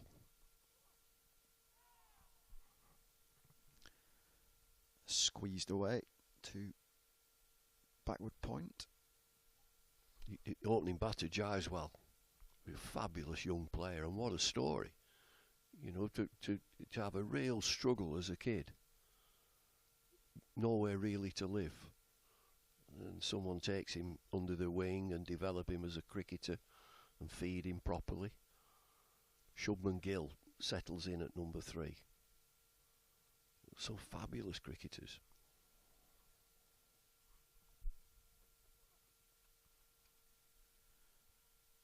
And this next few months is the time when we'll probably get to know a few more who aren't on the radar just yet. There will be players, be it bat with ball, who will come into the public conscience through a performance in a big IPL game, whether it be a knockout game or want to get their team through to the knockouts. And Rishabh Pant coming back, which is another fabulous story. Had a horrific car accident. They thought that he would never play again, but he's come back and he'll be in the IPL.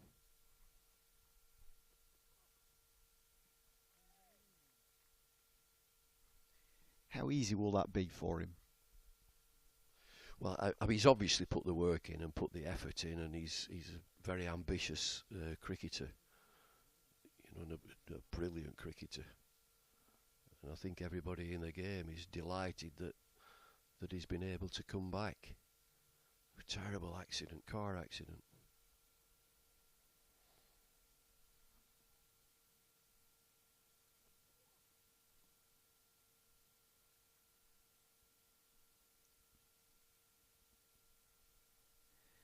The mental side of it is quite an interesting one, isn't it? Because he's not coming back from a cricket-related injury where you're concerned about maybe having suffered a broken finger in the slips or something. He's coming back from something significantly more. So, will he be concerned? Will he just be absolutely delighted to be back? It's a difficult one to tell, isn't it, the mental side of things?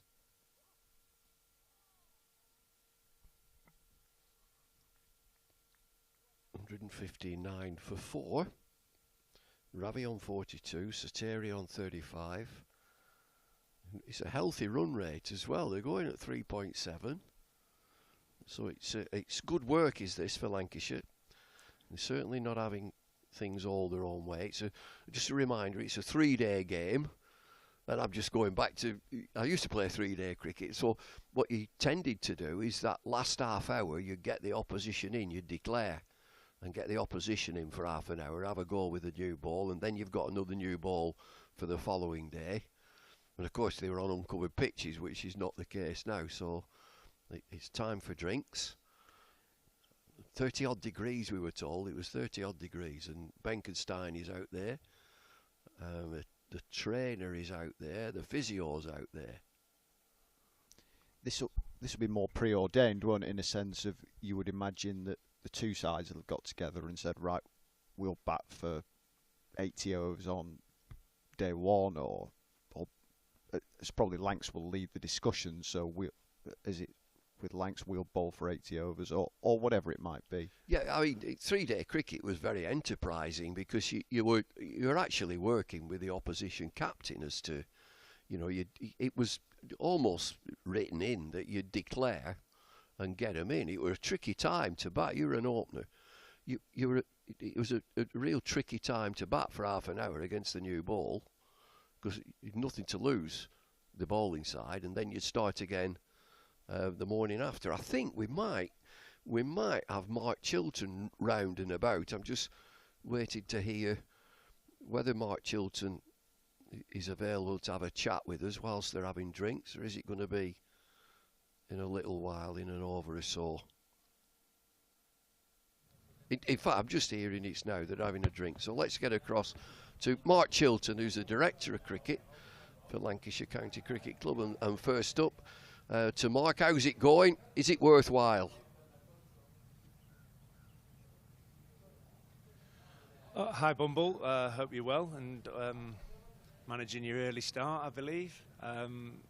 Is it going well? It's gone really well. It has. It's been an excellent trip so far. Fair amount of work in the lead up to it all. You know, a lot of exchange of emails, particularly trying to stream a game out here, which, I mean, it's incredible really what we've been able to achieve. And from a cricketing perspective, it couldn't have gone much more smoothly, to be honest. So the facility's fantastic. Warren Hegg and I came out here a couple of years ago, so we were aware of what we were getting into. But once we're on the ground here, it's gone really smoothly, and we've had a great experience. And looking forward to your preparation, particularly in red ball cricket. That's a very early game, and against the county champions Surrey at Old Trafford, Emirates Old Trafford here. We're watching the pitch being prepared and the outfield and so on. Does this stand you in good stead for that first game?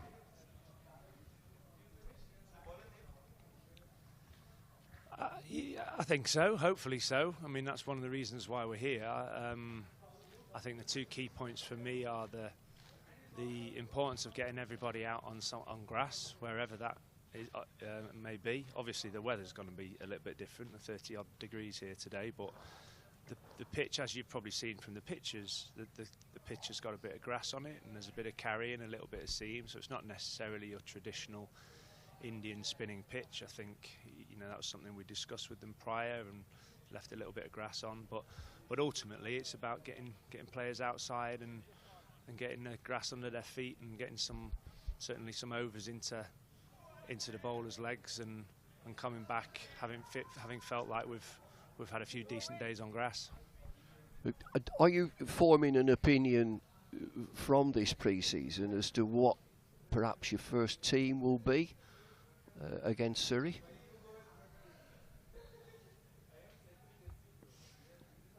Yeah, I'd say so. I mean, often your best laid plans just get slightly disrupted for one thing and another. If you think what we've had to deal with over the last couple of weeks regarding IPL call-ups for Salt, and now I think Luke Wood, I think that's been in the news this morning.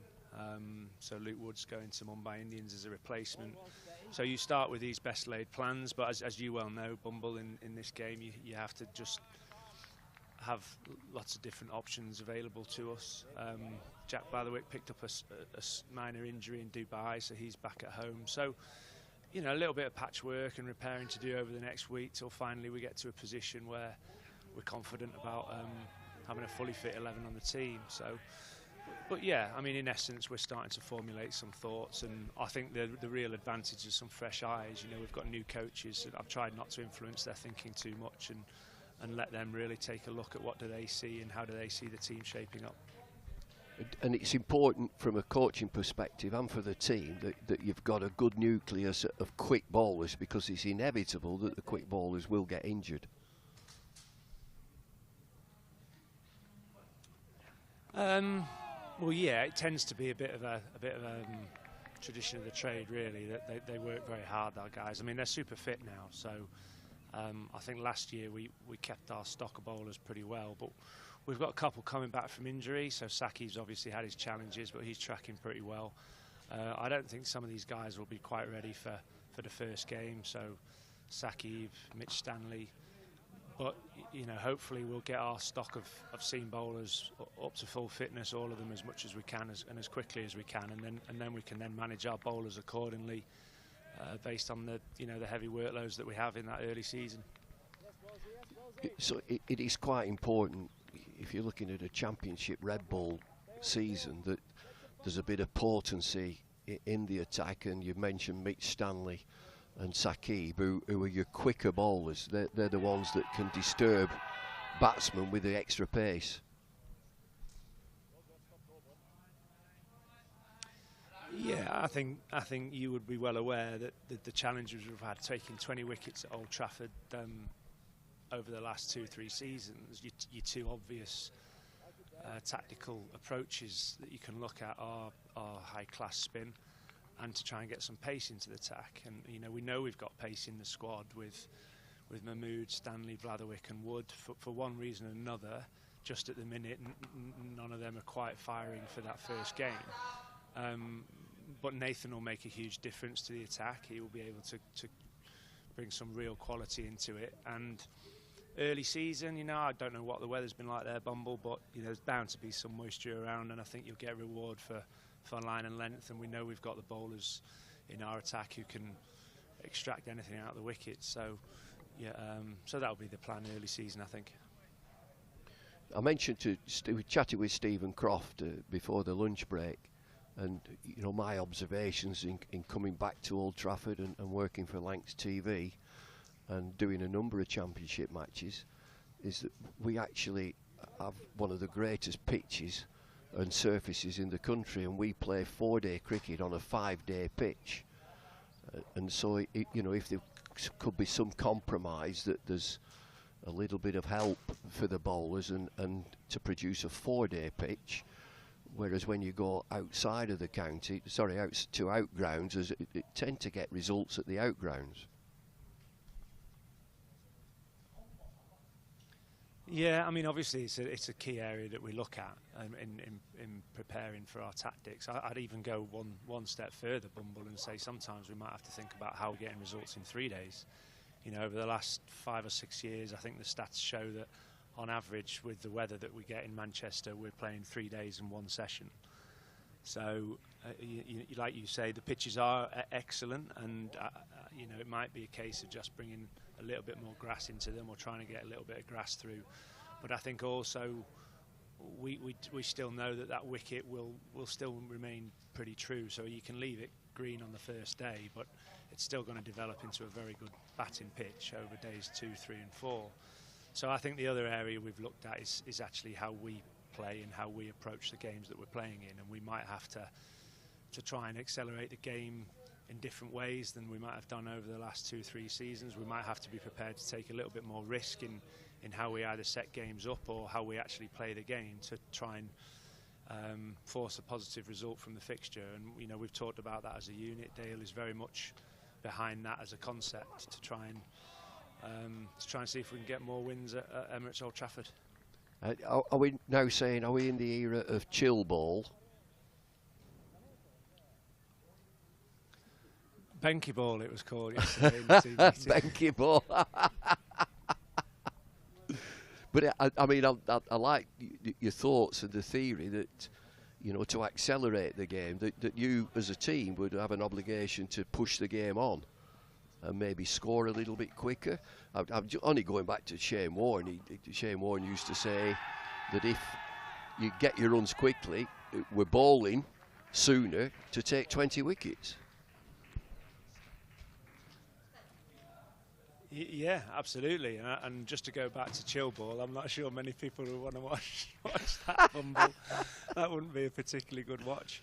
Well, it reminds me. It reminds me. Sometimes the pitch, we can have a little bit of influence about how we prepare the pitch, but I think what we've got more control over is actually what we do and how we play the game. And I think that just, you know, we've looked very closely at the data and the stats and identified certain phases of play where we can maybe just do things a little bit differently. You know, we have been a very strong team, and I think that there's also been a message to say, look, we're still doing lots of things well, and we don't want to forget that. We've played a lot of good cricket over the last 2 or 3 years in Championship cricket. We have to remember that, but we might just have to look at things a little bit differently and like I say, take a little bit more risk and maybe be prepared to lose the odd game to try and win the odd game. So that's where we're at. Well, yeah, I know what you mean with chill ball, and there's a very good friend of mine who used to open the batting for Yorkshire, and his edict about playing, he said he wanted the crowd to be asking for the money back at the end of play. The times have changed.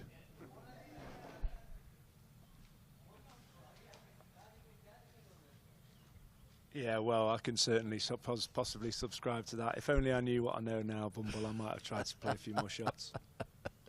Look, thanks for your time. Enjoy the rest of the tour, and we'll see you when you get back. Thanks, Bumble. Nice to speak to you. Bye.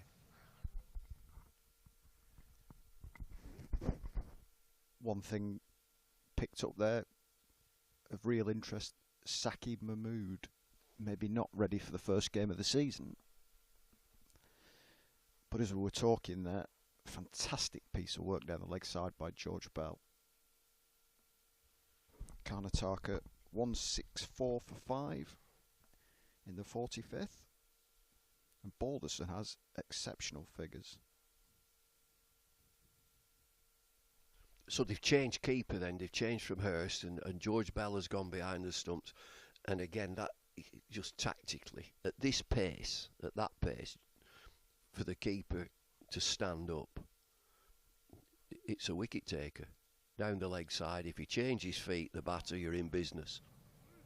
Sharp work. And the great thing is, I don't think you're losing anything on quality by switching the two. Yeah, we're seeing it in this game where the switching in-game, it's unlikely to happen during the season like that, unless there's an injury, but switching from game to game is probably likely.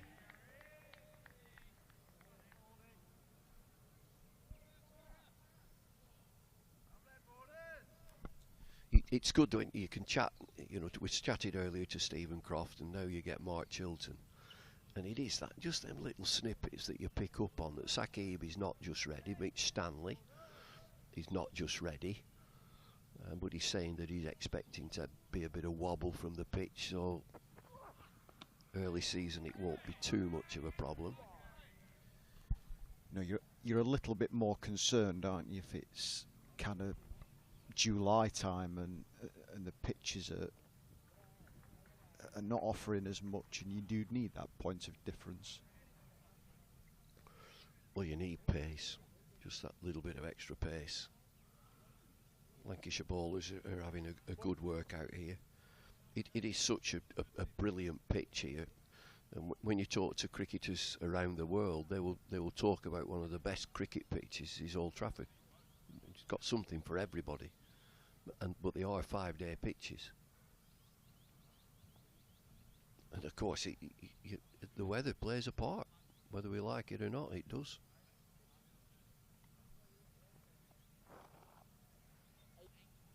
The wettest county is Gloucestershire, isn't it? Bristol. They get most rain, and I hear that they might be moving grounds or looking to move ground. Worcestershire just up the road will be a fair old rival for that tag, won't it?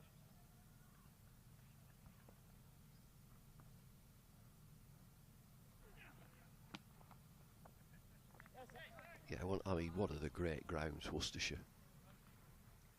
Beautiful ground. Used to love playing there. And it floods every year. It's nothing new. It floods. That's the way it is. Well, I covered a game there in, I can't exactly pinpoint the year, but I think it was 2006, 2007. Lancs were down there. And it rained the first day, off for about 10:30, something like that in the morning. Gone round to the dressing room, got some quotes to fill the newspaper. I was working for Manchester Evening News at the time. And one of the office staff came round to the press box and said, "You got any idea how long you're going to be?"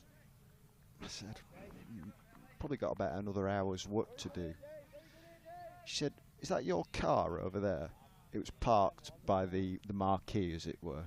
I said, "Yeah, it is." She said, "In 10 minutes, your car will be round there.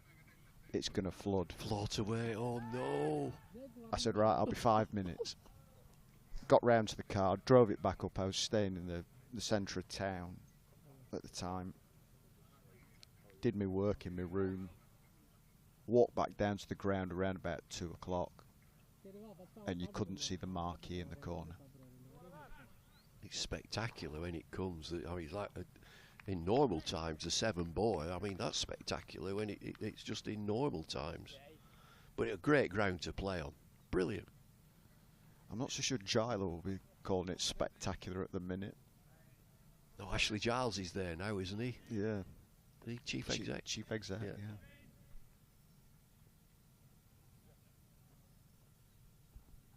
And their old chairman passed away last week, Duncan Fernley. What a great man, a fabulous man. Made some of the greatest cricket bats. You still see the odd one, don't you, knocking around, Duncan Fernley. It's not a kind of mainstream product these days. But everybody used to clamour for one of them. Oof, yeah, you still see the odd one here and there.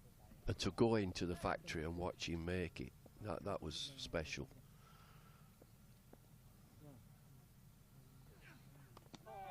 And now we've got B3. Now B3 is a connection with Jack Blatherwick. I think that's his dad, who's a partner. Yeah, uncle as well. Somewhere in the business. It's one of the relatives. Yeah. And B3 cricket bats, and they'll be made round in Nottinghamshire. Yeah. They're special bats.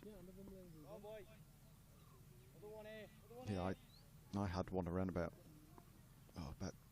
7 or 8 years ago. Last couple of years that I played a bit of league cricket. Didn't make much use of it. I've always just fascinated with cricket bats. Just the number of grains, the balance, the thickness, the handles, the grips. You go back to your childhood and your first bat. You think about your first bat and how you develop and what weight of bat. So hypothetically, if you could go into a choice of bat manufacturers now, weight and all that kind of stuff, where would your first port of call be? It's interesting. I'd tend to look at like an independent, just like a one-man band, and so you're dealing one-to-one, and the pickup is all important. How it picks up, what balance. Does it pick up and feel very comfortable? Has he hurt himself there? He's stood up to the stumps again. They're tough. They're tough cookies. Come on, George Bell. You're a tough cookie. You're a wicket keeper. Just inside of the knee or something like that.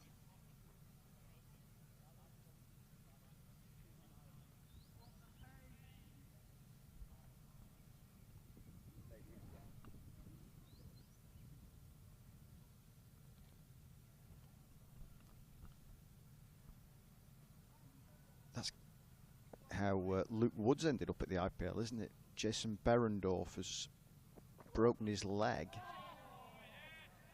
by being hit in the nets whilst batting, and the ball's missed his pad, hit him on the leg, and out of the IPL. How's it missed his pad? How's it done that and broke his leg? Oh, they're not making pads like they used to.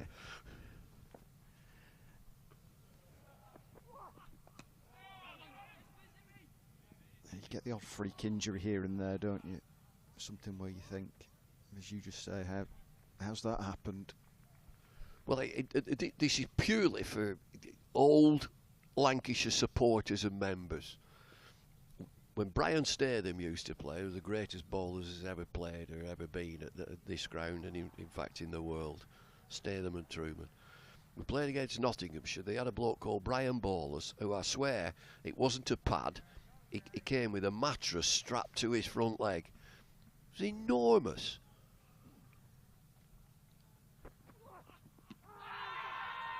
Too high. Too high.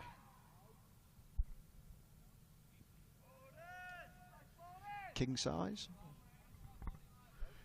Well, you're far too young, Graham, to remember wicket keepers used to have pads nearly up to the waist. Enormous. And it used to be one of the staple things. You stop it with your pads. Don't bother with your hands, just stop it with your pads.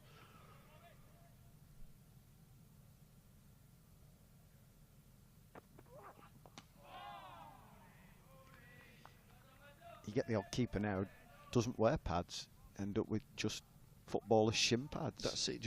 It'd be like knee length, aren't they? And I don't know what the laws are these days as to whether you can wear them under your trousers, whether there is a law for that. Yeah, I think plenty do. I think Ellie Threlkeld may even be one.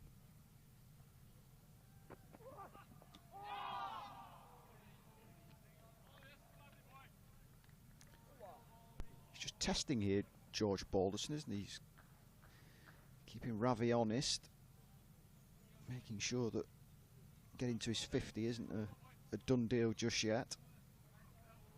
Well, he's a clever bowler. He's George Balderson. He's not quick, but wicket to wicket. It always helps if you get the keeper up. It just puts a bit of doubt into a batter. He'd have to stay in his crease for a start. So he's bowling wicket to wicket, so bowling a fullish length LBW is in play, bowled is in play, outside edge is in play.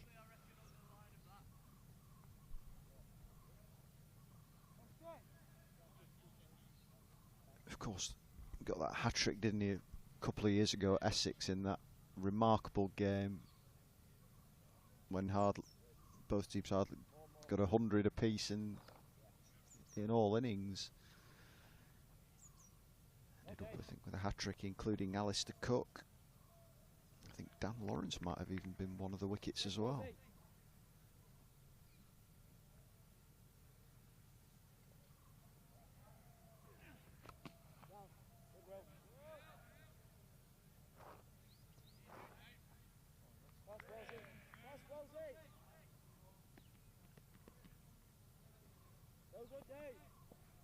When Mark Chilton was talking about finding different ways to win, this man with the ball now is going to be a useful asset to have here and there. They're not going to be short on spin options, clearly, Lancs, but every now and again you might just need a little bit of something different. Well, I think there's a clue here that he's bowling into his third over. They're not just trying to keep him occupied. I think they're having a good look as to whether he can do a job for them as a spin option.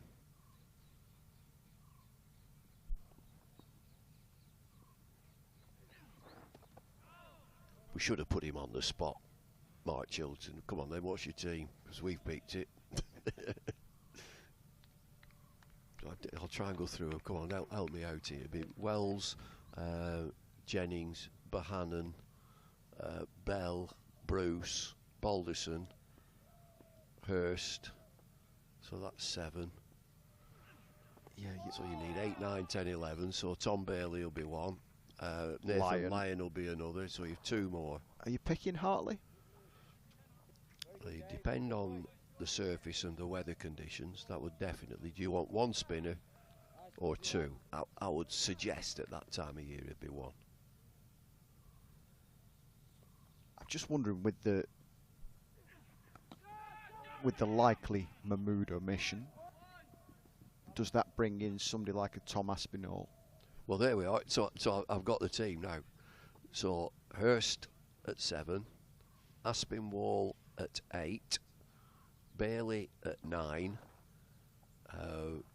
Williams at 10, and Lyon 11. That's the team. You heard it first. Lancashire supporters, members, that's the team. We'll see who's right. They got to be fit, of course. But he's told us that Stanley and Mahmood are not fit.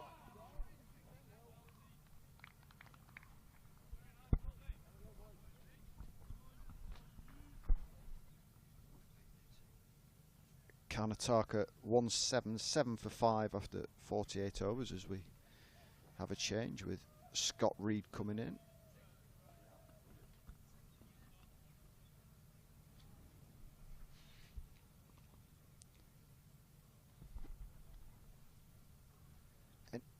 Any advances on that team from your point of view? I didn't get Bumble's team. I didn't hear it.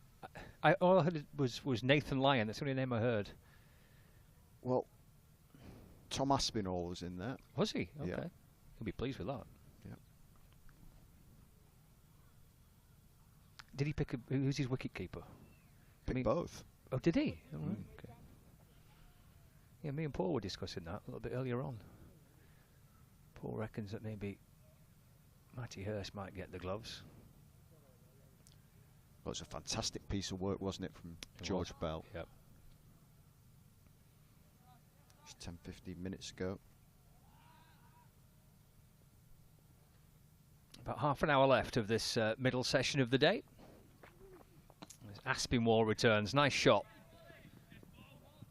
Flicked away off the pads. And Ravi will come back for 2. We saw it quite a bit, didn't we, in the one-day cup where the gloves were interchanged in various matches. Just wonder whether that will happen in the championship this year, or whether Dale Benkenstein says, George Bell or Matty Hurst, you're my man, and you're going to play the majority of games with the gloves.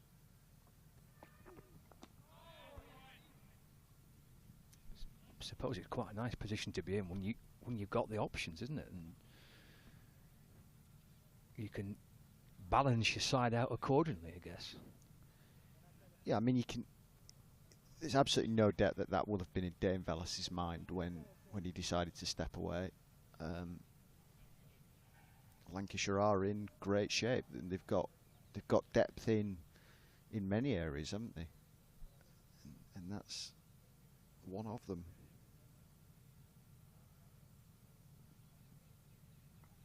Two for 15 for Tom Aspinwall. On the bounce out to Jack Morley at deepish point, no run. So did I hear right that it's going to be chill ball? Is that what we heard? Benky ball, I think, might be the... Benky ball? Benky ball. Benky ball, right, okay. Look forward to that.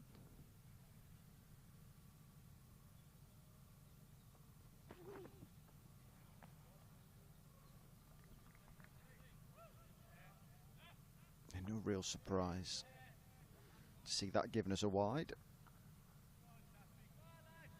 Bowled a good short ball earlier today, Tom Aspinwall. Got a wicket for it as well.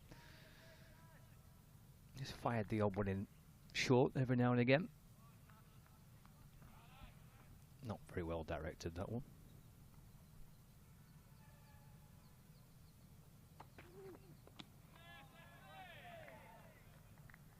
I was saying to Bumble earlier on that the injury that Tom had at the back end of last season just came at a bad time, didn't it? I know injuries are never going to come at a good time, but he was likely to get a few games at the back end of the season, and it just didn't quite happen after an encouraging one-day cup.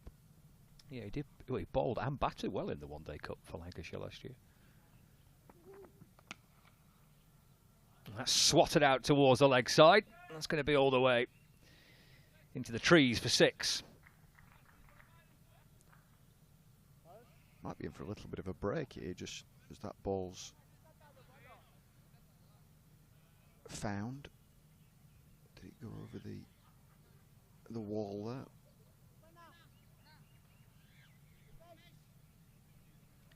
Not sure I'd be too keen to crawl around in those bushes.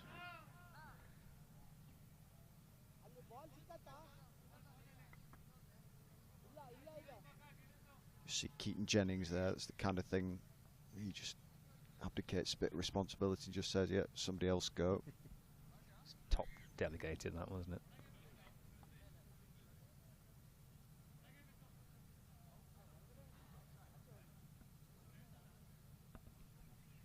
You looking forward to the new season, are you? Yeah. Already? Yeah. Comes around quickly, doesn't it? It does. The last couple of days seem to have been more kind of cricket weather, don't they, really? Yeah. They've been few and far between over the last month or so.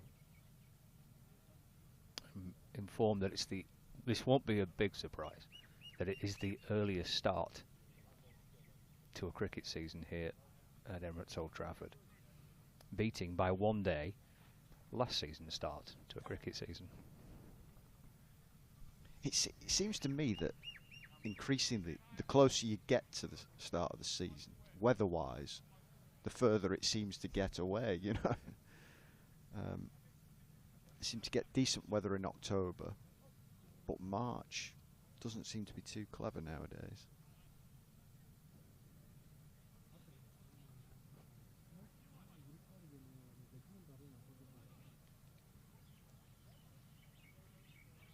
Well, they haven't found that ball, and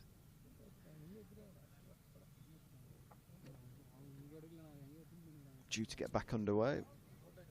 Tom Aspinwall with a new ball. It's probably a sensible call to leave that where it was. Fishing around in the shrubs. Short ball smacked away for 6, the previous delivery. And he ends with another bump ball. Just a little bit more on that, wasn't there?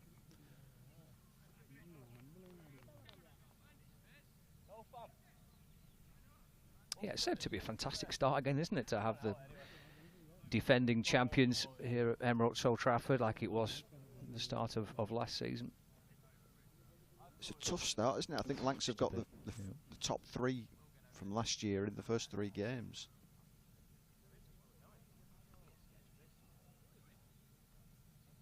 Yeah, Hampshire away and then Essex away. Bowlers used by Lancashire today. Wickets for George Balderson, Tom Aspinwall and Jack Morley.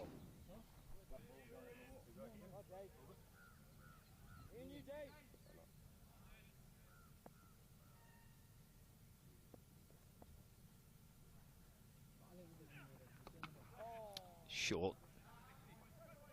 Put away. In comes a dive from Boyden, but all the way to the boundary. 4 runs.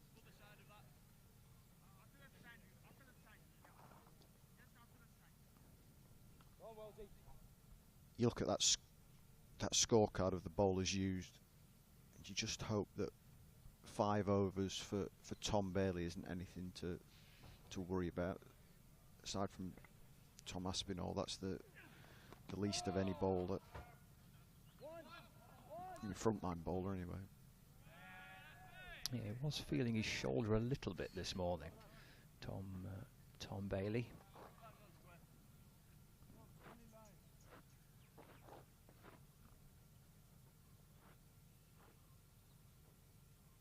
Yes, Dave. Real good, Dave. Yes, boy. Yes, boy. Go on, lads. Get to 6. Get to 6 here. Yes, fellas.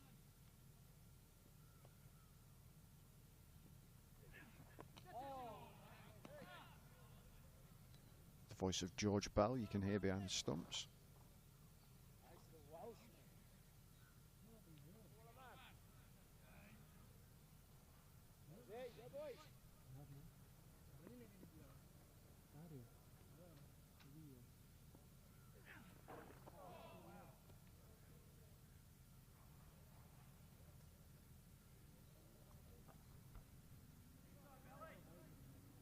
Seemed to just kick off the surface. I know it wasn't well directed at all, but a bit of extra bounce there as well.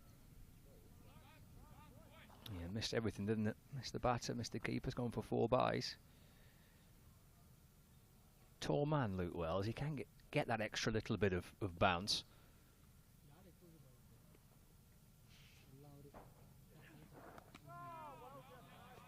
Played calmly away off the back foot to Josh Bohannon.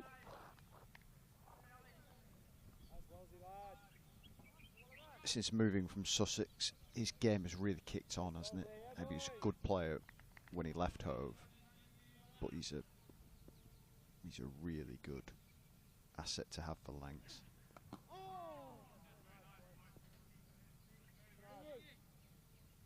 Punched away for a single, creeping up towards the 200 mark, 197 for 5.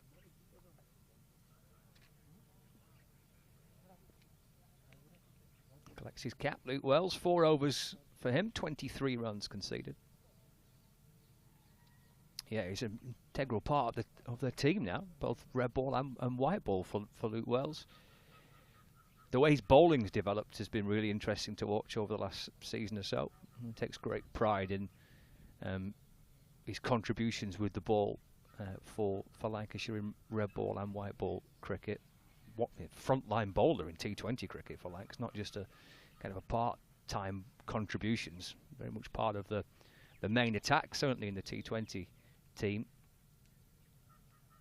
And used quite a lot now through the red ball season as well. Bowling leg spin and off spin as well.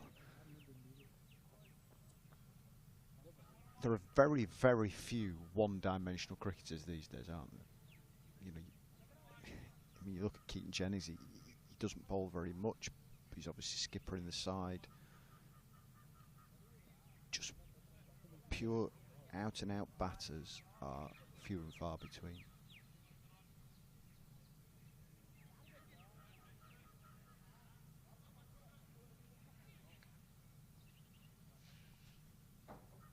Even more impressive for a top order batter, isn't it? For an opening batter.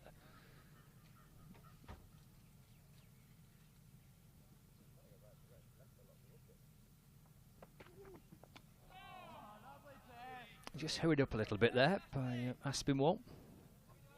Just kept a fraction late too. A little bit low.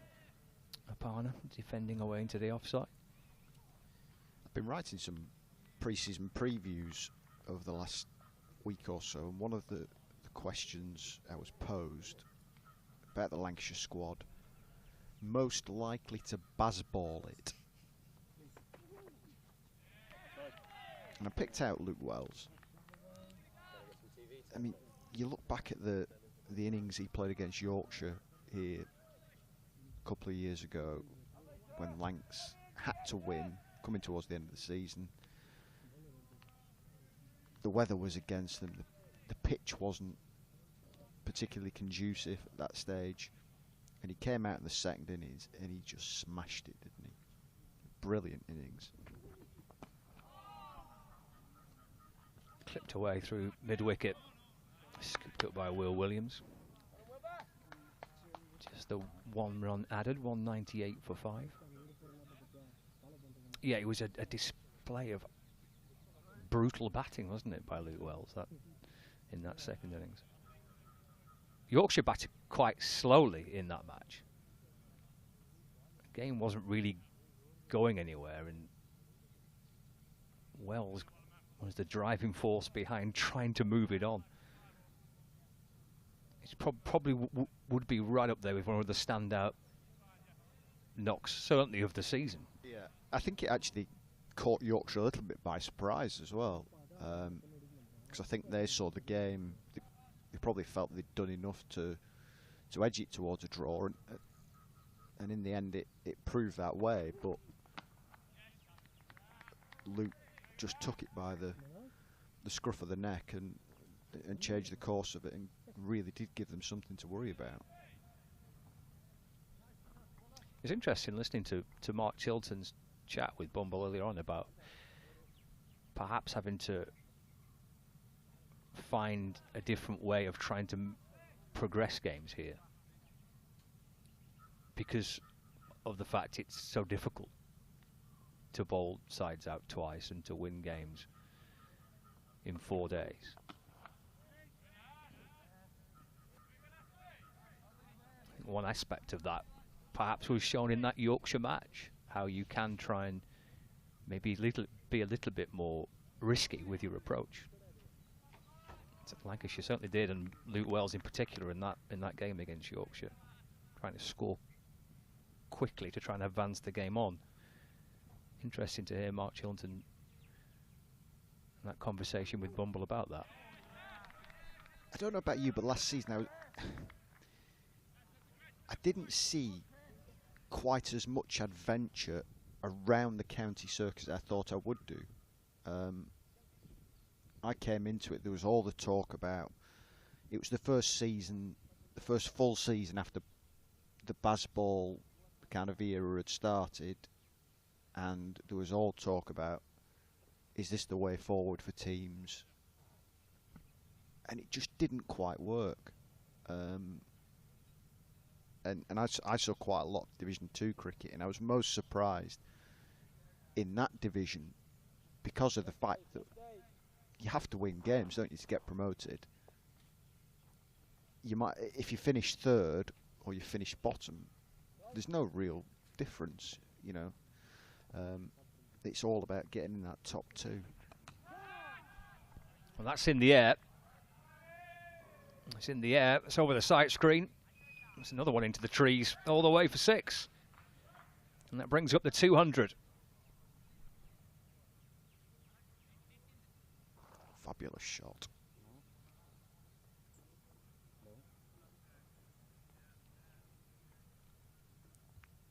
If you're concerned about getting that one before, I don't think that one will be found either.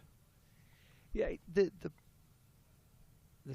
idea of the influence of Bazball in the domestic county game is quite an interesting conversation, and it's interesting to see whether or not it would have an effect. I suppose it's difficult to replicate it for all sorts of different reasons, isn't it? I understand your point about Division 2, because if you harbour ambitions to try and get into Division 1, you've got to win games, and so therefore perhaps playing in a slightly more attacking, adventurous style might benefit that.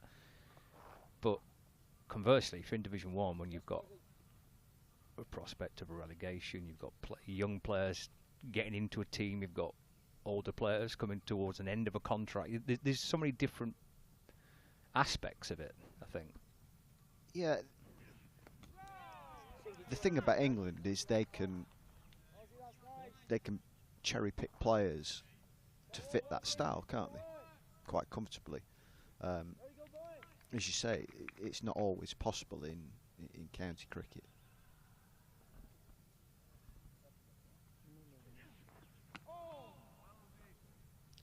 Yes, you might hit a sweet spot in a squad where you've got 4 or 5 players who naturally play that way, and then it does work. But you're very lucky if that is the case.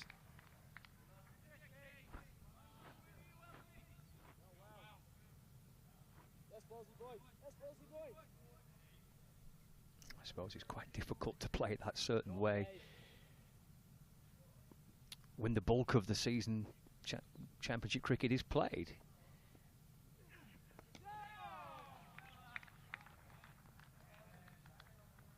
You need good pitchers to play that type of cricket.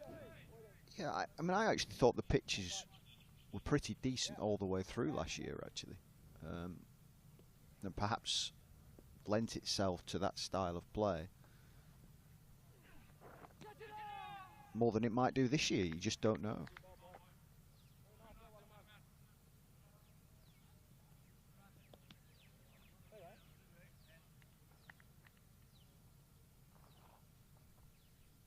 It's been a good over so far, this.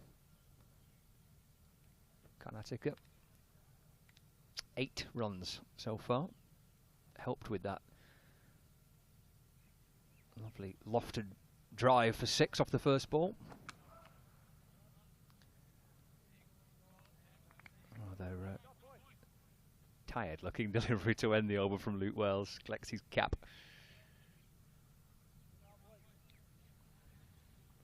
This is a great opportunity for the Karnataka players to impress, isn't it? Because I was saying to Bumble before that when you look at their team who's played in the Ranji Trophy recently, I don't think there are many, if any, who are actually playing in this game. You know, the IPL's just about to start. They'll have a few players who've gone off to play in that. I'm convinced there will be others who are being utilised as net bowlers and things like that. But for a group of young players, it's been streamed, it's been watched by plenty of eyes. It's a great opportunity to play a decent innings, to take a few wickets,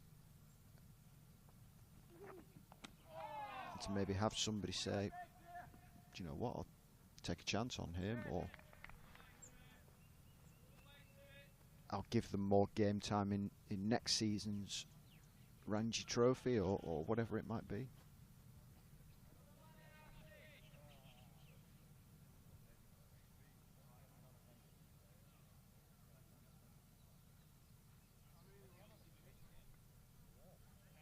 And the captain certainly had a good day so far with the bat, involved in 3 of the best partnerships through the course of this innings. A very impressive 66 not out.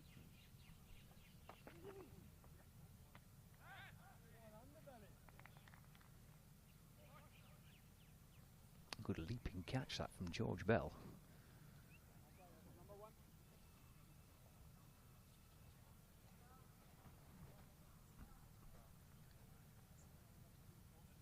Tom hasn't quite got the radar right yet on with that short ball, has he?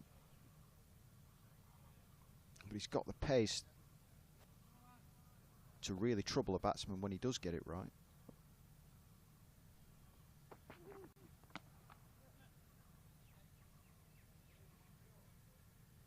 Just eased away behind square on the leg side for a single. Ravi moves on to 67 now. So 210 for 5.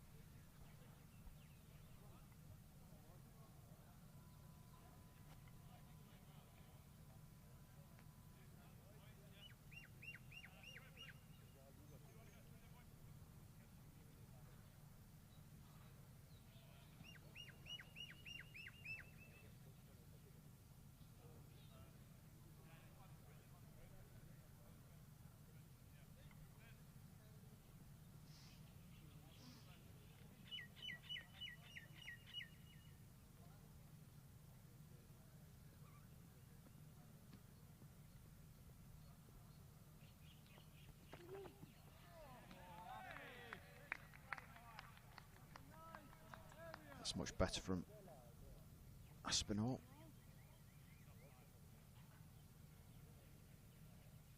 It's become a real destination of choice, hasn't it, for counties and regions in pre-season India of late.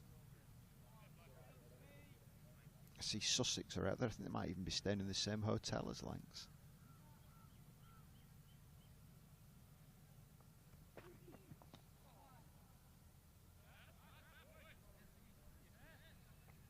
Glanced away down towards Harry Singh up fine leg. 211 for 5.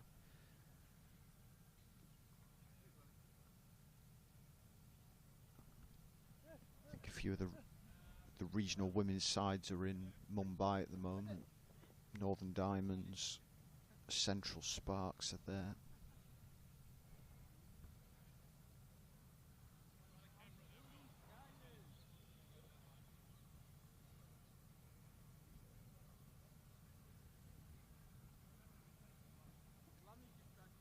And the feedback from the Lancashire players and coaching staff has all been really positive, hasn't it? The standard of the facilities.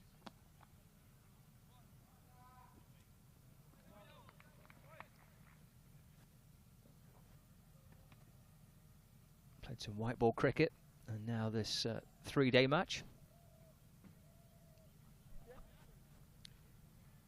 Given the kind of new setup with Dale Benkenstein as coach and a couple of new coaches as well, it's a really important pre-season tour for the Lancs, isn't it? As much off the field as it is on it, actually, to kind of form those relationships.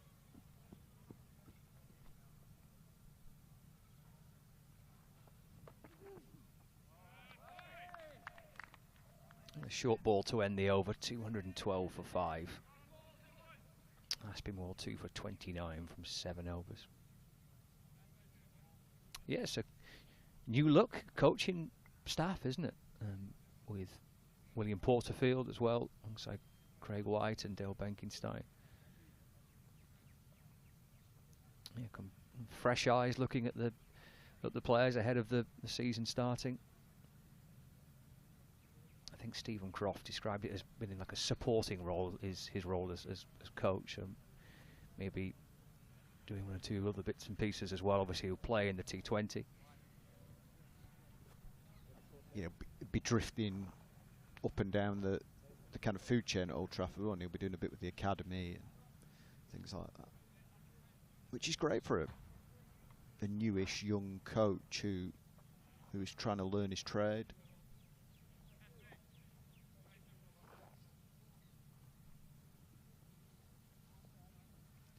Backroom staff watching on. 3 new men. Yeah, happy. Yeah.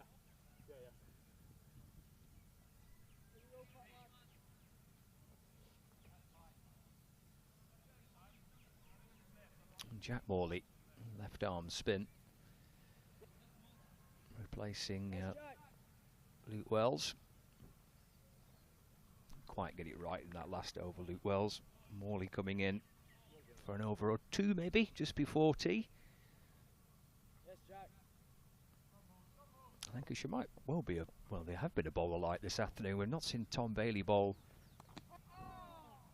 since the first session of the day. Ooh, slight fumble, not picked up cleanly by Tom Aspinwall. Come back for 2. Ravi moves on to 70 now. Guess the ideal scenario would be for him to come back and maybe take the second new ball just before close of play.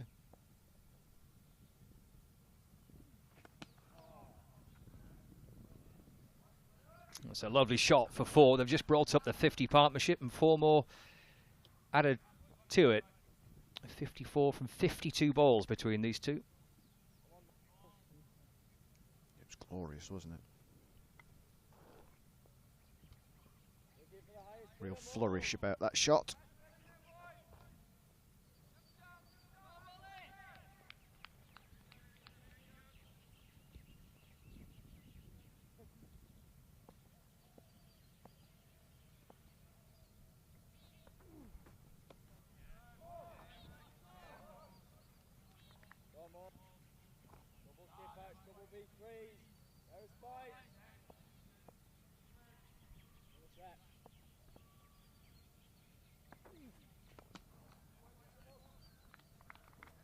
Take a single down the ground.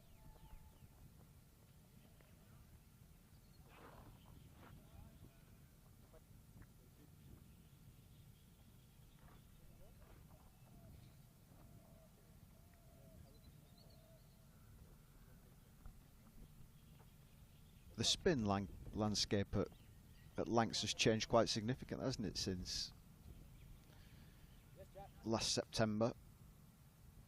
The emergence of Tom Hartley as an international spinner, the signing of Nathan Lyon.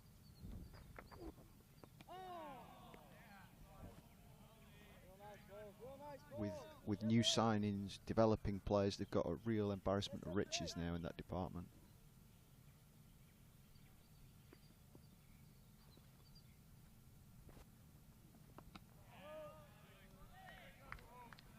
Dabbed out towards the Lancashire captain Keaton Jennings at mid-wicket to complete another over. The first one back into the attack just before tea for Jack Morley. 2:19 for 5. 54 overs gone.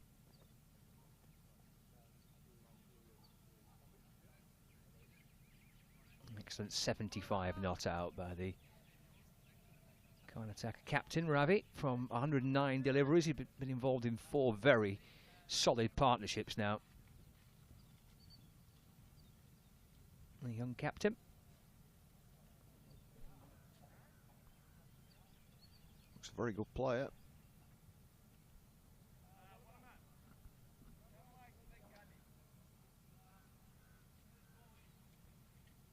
Yeah, Burley's 5 overs there, all coming in the first 45 minutes of the day's play.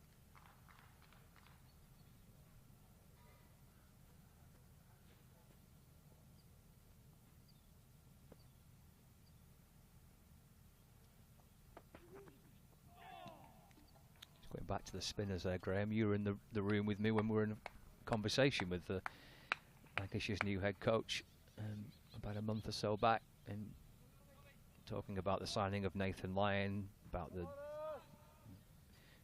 progression of Tom Hartley. It's quite interesting to say he was a big fan of spin and wanting to see spinners in the team.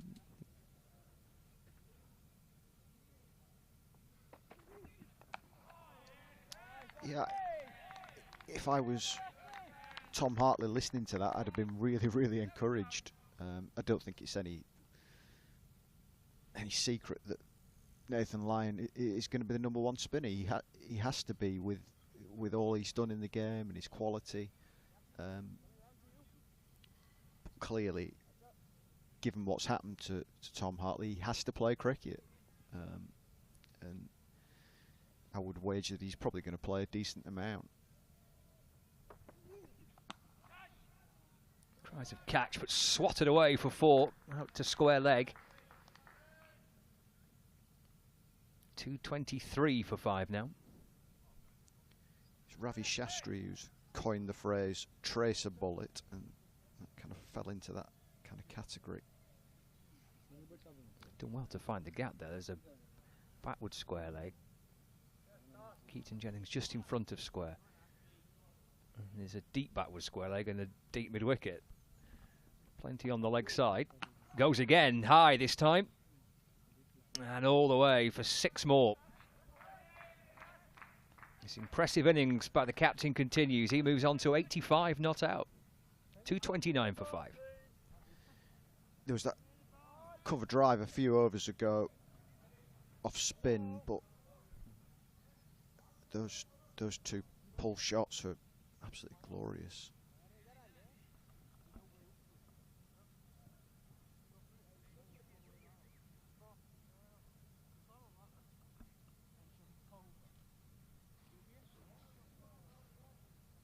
It's the 3rd ball into the trees in the last half an hour.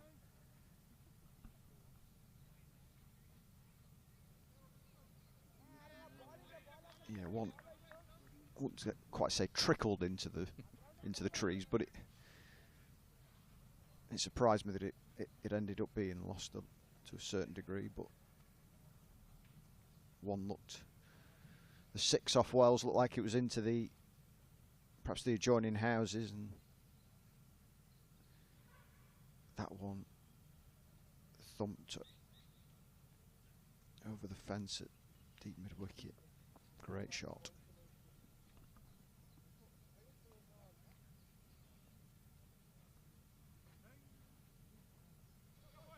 I think this will be the final over before the tea break.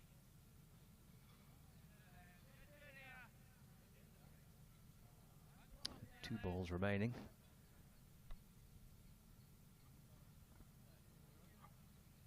If that is the case, 35 overs in the final session of the first day of this 3-day match.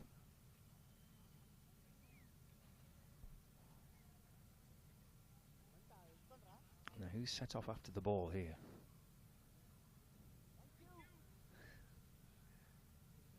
Quick guess. Crofty.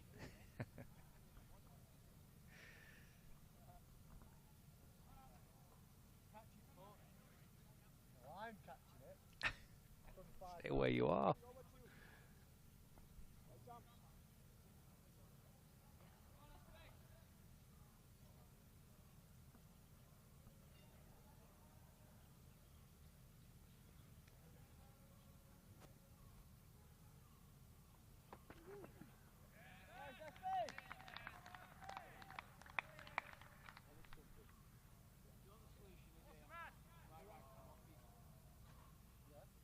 Final ball coming up of the second session of the opening day.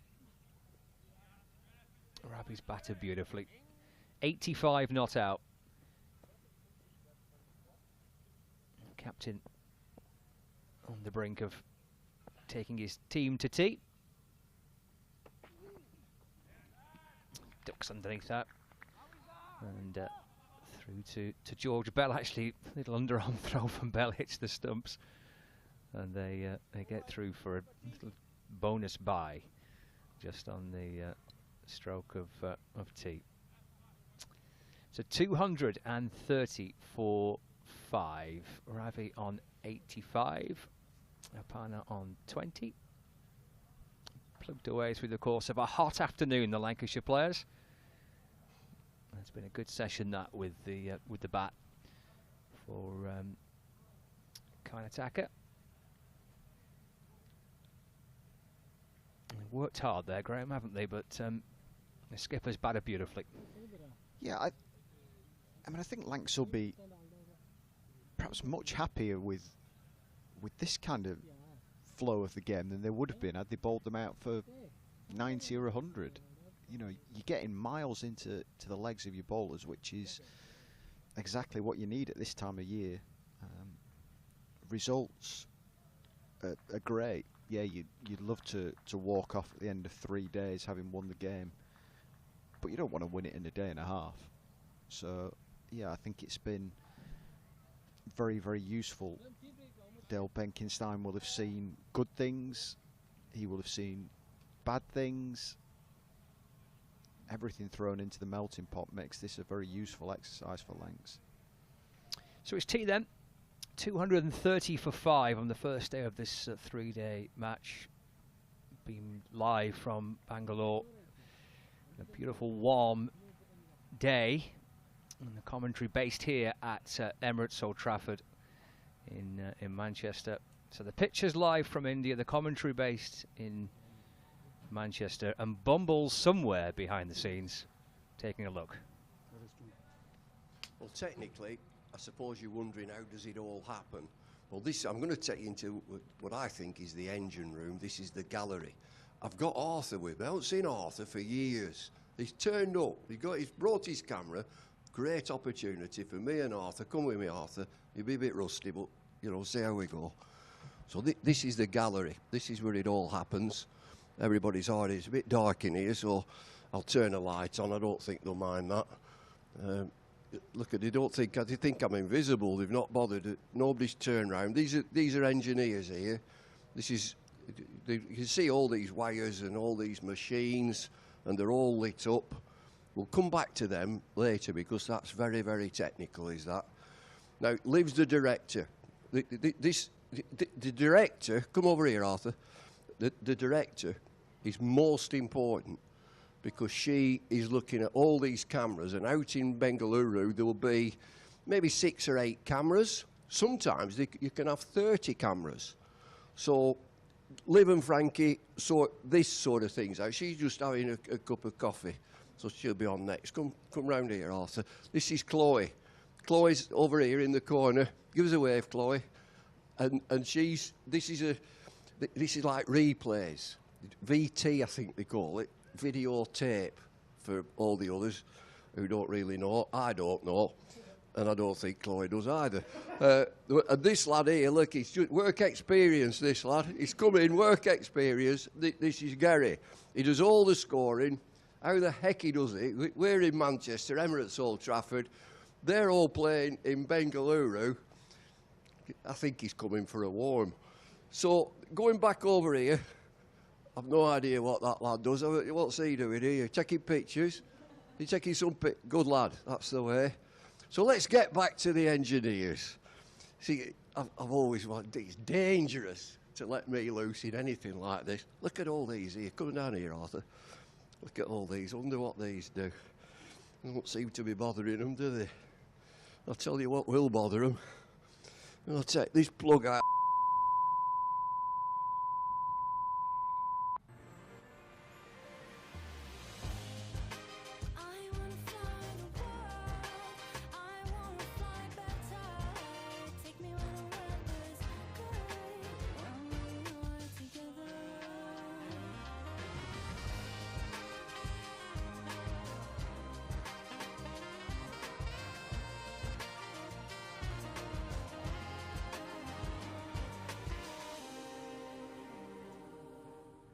This is a call for hungry dreamers and hard-working self-believers.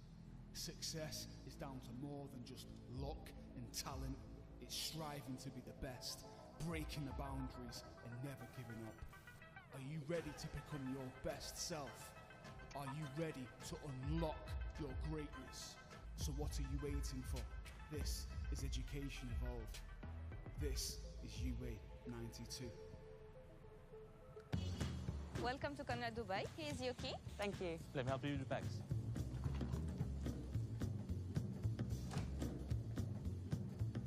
Nice room. How's that?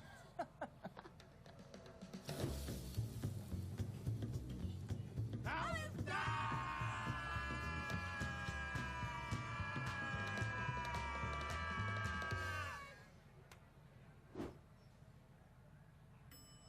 How's that?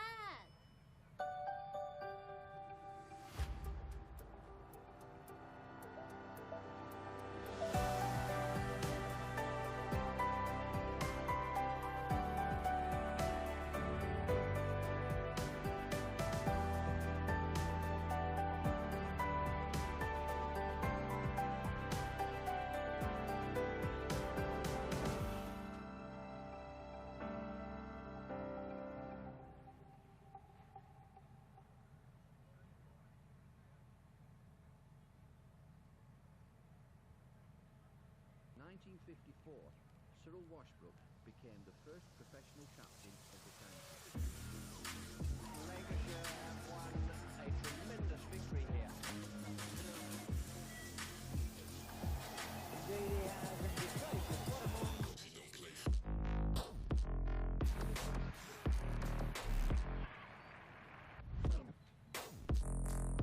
Well, a real thrust of that innings came from Hagen's Fairbrother. Fine chance to run to the winning hit. On come the crowd.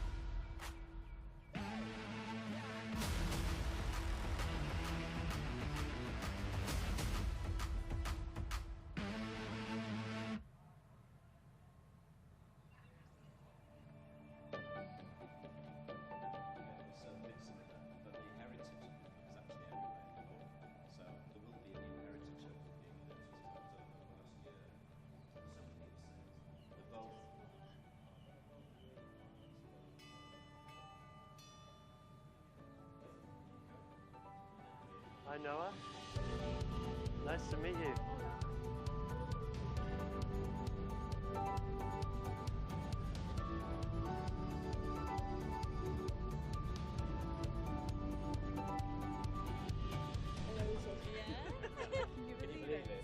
No. I can't stop smiling. I'm just trying not to.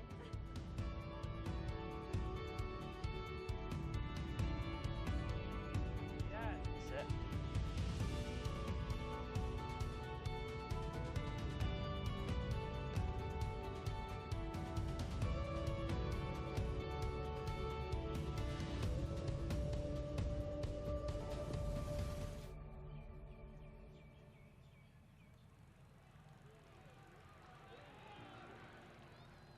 (1864).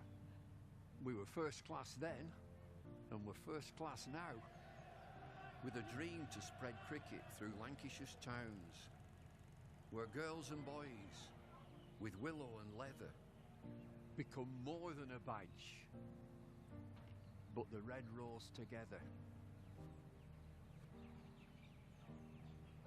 A club where more than legends are made, but friendships, obsessions, moments replayed on our screens, in our minds, in our hearts forever. 'Cause it's who we are, our DNA, the red rose together. Statham, Briggs, Jimmy, Freddie and Joss Chappie, Sir Clive Lloyd, Carol Hodges, Kate Cross. What a roll call. It's a hard one to measure, with future names still to be written on the red rose together. We're all about people. It's what the red rose really means. Yeah, the ones signing autographs, but the ones behind the scenes. Our community, grassroots, the ones that feel tethered. Whether you're from here or belong here, we're the red rose together. And what about this place? Talk about world-class venues, internationals, gigs, events. You can choose from a menu of triumph, of disaster, of pain, or pleasure. We've seen it all at Emirates Old Trafford, with the red rose together. Red ball, white ball, lightning and thunder. Have you ever sat back? Have you ever just wondered how far we've come? The storms we've weathered, or how far we'll go as the red rose together.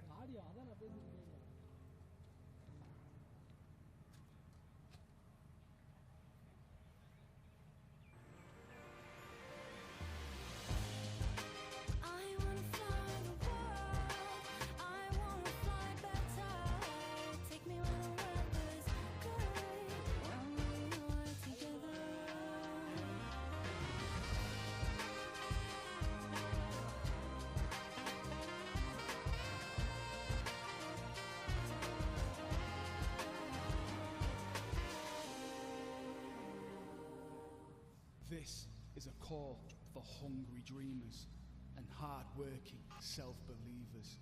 Success is down to more than just luck and talent.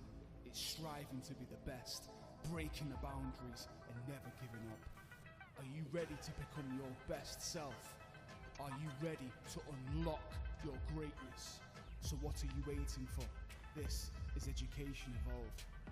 This is UA 92. Welcome to Karnataka, Dubai. He is Yuki. Thank you. Let me help you with the bags.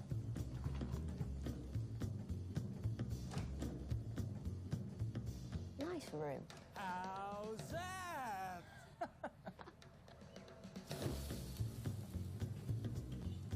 How's that?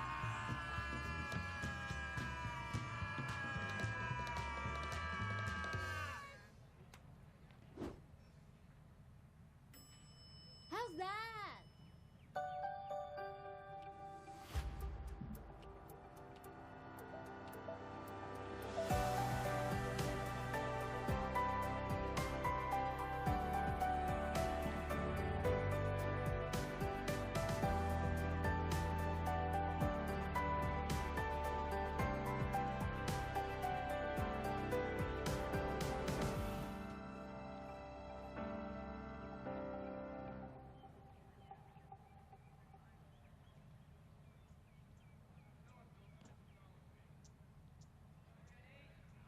1954, Cyril Washbrook became the first professional captain of the county. Lancashire have won a tremendous victory here. Indeed he has, and you take it. What a moment.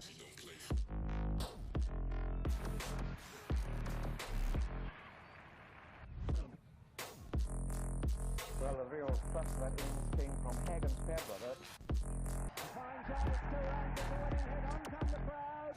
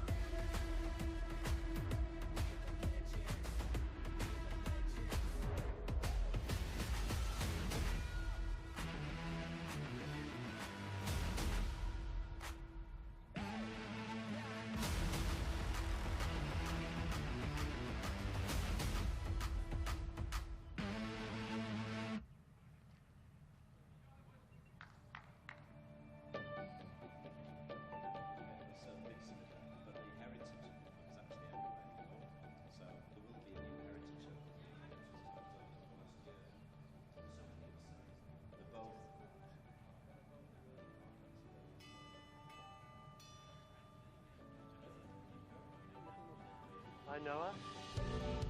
Nice to meet you.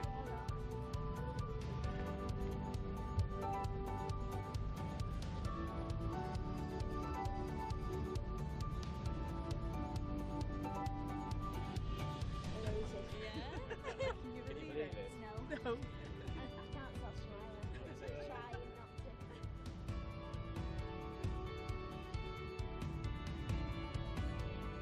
Yeah, that's it.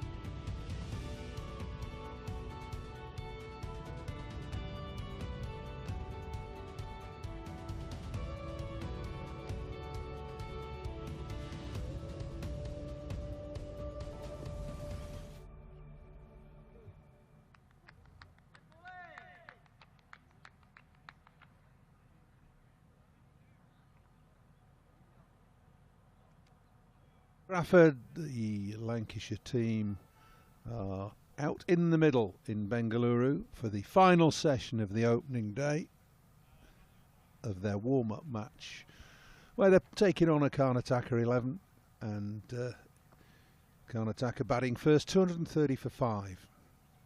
The captain Ravi, 85 not outs, played well, and Apana 20, just 2 wickets in the lunch to tea session.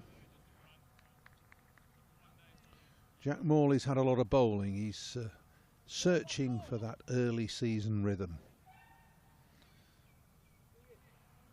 Seamers have been relatively successful. A couple of wickets for George Balderson, 2 for Tom Aspinwall. It's Ravi on strike and Morley to begin proceedings. Just fractionally short again and cut away for a single. Got a nice T-bum. You lose track, don't you? It's probably about 8:30 or so in the morning. So I had a sandwich and a banana. Played well as Ravi. 86 from 116. This is a better field now. Jack Morley seemed to... Well, he didn't seem. He started with a fine leg slip, which I think possibly forced him to bowl a little bit too straight. Good from Morley. That's pitched in line, turned. Big appeal for LBW, and he's got the decision. I'd like to see this on a DRS, which we've not got. I know what the umpire's looking at there. Where does it pitch is my question. Does it pitch in line with the stumps, or does it pitch outside the line of leg stump and it spins sharply? You know, I think it's a good decision. As long as it's pitched on about leg stump, and it's done everything that you want it to do to pitch and turn and straighten. You're probably hitting off stump. I think it's a good decision as well. I agree with you initially. Yeah, it would look interesting on the umpire review, but I think that's good from Morley. I think it's pitched about leg, and I think it probably would have hit middle and off. And I'm convinced that having that field, the field shifted towards the offside, will make him bowl more at the stumps. Well, the mystery was a fine leg slip with the ball, you know, pitching and spinning consistently. I couldn't see that the leg slip was in the game, but you know, that'll do him good because he's had a bit of tap. The run rate for the team, Karnataka, is 4.16, so they've played well. I think they played really well. But that would be, and a batsman, a batter would always, if you could review, they all review, is to where that pitch, does it pitch just on leg stump? You know, it probably did. Probably leg stump straightened, going on to hit off and middle.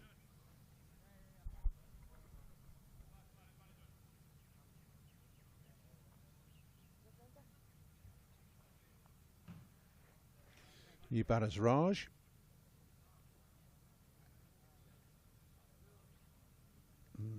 Left-hander, so two left-handers at the crease.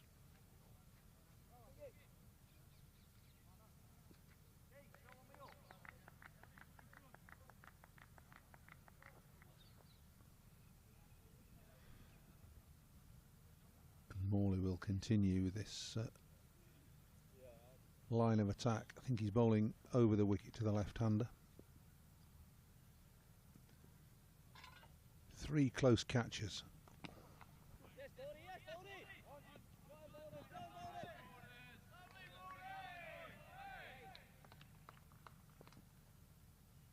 Raj off the mark, first ball, just dragging that down a little bit. Jack Morley.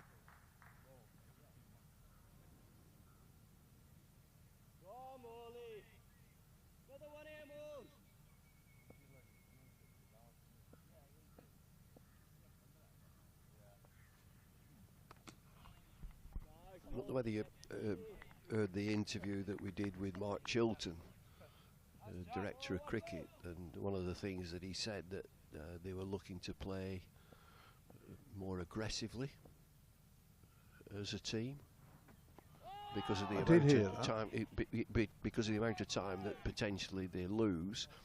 He said it looks, you know, the pattern is because of the weather. You know, although it's a 4-day game, we tend to play 3 and a bit days. And you know, if we can accelerate the game to combat the weather and to maybe look at pitches, does it need a little bit more grass to be more helpful? Because I mentioned it that we produce 5-day pitches. We always have done here. Always have done. It's a fabulous place. All Test cricketers want to play here, but we play 4-day cricket. And then the weather intervenes. And the pitch is too good.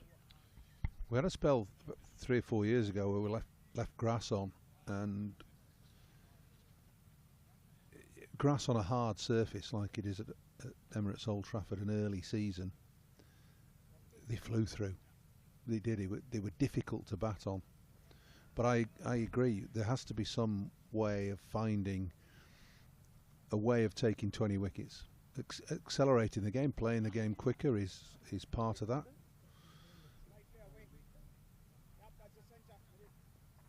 You're certainly not. I mean, there's a misconception about them breaking up these pitches. They don't break up. They might spin from being hard or bounce from being hard, but they very rarely break up. We played a game on the test pitch last year, 8 days worth of cricket on it, and it was like a tabletop at the end.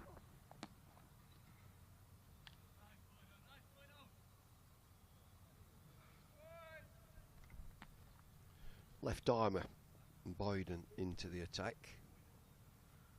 And again, just looking forward, I'm not sure he'll play very much. You probably know more than I do that Luke Wood, as a left arm option for Lancashire, absolutely perfect. If you've got Nathan Lyon at the other end bowling into his footmarks, absolutely perfect.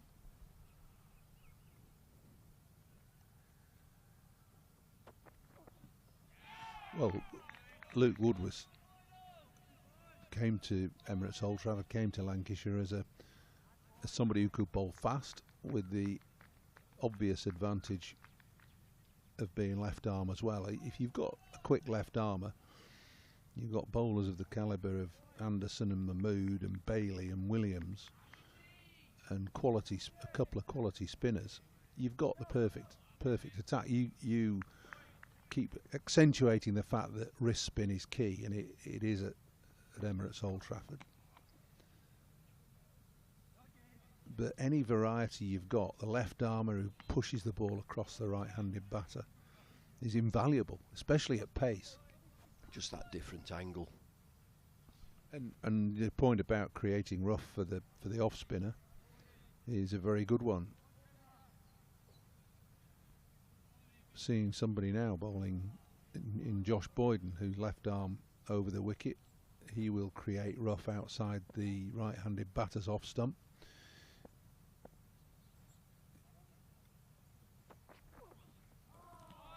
Whether Boyden is quite ready for first team cricket yet or not is a debatable point.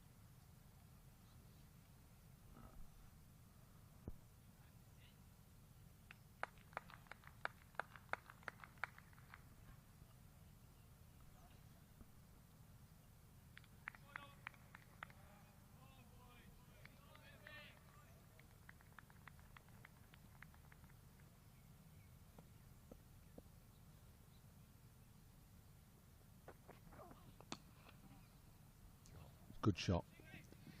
Strong off the back foot, plays very straight. Picks up the length of the ball very quickly, does Ravi. Just a dozen away from a century now.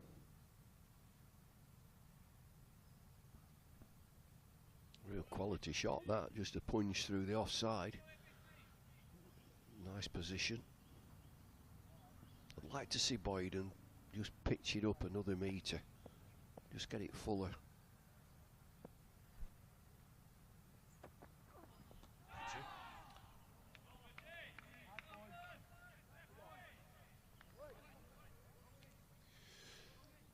Four off the over, 237 for 6. And you're right about length. Length's important. I mean, it will be vitally important when Lancashire get back into early season matches over here. There's nothing really for bowling short until pitches harden up. So where we are, 237 for 6, the standout innings from Ravi, 90 from 122 balls. Contributions though from the majority of the Karnataka batters.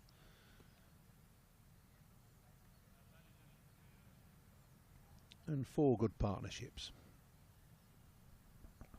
I think they've played pretty well. Whether there's an agreement between the teams that Karnataka will pull out maybe an hour before the close of play.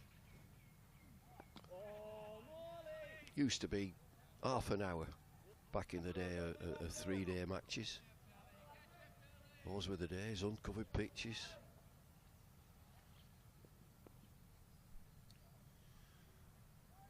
The third keeper of the day. Oh, Morley, get down and get a hand on it. Driven hard and just in the air till it got past the umpire at the bowler's end, but it's gone for 4. Yeah, a powerful shot. It's very low to his left. He gets a finger end on it, I think. And he's got a couple of left-handers at the crease, so he can bowl a little bit wider of off stump. And then the shot there, the option shot, is over mid-wicket for a good swing of the bat into that mid-wicket region.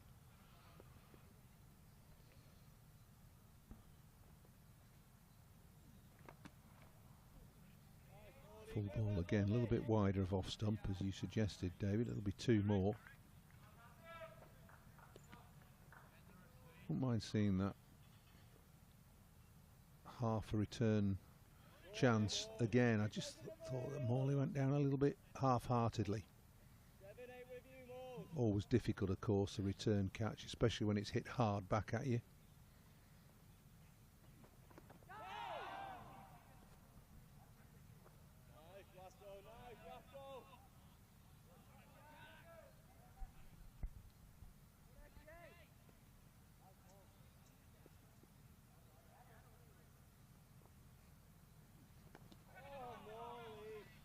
More air, bit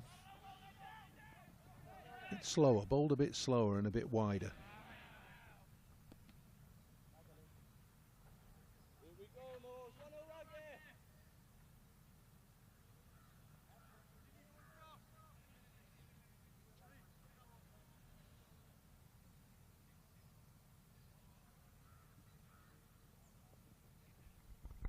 Now then, Captain, what are you cooking up here?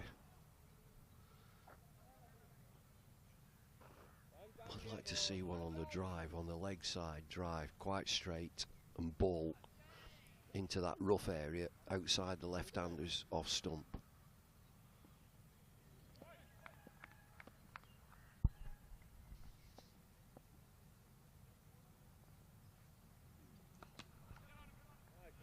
Too flat and easy for Ravi to get onto that back foot. He's very strong on the back foot, just punches a little single down the ground. 8 off the over. 2 for 82, Morley, in 15. A little bit expensive. 245 for 6. Ravi's into the 90s, 91. Played well. He has, without any fuss as well. There's this caught and bowled again. Wow. It's half a chance.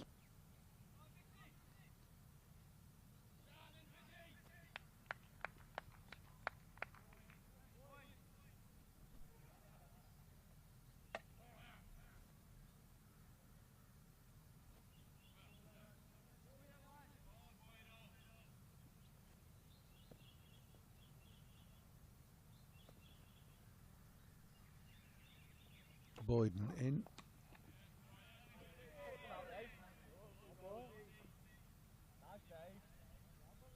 Wonder what he's working on, Boyden.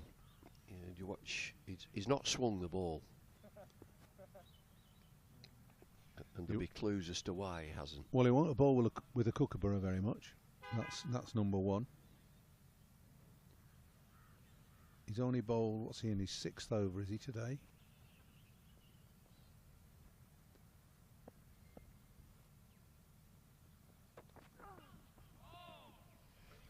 You look at his delivery stride and his hips are pointed straight down the pitch, so he doesn't get into a sideways position to swing it back into a right-hander or away from these 2 left-handers. So you watch carefully. His hips are pointing. He runs in and his hips are pointing straight down, so he doesn't have any body turn, and his front arm is a token gesture. It just about appears. So if he gets sideways, hold that position, and I've got a picture in my mind of Jimmy Anderson. Okay, he's right-handed.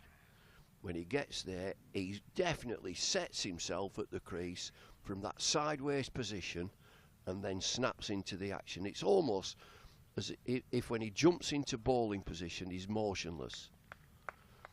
And he definitely turns, Jimmy Anderson will turn his hips and then rotate. This lad, his hips are pointing straight down the pitch.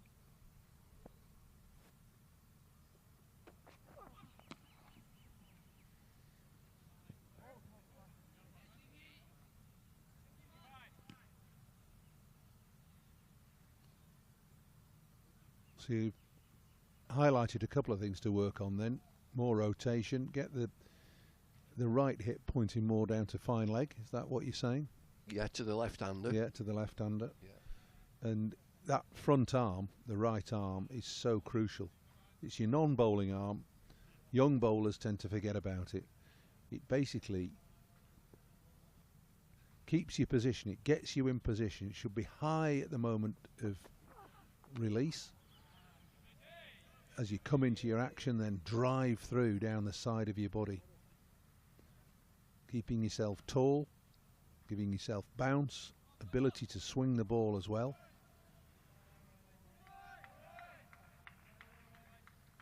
And it's a little bit floppy.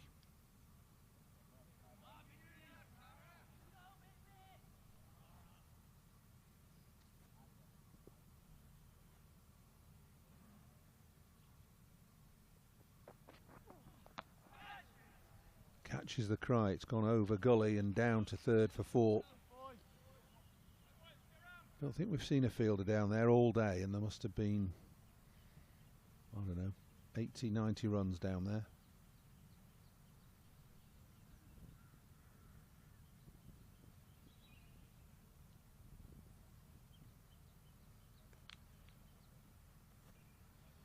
Five off that over then. Boyden on for 19, 250 for 6. I wonder where the ground is in relation to the city of Bangalore. It's on the outskirts. Yet some of the grounds will be slap bang in the middle. This looks a super facility. And Stephen Croft was saying that there are plenty of nets, ample nets outside of the ground. Yeah, it's the Allure ground, which is the number 3 ground.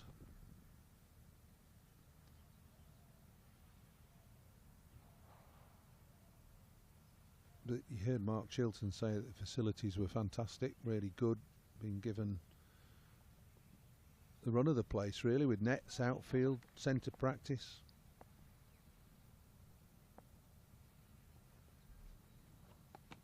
But the big nets behind, those big nets behind, if we to protect the houses, the straight hits are huge.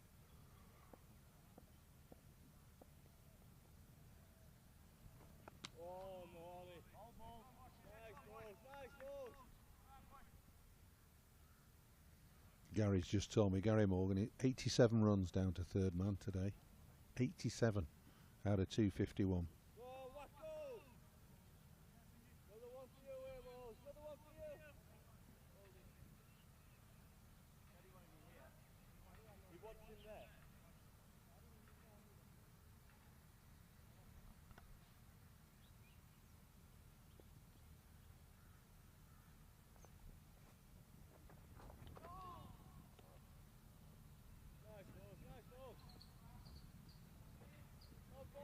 It's gone for 4.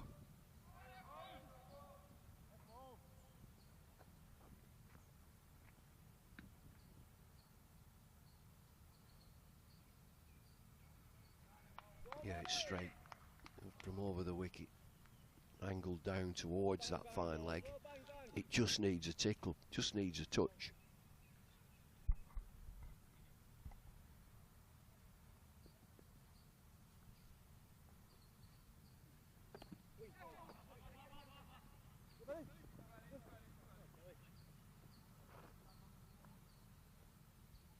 Talking of grounds, David, the Chinnaswamy Stadium is the main ground in Bangalore. Yeah, yeah. You'll have commentated there a few times. Yeah, yeah.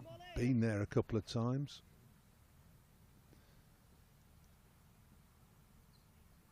It's a fine stadium now.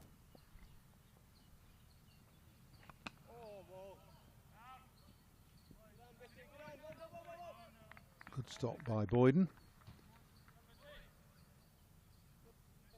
Plenty of history attached to it, of course. That's where there was the infamous Vaseline incident back in the 70s. John Lever. With Vaseline on his eyebrows. On his eyebrows, that's right. The tape, the gauze. To keep the sweat from running into his eyes. There was a feeling that the Vaseline got onto the ball and maintained the shine.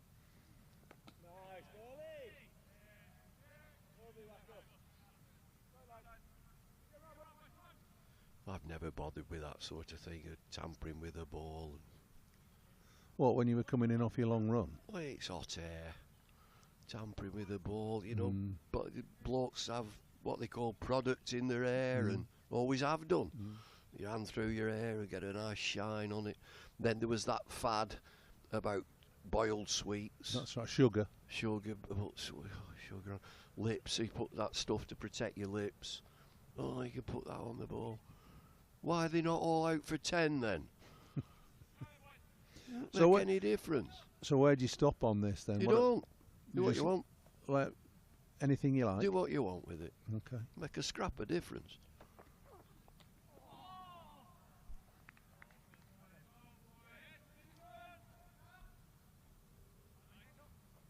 There's been all sorts of things talked about it, hasn't there? Sweat and keeping it dry and...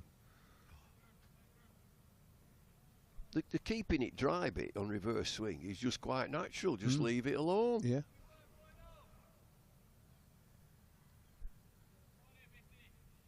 Scuffing one side of the ball, rough side, shiny side. But that's always been the case, hasn't it?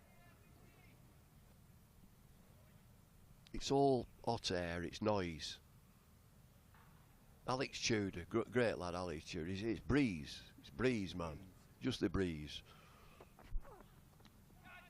Oh, overslip. Slightly fortunate there, Raj.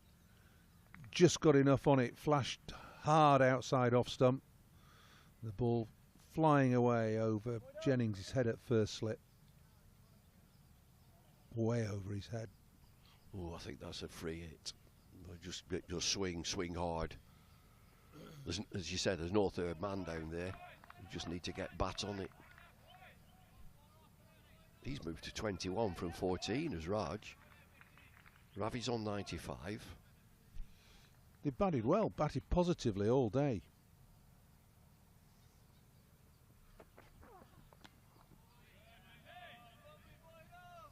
It's funny, I mean, he's hitting the pitch, isn't he, Boyden? And you'd normally think at this pace that a left arm would be looking to swing.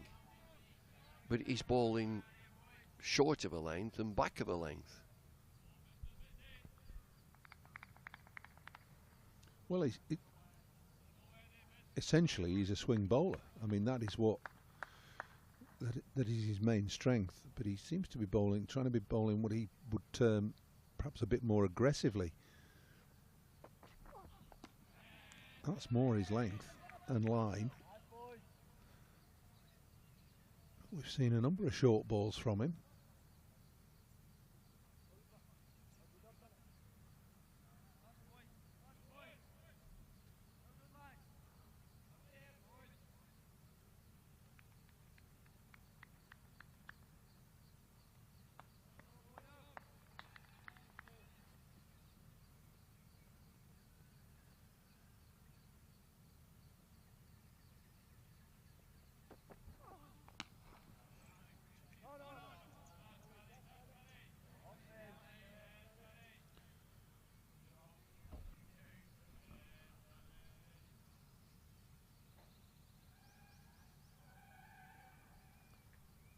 Hannon's been in the field most of the day. Had a brief spell off just after lunch.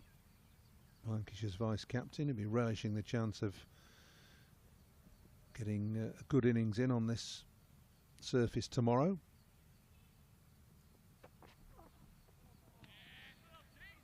So that was full and swung from wide. A little bit inconsistent from Boyden. 5 off the over, number 24 from his 7. That didn't go unnoticed during the winter. England representatives, the Lions team, that Bohannon was captain and Jennings was in the team. And, you know, that's a complete switch around from what Lancashire do. Exactly, yeah. And Bohannon has come away with glowing reports of his captaincy on that trip. Just going back to Keaton Jennings, are his England days over? No, David? I don't think so. I think there's an opportunity for an England opener. Crawley has come through, he looks fine. It's definitely an opportunity at 3. Yeah, what are you going to do with Ollie Pope?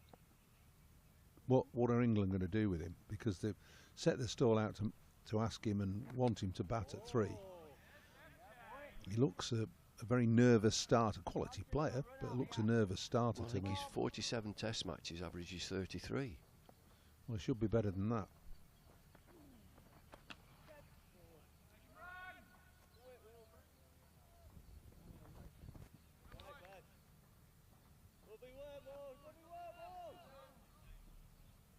So would you consider leaving him out or Definitely. moving him down I the think- order? Is no, I Bairstow think- going to play? Well, you need a... It depends how they look. In England, I would say they would have a batter wicketkeeper at 7. And so Johnny Bairstow's challenge would maybe come from Robinson at Durham.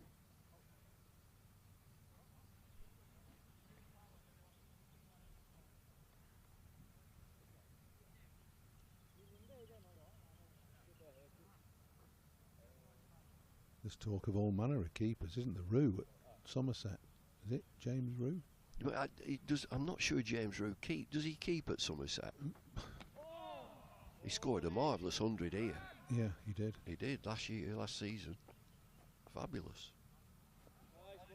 And again, he's come through the under-19s, hasn't he? He was a big player for the under-19s.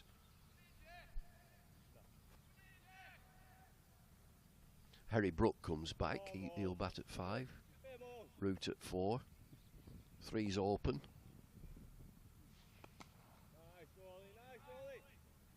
Stokes at 6. Wicketkeeper batter at 7.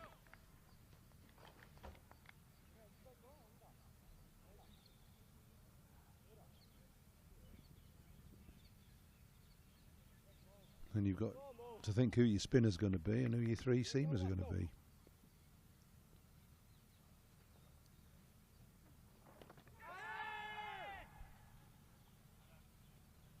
It's easy. Picking cricket teams is easy. 9 of them pick themselves. You're only debating 2.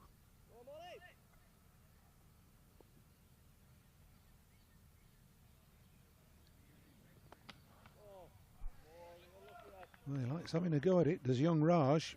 As soon as anything's tossed up slightly above the eye line, he's there and hitting through the line. That's straight driven 4 off the final ball of the over. Nothing really wrong with the ball.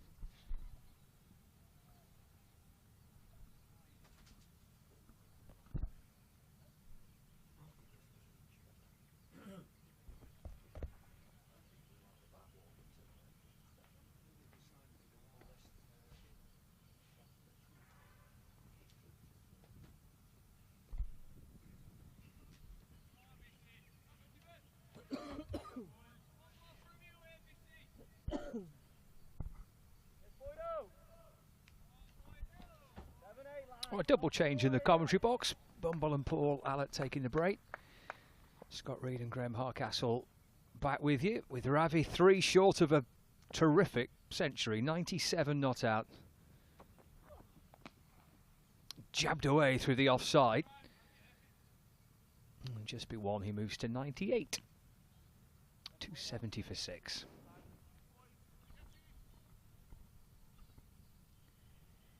Yeah, he's looked like he's played with a flourish at times, but looks really solid as well.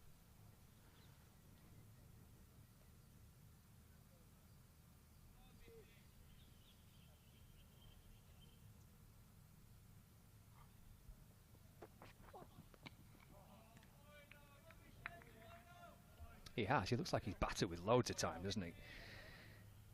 Impressive knock. He's kind of got a good pace all the way through the innings. Like a really accomplished confident, stylish batter. Captain, still only young, but a very impressive start to his first-class career.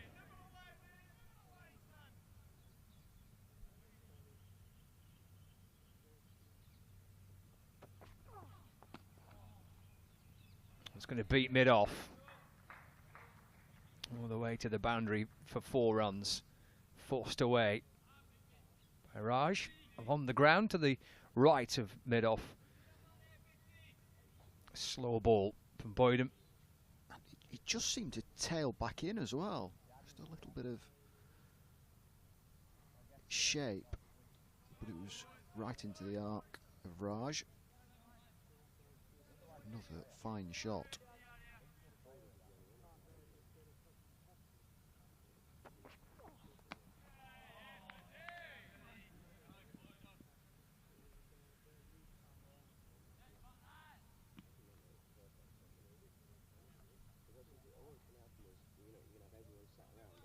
There's 27 overs remaining today. No, not even that, but it's not that much. Gary Morgan, our scoring whiz, was thinking it might just be time. So if we do get to 11 o'clock with a few overs to go, it might be that they go unbowled.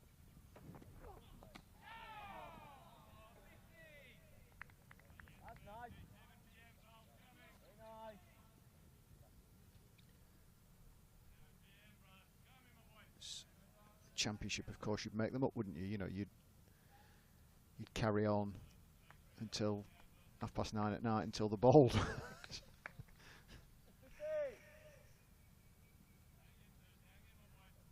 Will we see Lancashire batting before close of play?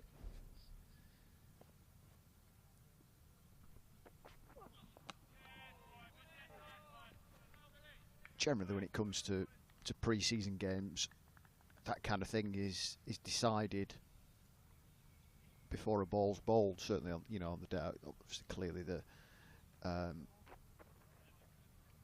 how the 3 days in total progress won't be decided. But I suspect that the coaching staff of Lancashire, who will lead the discussions, will be saying, you know, this is what we want from today, or, you know, we want to have 10 overs at the end batting, so, you know, can you please declare at whatever time? You know, I think that's how it will have played out. I guess you go into these games wanting to get certain aspects out of it. You want it to be competitive, you want it to be a good game across the 3 days, but as you say,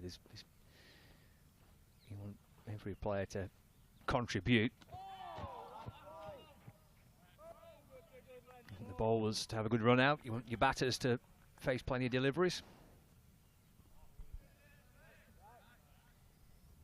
Aside from the university friendlies, you see few first-class fixtures played abroad, don't you? But there was actually certainly one, maybe even two, that Durham played in. I think they played Zimbabwe A earlier this month. They went out there, didn't they, and played in the local T20 tournament and actually won that. But I think before that they played a first-class fixture or two against Zimbabwe A. But those kind of instances are few and far between.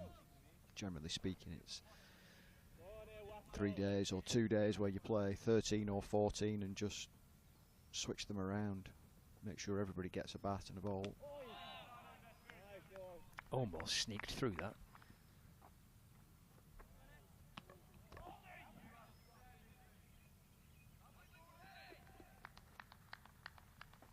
Well, it must be absolutely priceless at this stage of the season to be able to get a 3-day red ball game played, obviously at a good venue with good facilities and good weather, rather than trying to see if you can piece together some kind of red ball cricket in this country before the season starts.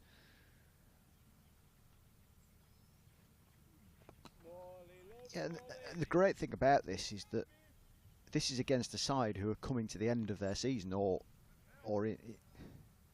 maybe have even finished their season. yes, the basis of this team isn't the first choice 11.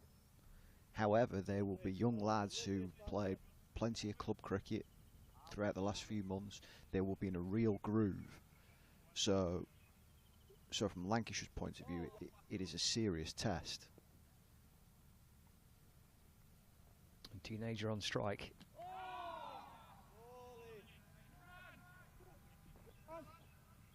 Moving his total to 33, Raj. 278 for 6. Made his skipper wait that little bit longer for a century as well by pinching the strike. Well, these are two young players, aren't they, for Karnataka, who obviously one captain the side, 18-year-old at the other end. This is exciting as well to see them get given a chance against obviously high-quality opposition.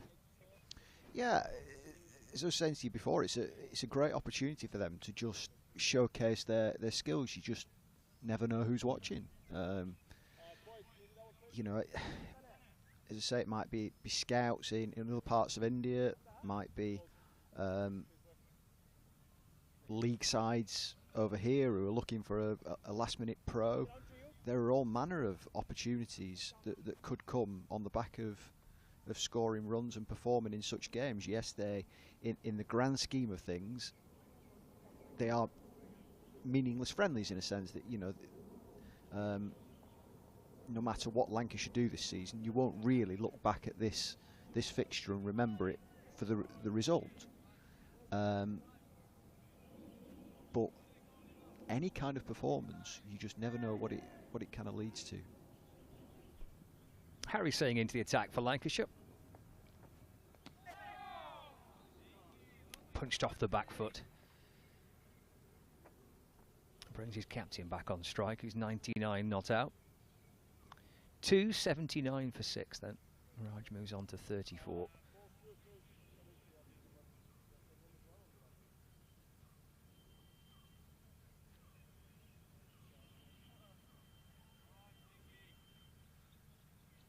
He looked pretty cool and calm through most of this innings so far.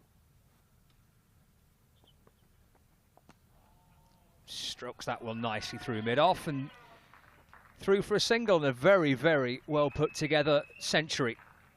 Impressive knock. The Karnataka skipper is 100 not out. 139 balls faced. Fine knock. Yeah, it's coming decent time as well, hasn't it? Certainly not slow by any means. And you would be, if this was a kind of competitive fixture, you would be delighted with your day's work in getting to this position. If it was a Ranji Trophy game, a championship game, at 280 for 6, just after tea, you'd be pretty chuffed, wouldn't you? I think certainly can go on from that.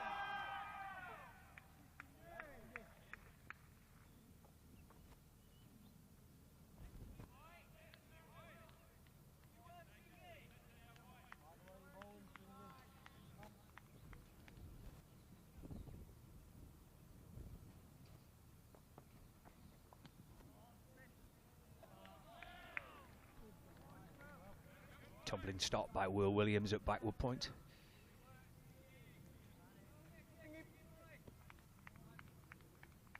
One ball left of Singh's first over. Gone for 2 so far. Let's run away down to third man for 4 runs. And that brings up the 50 partnership. Another 50 partnership. Karnataka 53 between these two now. Actually, initially, my first impression was catch. You know, it was uppish, wasn't it?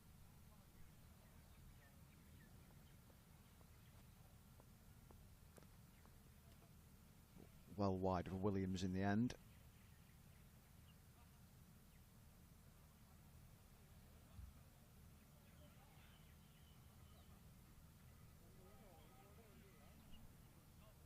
And that's good consistency, isn't it, through the middle order there. Our century partnerships, 50, 52, 67 And there's some beaten 53. You're just wanting one of those to go on, aren't you? You know, to have that and in amongst it have a 130, 140 stand. That really is the basis for a huge total.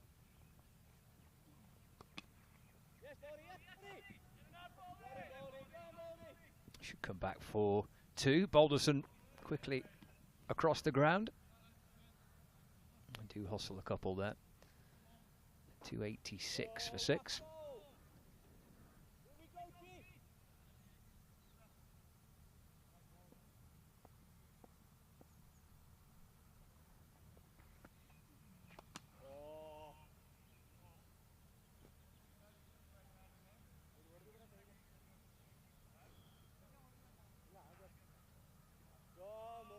Probably missed out there.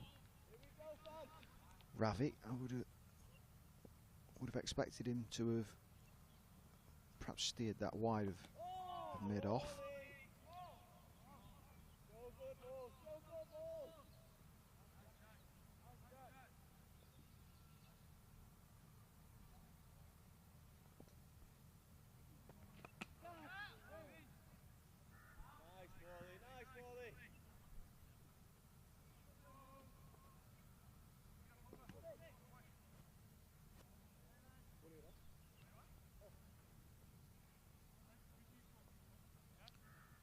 Talking about the embarrassment of Richard, the spin department now with the development of Hartley and the signing of Lyon. You look at the wicket keeping situation here, it's so strong, isn't it? 3 developing young lads, and there won't be many counties who can field 3 different keepers in 3 sessions of a day in the field. Yeah, started with Hurst, and then George Bell, and now George Lavelle in the final session of the first day.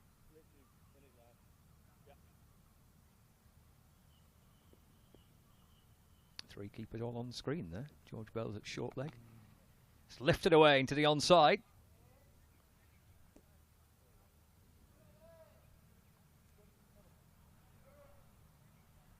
It's gone for 4.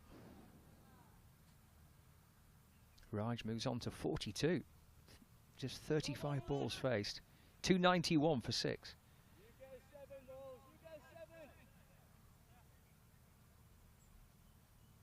Chipped out towards deep mid-wicket.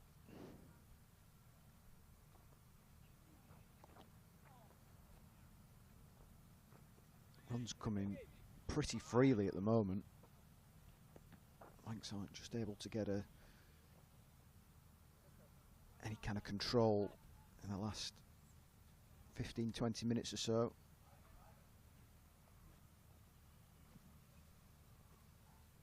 Yeah, back end of the first day and a hot, sticky first day. Warm weather, getting back into the rhythms and grooves of red ball cricket. Yeah, it's completely different, isn't it, than the T20 stuff. Yes, they'll have played 2 or 3 games over the last week or so, whether it be in Dubai or in Bangalore, but a full day of red ball cricket, as you say, is completely different.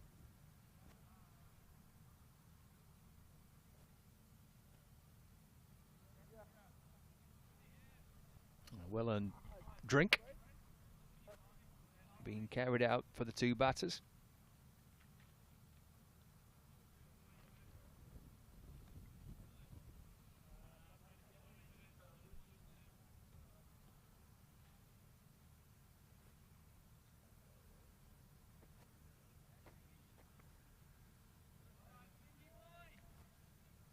Singh to continue for Lancashire. Raj on strike.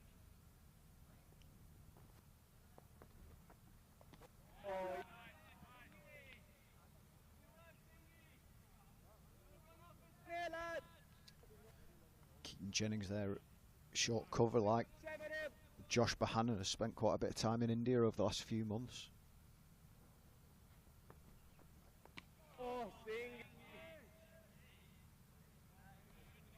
Yeah, Josh was captain, wasn't he, of the England Lions?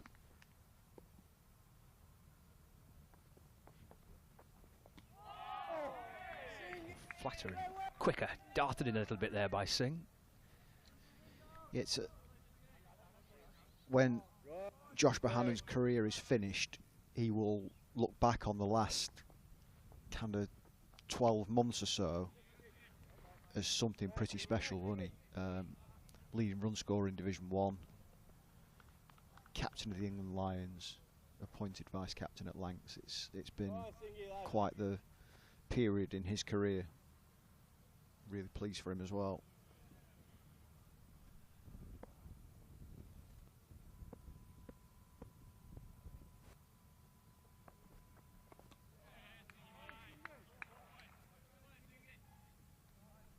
Yeah, it's been pretty much an upward trajectory, hasn't it, really, for Josh Bohannon since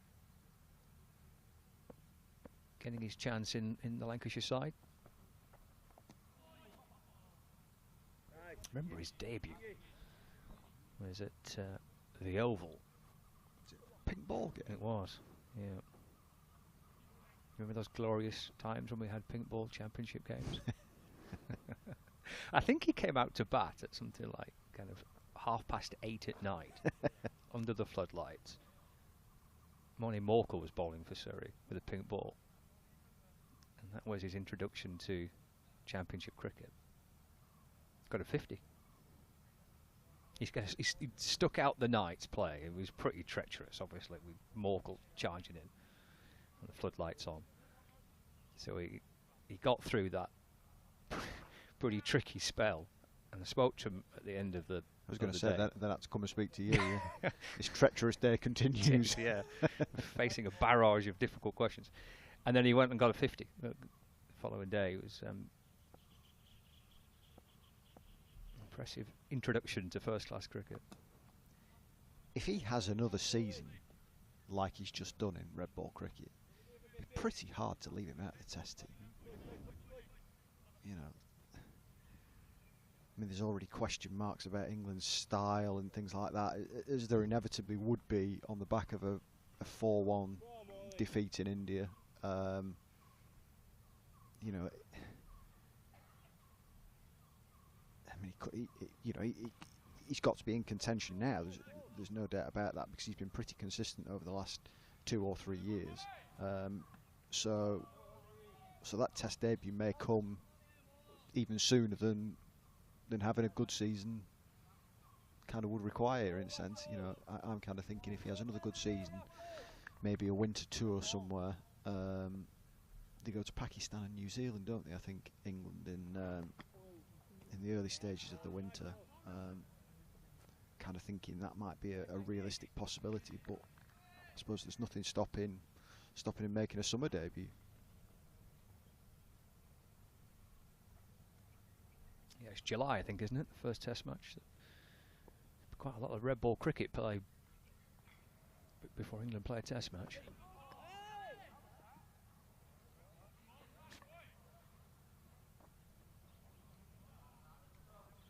There will be plenty of names and England players playing as a result of that, won't there, in the early stages of the Championship?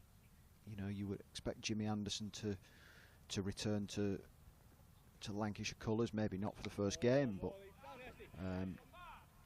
at some stage within that first, what was it, 8-round block, I think seven games in 8 rounds, you would expect him to play maybe 2, 3, 4 games, something like that. I know Yorkshire are hoping for Joe Root to be available. Harry Brook is probably going to have to play some cricket as well, isn't he? He's pulled out of the IPL for personal reasons.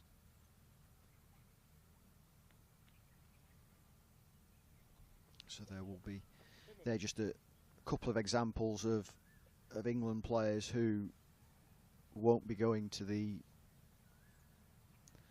IPL, or in Brook's case obviously the T20 World Cup he's likely to, but still there's plenty of cricket that needs to be played in a sense to get people ready for the test summer.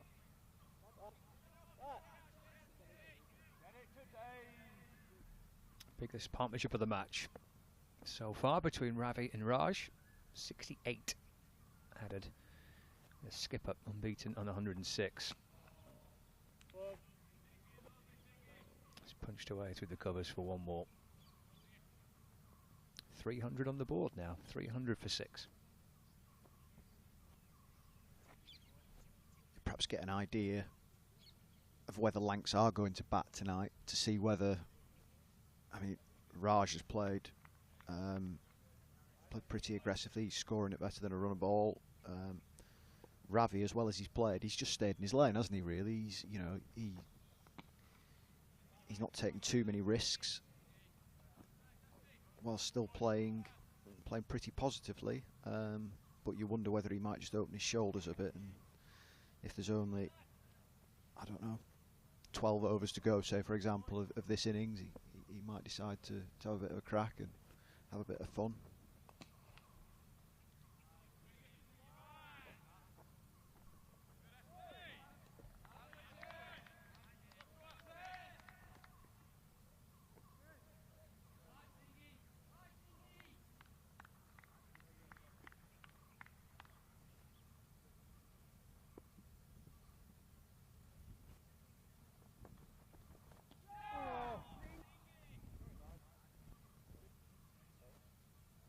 Encouraging start by Harry Singh.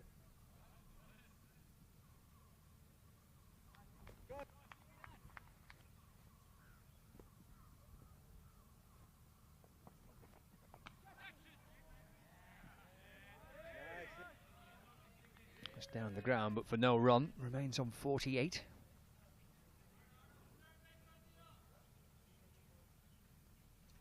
He just seems to be quite difficult to get hold of, doesn't he, actually?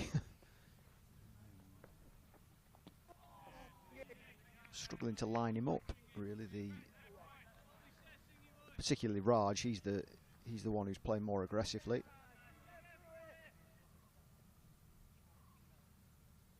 Good stuff from the batting all-rounder. Yeah, just 3 runs off the over. 302 for 6. Raj 48 not out. Commentary coming live from Emirates Old Trafford.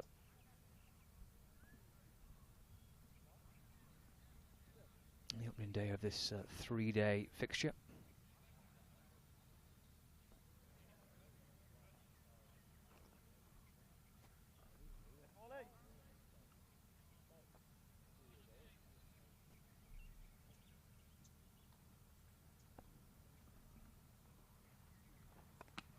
Spin from both ends continuing.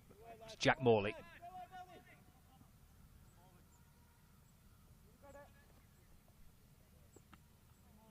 And jog back for 2 to start the 70th over. 304 for 6. You would expect Bangalore to be an absolutely fascinating place to be at the moment, just on the eve of the IPL. I know they're away first game, aren't they? Bangalore, sorry. They play, I think they play Chennai on Friday in the competition opener, but I suspect it will be a fascinating place to be with everybody getting ready for the IPL to kick off.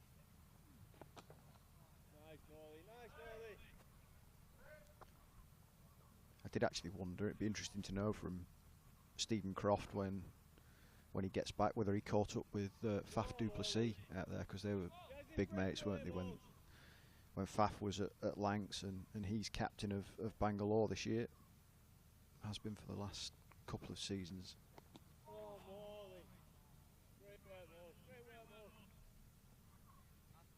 He's run away for a single. Raj moves on to 49.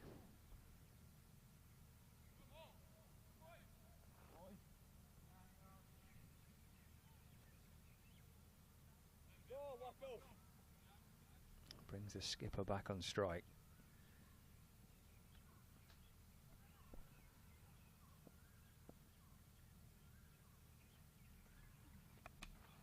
Oh, he's gone for a big shot, Ravi here. Back over the bowler's head. And caught. caught by the Lancashire captain Keaton Jennings. Just had to take a pace or two backwards. Comfortable catch in the end for the Lancashire skipper to dismiss Ravi, who's batted beautifully. Enjoyed a very good day. Very accomplished innings. Going for the big shot. Going high. And Jennings watching that safely into his hands. Brings to an end a very good innings, though. 111 by Ravi off 153 deliveries. 7 down now, 306 for 7. And gets a decent ovation from the Lancashire coaches as well, watching on. Not quite 100% sure who that was in the background, but it was certainly a Lancashire top and clapping him off, so that's good to see as well. And you expect that now perhaps the hosts will put their foot down and really try and have half an hour, maybe 45 minutes of fun and see what they can get, and then Lancs maybe will have a bat later on. Be interesting to see. We've got about an hour of play left, haven't we? One ball left of this over. A wicket for Jack Morley. And another solid partnership. That's the 4th time on the spin in this innings that they've got to at least a 50 partnership. And contributions have been good right the way through the middle order. Morley now 3 for 115.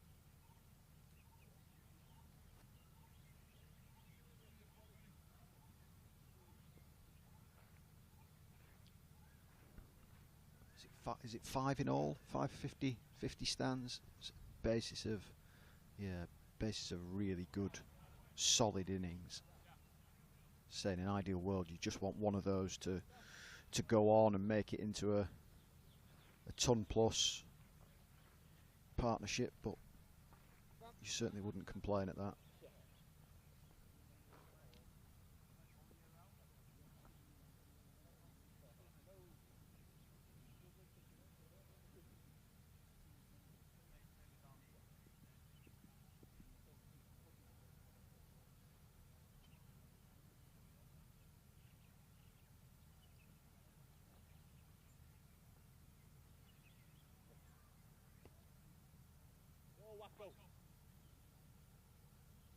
Final ball then of the 70th over of the innings.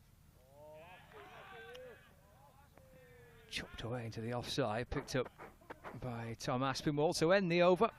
306 for 7. We'll have a double change here in the commentary room. Graham and I will leave you, and Bumble and Paul Allott are coming back.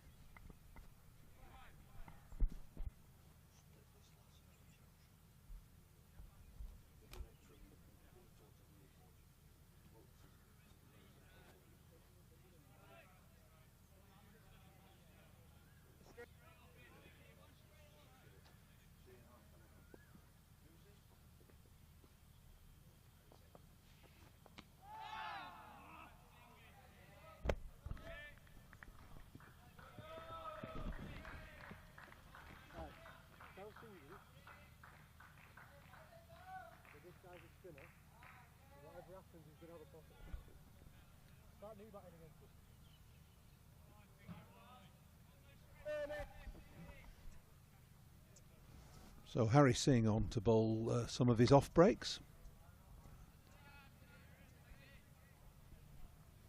Met with a lavish stroke, bit of inside edge, but away for 4 nonetheless.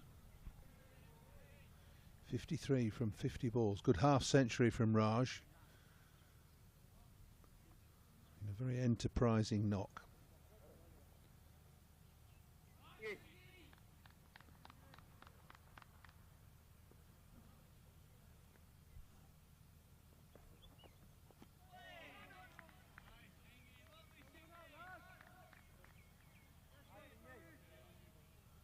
Got a feeling, David, that they're playing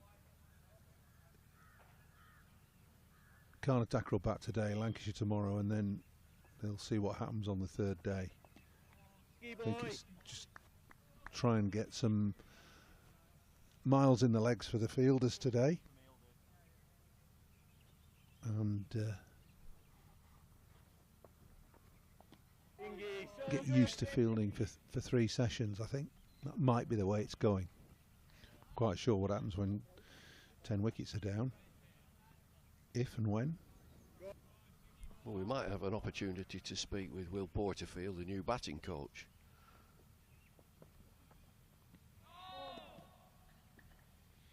So Will Porterfield, the captain of Ireland, captain of Warwickshire. New coaching team completely here at Emirates Old Trafford.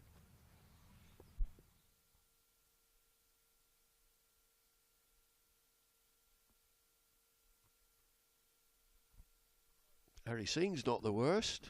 He's very tall. And a decent action. Useful young cricketer, good batter as well, primarily a batter. But anybody who can, you've got to be multifaceted in the modern game. You've got to be able to, if you're a primary batter, you've got to be able to field or bowl a bit, and consequently, if you're a bowler, then you have to be able to hold the bat and fulfil a function as a batsman as well. And everybody's got to be able to field and catch and run and throw.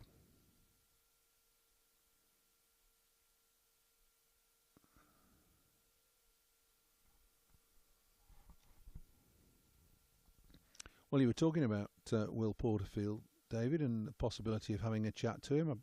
We've got him mic'd up and ready to go out in Bangalore. So whilst Karnataka continue to bat, we can say hello to Will and ask him how he's enjoying himself in his first few weeks as Lancashire's batting coach.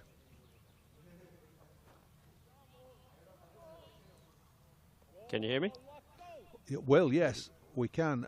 I've just been introducing you and saying that you're the new Lancashire batting coach. Just asked you a simple question: how are you enjoying yourself in the first few weeks of the new job? Yeah, it's been fantastic. Obviously, made it out to Dubai. A few sponsors things there, along with the T20 game to round that off in Abu Dhabi, and yeah, got into the heat of Bangalore, which has been fantastic. And obviously, having been a pretty quick transition and a pretty quick process in terms of joining the team. It's been great to spend a few weeks with the lads out here and get to know everyone. Yeah, just if you can, let us know how quickly that process progressed and how did it all come about, because it has been pretty quick. Yeah, well, I think obviously Cara Crowe got the opportunity to join KKR, and I think he potentially a few other things that he has on the go, and with him leaving there became a vacancy, and I think obviously going away on pre-season, I think the club wanted things to happen pretty quickly, and whenever I spoke to him it was a pretty easy decision on my behalf, so that sped, I'm sure, things up along as well, and probably within the space of a week of having spoken to Lancashire, I was actually in the indoor school in Old Trafford.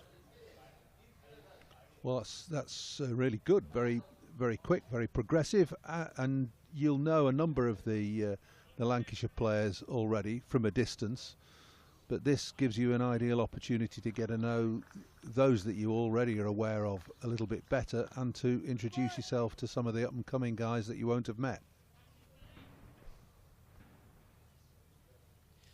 Yeah, I think that's the biggest advantage of being out here. We've quite a young squad this year, and obviously there's quite a few guys that are missing through other duties with BIPL and things like that. So, and you've still got the experience of the likes of Keats, Bales, Wellesley, and the likes here. But to get to know all the young guys that are coming through, I think that's probably one of the biggest advantages of being here. We all know what a lot of those senior guys bring if they're around. But for myself, it's getting to know the younger guys who I wouldn't have really got to spend any time with before now, really. There's still a few guys here that would have played against and spent some time with, but the younger guys, it's been great to to be in each other's pockets, I suppose, for a couple of weeks, and that's the big advantage. We're not just training and going home. You're spending time together socially in the evenings, dinner, things like that. And I think that's a great opportunity to get to know guys from there. And specifically, your role is as a pure batting coach. Yeah, so we've come in. We've obviously got Dale Benkenstein. Obviously, you mentioned the whole staff's new, and Craig White as well on the bowling front, and then myself on the batting front. So again, it's as much as us getting to know each other. Obviously, I knew Benke from our time at Gloucester, and getting to know Chalky and Chilts as well. It's been great for all the staff as well to get to know each other as much as the players getting to know us. Well, it's Bumble here alongside Paul.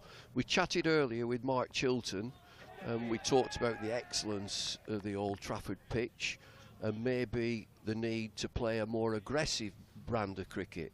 And would you be able to get that across to the players as a batting unit, that to score your runs maybe quicker than they have done in the past? Yeah, I think you can't take away the foundations that are already there. There's obviously international quality at the top of the order, and what we have, we've got Keats, Boshy and Wellesley there. I don't think against the Dukes in England you're still going to have to lay a relatively solid platform, which the lads have been doing for a while. I think when you talk about positivity, it's just recognising moments in the game where if the pitch potentially is a bit placid and you've got a bit of a ring field and things are moving a bit slower, is potentially being a bit braver with options then, and how can we progress the game from overs 50, 60 onwards through to that second new ball, if there's a window there that we can potentially up our rate and things like that. It's not about going crazy from the off and trying to score 4.5, 5 and over throughout the day. I think that sometimes you've still got to lay that bit of a platform, but then recognising, and that those moments may be early, maybe a case of the new ball's easier to score against at certain points, so it's more about recognising those as opposed to kind of going gung-ho from the off. Well, I'm just thinking back, if you look at a great West Indies team where they had Greenwich and Haynes at the top, and I'm going to miss number 3, I'm going to come back to number 3, so then they'd have Viv Richards, Clive Lloyd, but the number 3 would either be Cali Chiran or Larry Gomes, and that number 3 is an absolute glue that would allow other players to play around him, maybe in a more positive way. Yeah, I think we have that. Even if you look at Keats' record over the last few years, his strike rate would have increased. Probably sticking another 20, 25, 30 on a strike rate if the guy's getting hundreds. And obviously you mentioned the glue there in terms of Josh. If the guys are getting hundreds, they're still striking at 50, 55, 60 plus. So it's not like they're going slow in that environment. It's about then creating the opportunities for guys around them, or giving the freedom, for want of a better phrase, to be able to take on a more positive role and recognising those moments where they can be attacking, and that'll go for the same guys. Look, if Keats, Boshy, Wellesley bat for a day, they're going to get 150 plus themselves anyway, so it's a case of all the guys coming in and doing their job around them as well, and that may be them looking to push the board on a little bit more as well than what they may have done previously. Well, as an ex-Bear, you're coming up from Warwickshire. You had an absolute gem at number 3 with Jonathan Trott. He was fantastic. He'd score himself, but he'd be a real glue for the rest of the batters. Yeah, he would be. Trotty, Belly, guys like that to bat around. But like you mentioned, Trotty, his record was fantastic, and he just did his job, for want of a better phrase. He didn't get fazed by the situation. He went about his business, and then sometimes it would have been up to guys, whether it be myself, Laurie Evans, whoever around him, to kind of try and push things on a little bit from there. There's definitely still room for those guys that can.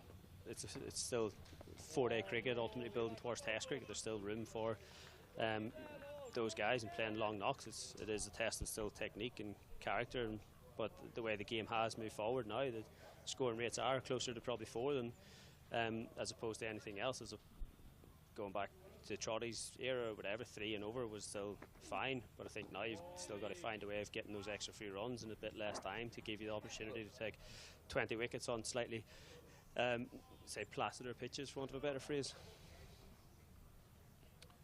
Well, it's Paul again. You'll be pleased, I think, with the way that the lads have played in the first couple of T20 games, and you'll be looking forward to watching them bat tomorrow, I hope. Yeah, we've had a lot of white ball practice and a lot of talking of white ball cricket. As I said, a lot of the young guys, they haven't actually played a lot of T20 cricket, a few of them, so it's been quite nice for them to go out there and have a conversation about how we're going to play and how T20 cricket's evolved. We talk about 4-day cricket and test cricket evolving and the scoring rates going up. I think it's as important as well that T20 cricket is always being tested, the boundaries are being pushed as to how many you can get. It's obviously only 120 balls, but how many boundaries you can score within those 120 balls, and are you in the mindset to be able to do that, ball in, ball out, and you can always improve on that and score an extra 4 boundaries throughout your innings, which can be the difference in a winning total as opposed to a power total. We'll bumble again. I'm just going to relay a conversation with Rob Key. Rob Key, when he was at Kent, he was captain of Kent, and John Inverarity was the coach. A wonderful fella, John Inverarity from Western Australia. He was the coach. And he used to knock about in a suit and a flat cap and talk to the players. He got them all together. He got all the batters together. And he said, what is it when a spin bowler's bowling and you step down the pitch and you catch it just as it's bouncing? What do they call that? What do they call that ball? And the players, somebody piped up. He said, that's a half volley. And John Inverarity paused and walked away from the group and said, I don't know about you, but I used to love half volleys.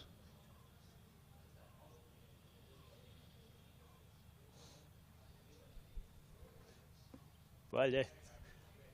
Obviously, the more of those you can get, the better. It'll make things slightly easier to put a total on the board if we can go about it in that way. Yeah, I mean, from playing against spin, I could see nothing wrong with taking 2 steps down and catching it before it had chance to spin. Don't let it spin. Get it before it spins. Yeah, and that's the thing as well.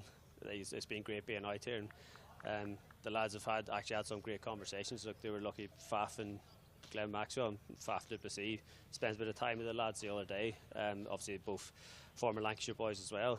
So they got around, and especially all the young lads talking about just playing spin out here for one, but also in this shorter format of the game. It's interesting to see how it has all evolved from.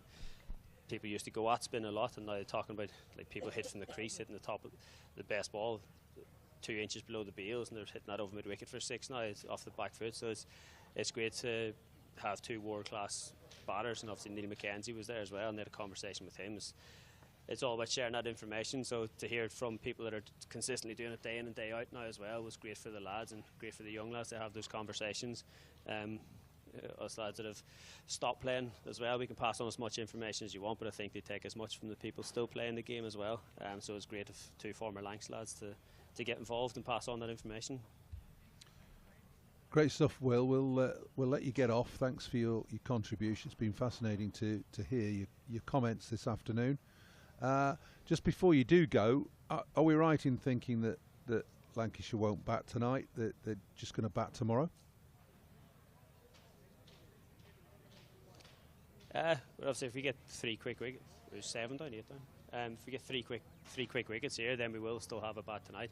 As far as I'm aware, it's obviously getting into the last hour now. It might be only 45 minutes left, but we did leave it that we'd only bat for 90 in each. Nobody bat for longer than 90, and then see where the game sits from there. So I think we're coming up on. There's only 45 minutes left, so I think we'll either take 3 wickets. We may bat tonight if they happen very quickly, but if not, I think it'll be a case of just coming back in the morning. Will, thanks again. Really good to hear from you, and best of luck over the next few days out in Bangalore. Oh, thank you very much. Good to see you. Great to speak to you both. Well, thanks then to Will on his new journey as Lancashire's batting coach. Oh, a bit of a whirlwind, really, the way he was signed, with Carl Crowe taking his leave of Lancashire, and Mark Chilton, Dale Benkenstein obviously getting their heads together and finding the new recruit that is Will Porterfield. Meanwhile, out on the middle, Karnataka go along 322 for 7, Raj 56, Hedge is 9 not out, And Harry Singh continuing to bowl his off spin, bowling tidily. On for 17 into his 6th over.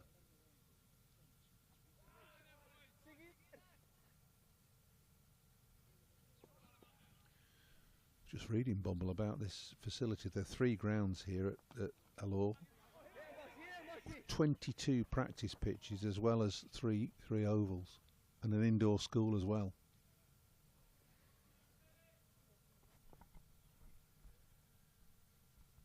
Well, they do it right. And they've got the weather. Aren't they lucky?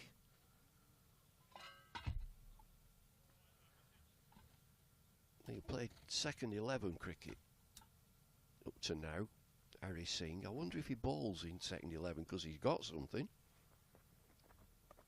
He's tall off spinner.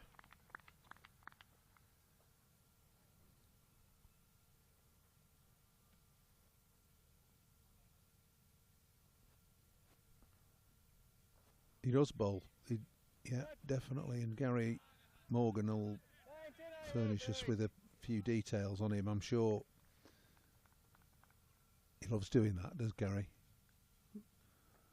Delving into the books.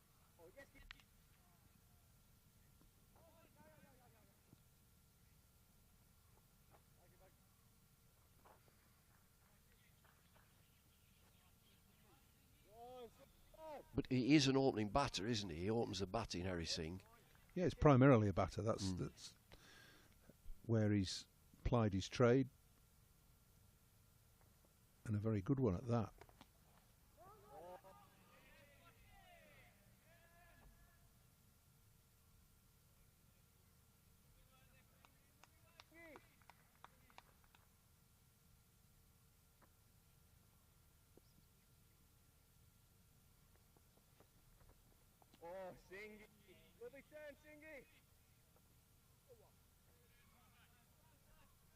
And he rattles through his overs as well. 5 coming from that. 326 for 7. Raj is on 59. Enterprising not that. 59 in 63. Edgate is 10 from 17. So 3 wickets to get. The run rate has been excellent. 4.35.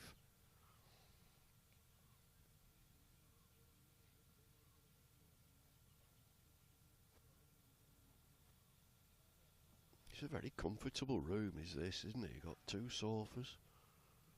You've got a cushion there, haven't you? I know, it's just a bit too comfortable for me. You just feel like you're slumping back in an easy chair. I like to be sat up.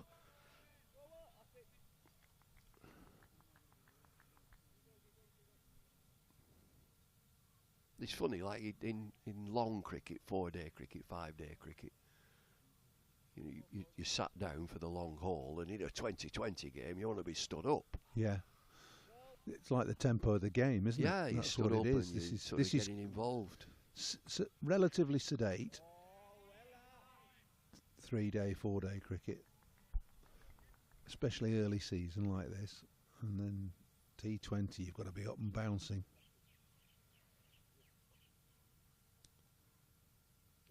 Luke Wells is on. He bowls his leg and off spin.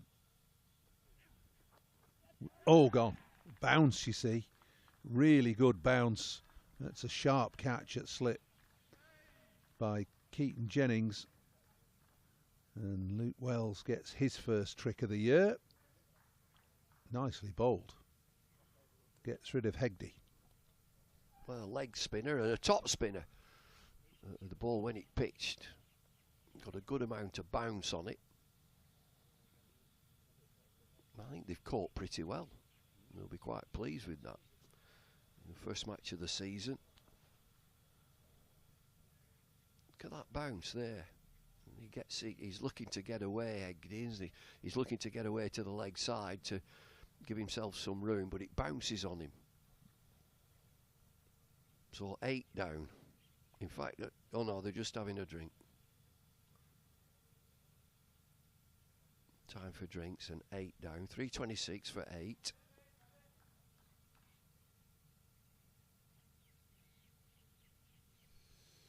Good replay. You see the way George Lavelle, as wicket keeper, tries to go up with the ball. Shows you how much it was bouncing.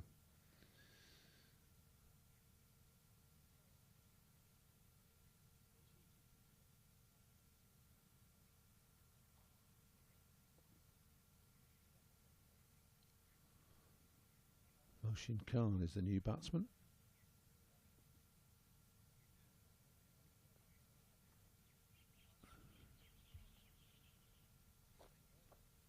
All look as though they can bat, though, this Karnataka side. And you know, I've noticed that lots of the batters have no stickers on. All the bats are plain. All out of contract, aren't they? The young lad. A lot of these are young lads. Who, Yeah, they are, yeah. Yeah, it's interesting though. They've no stickers on. Johnny Bairstow was batting with one with no stickers on in the Test match, wasn't he? Yeah, I think Johnny moves around a bit from bat manufacturer.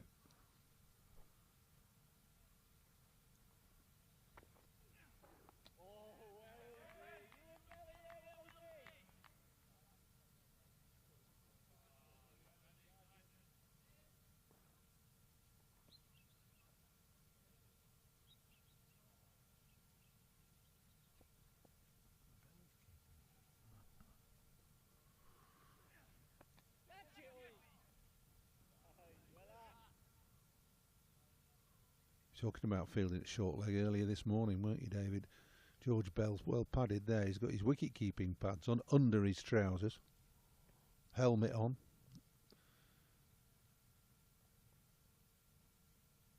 Well protected.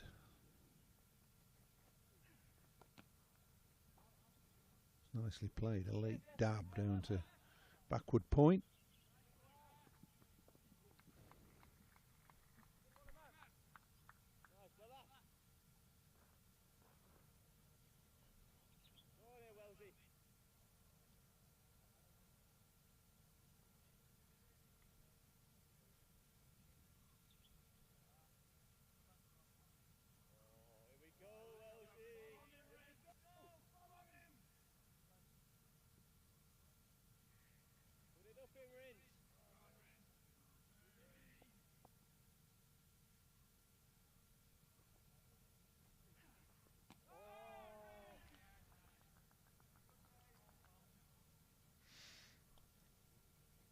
Wicket and 2 runs from the over then for Luke Wells, 328 for 8. Can make himself a very useful addition to Lancashire's bowling resources, Luke Wells. He's 6'4", 6'5", gets plenty of bounce. Decent figures, 1 for 33. I just noticed there, Jack Morley got through 23 overs. He hasn't bowled a maiden. He's picked up 3 wickets.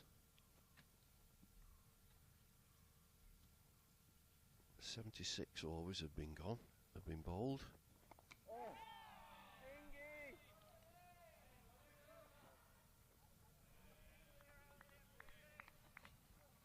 He might have a dip now, Raj. 8 wickets down. He's played well.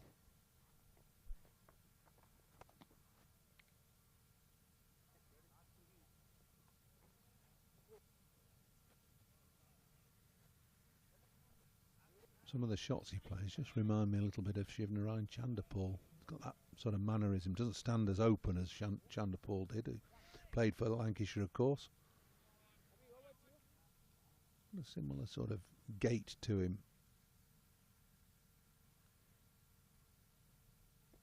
Number 11 is practising in the background there. Hey, forward defensive.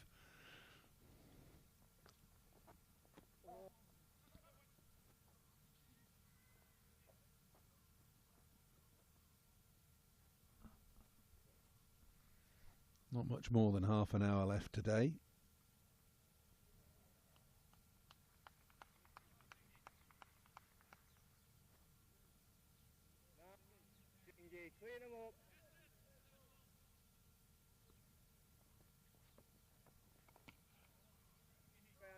Can you see a bit of Chanderpaul there?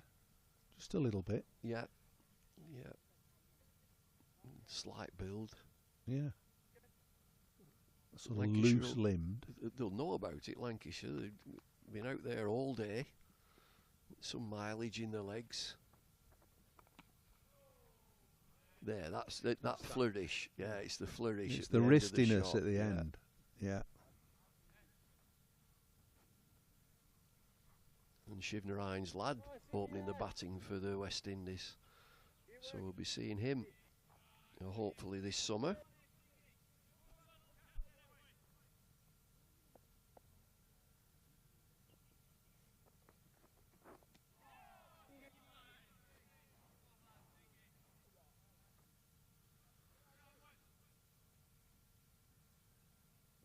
Raj into the 60s.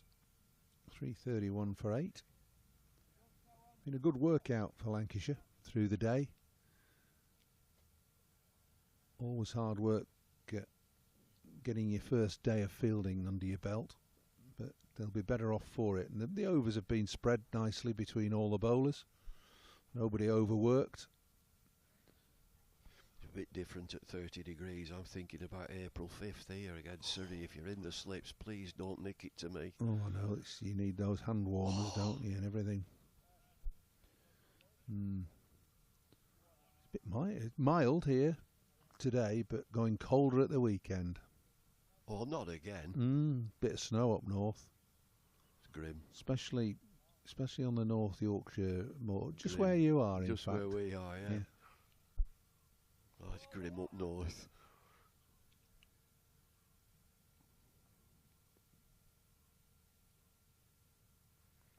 Luke Wells again. See what I mean about height and bounce.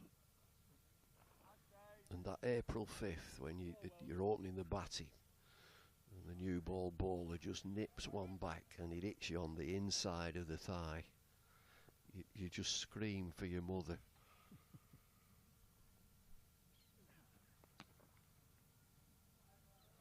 Too short, too wide for a gift. Oh, they're rattling on, aren't they? 335 for 8.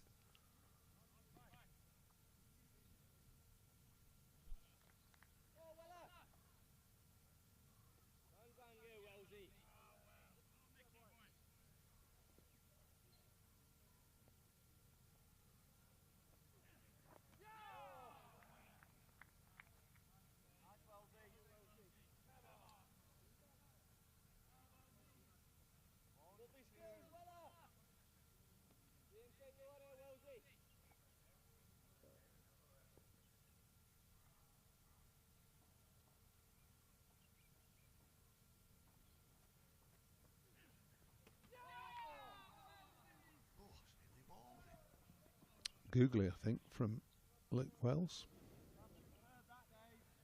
Buys.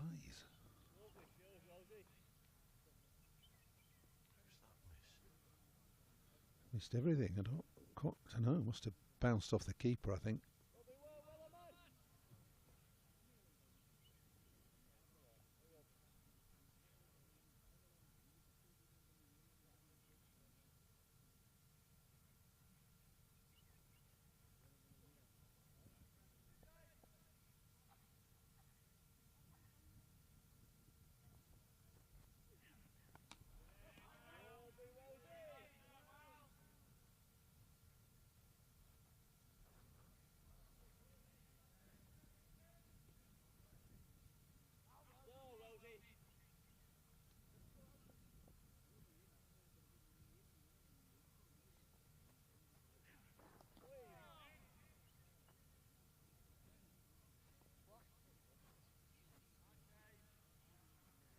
Another over gone. 336 for 8.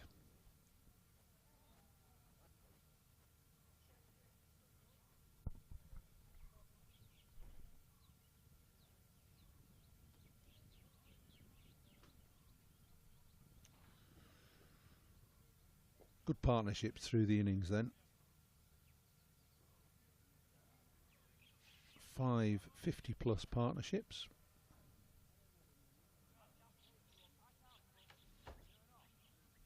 Good batty performance. Graham's here, Bumble's gone. Yeah, it has been a really good batting performance. As I was saying to Scott before, that in an ideal world, in a competitive game that means points and prizes, you probably want one of those partnerships to go on and be 120, 130, something like that, and then you'd be looking at a very, very, very strong position. Now then, George Bell coming on. He's had a go at keeping. He's been at short leg. He's now bowling some off spin.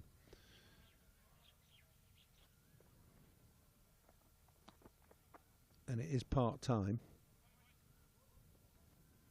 But in his youth, playing at Alderley Edge, just down the road here from Emirates Old Trafford, he bowled a bit in the juniors. He's picked up the odd wicket here and there, hasn't he, in Championship cricket? And you wouldn't call him a regular, though. No, absolutely not.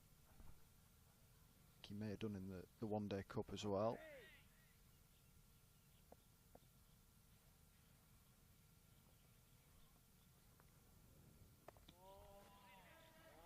He's a feisty performer, though, whether he's got a bat in his hand or he's bowling.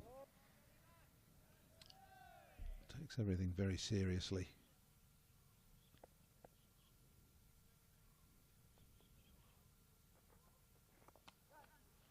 In the air, lofted down the ground, nobody out. So 1 bounce 4, I think.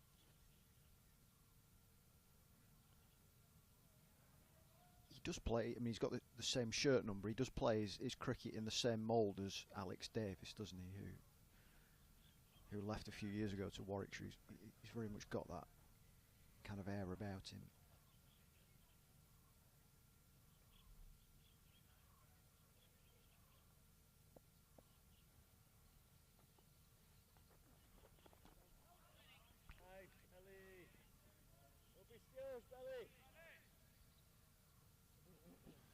Pulled off a brilliant stumping in the afternoon session, standing up to George Balderson. Leg side stumping. Took a good catch at second slip. He's had a good day.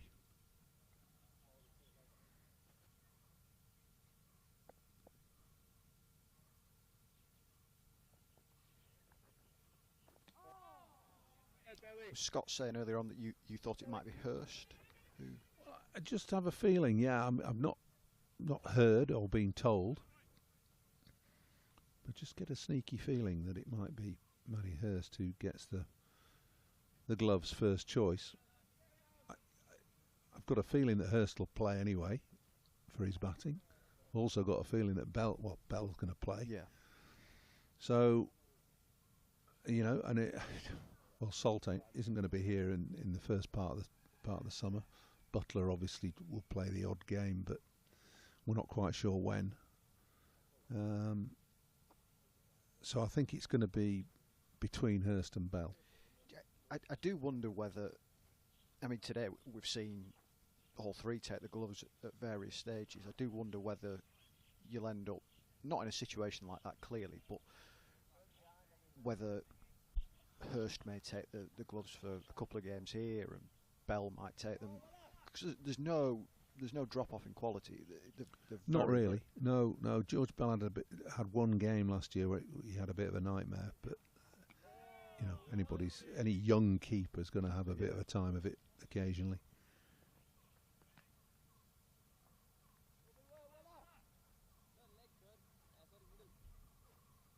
I think Hurst though is I just have a feeling that he might be the favourite.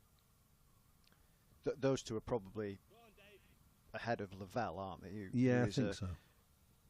Who is a very able deputy in case there were any injuries here and there, and he might be in a similar situation to somebody like Jack Morley in the spin department, really, who's going to have to do with kind of like stepping in here and there, or possibly a loan deal or something, you know, that kind of stuff. Yeah, anybody that's not in the first team, i.e. playing in the second team or on loan, but it's a bit of a half tracker from Luke Wells. You've got to get runs, big runs or loads of wickets in the second team force your way into the first team. No good playing second team cricket and getting classy 30s and 40s. You've got to go on and get big runs and be consistent. And that basically signals that you're knocking on the door for first team cricket. Better. And that's gone straight up in the air. There'll be somebody underneath that somewhere. It's a good catch. Will Williams circling round from deep long on, takes a good tumbling catch. And that's the 9th wicket to go down, as Raj has played an entertaining and enterprising 67. Yeah, it was a on the run diving effort. Just didn't quite get to the pitch of it, did he? Super catch.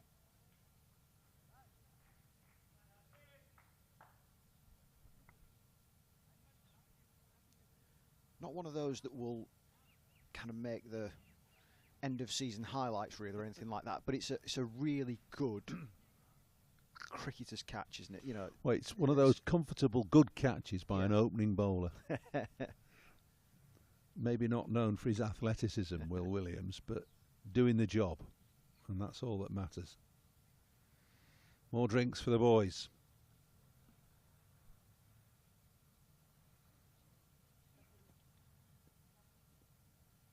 Been a hot one. I was thinking at first that was the tactics ball, but it's just the lid for the drinks box there, isn't it? The whiteboard? Yeah. Right, now you go there and you do. Yeah, well, you never know.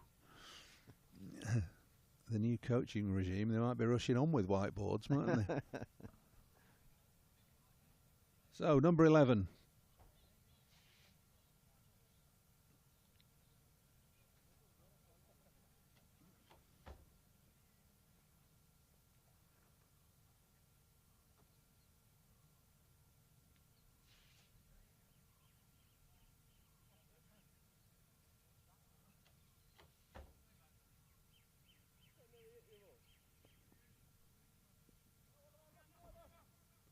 Saw him diligently practicing the forward defence in the background.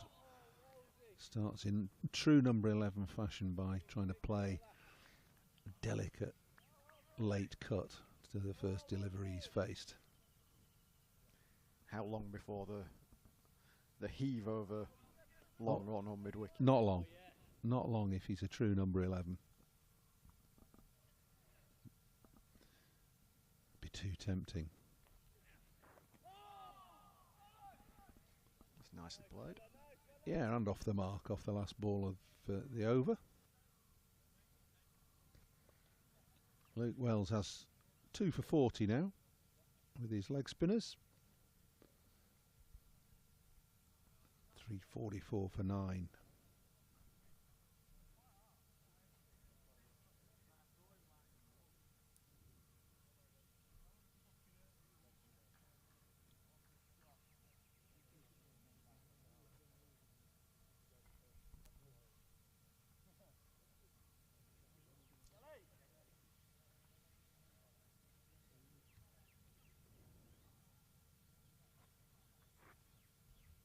Bell continues.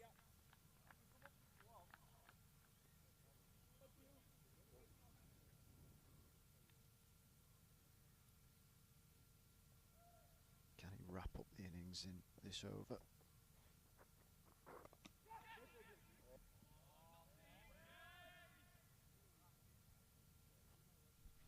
Well, I paid the Karnataka batters a compliment about 20 minutes ago. They all looked as though they could bat. Well, we're down to the tail end now.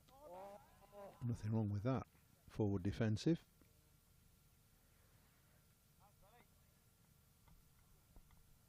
But you get the feeling that Pye's strength will be in his bowling rather than his batting.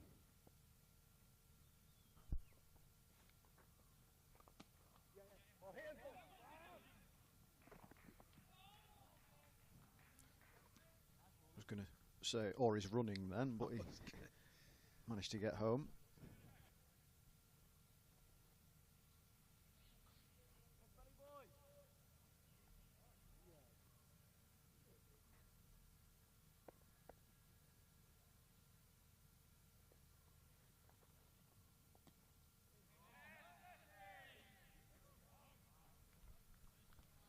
bit of spin for Bell. Not much bounce. But it's not got the benefit of Luke Wells's height. Mark Chilton was saying earlier on that he felt the pitch had a little bit more pace in it, left a bit more grass on it, but it'd be interesting to see how it develops over the next 3 days, whether it really starts to rag quite late on.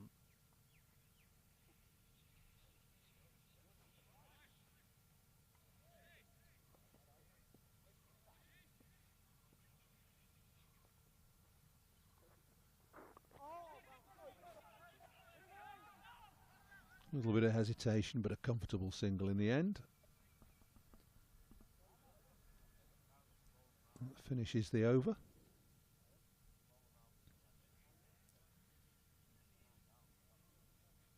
Number 11 pinches the strike yet again.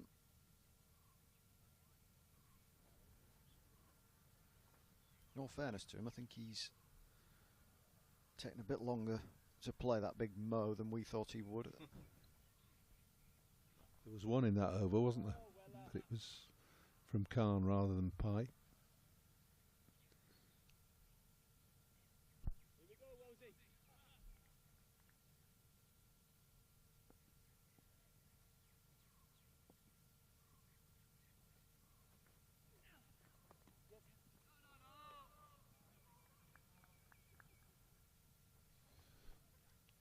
I think Luke Wells will fancy his chances here of picking up a third wicket.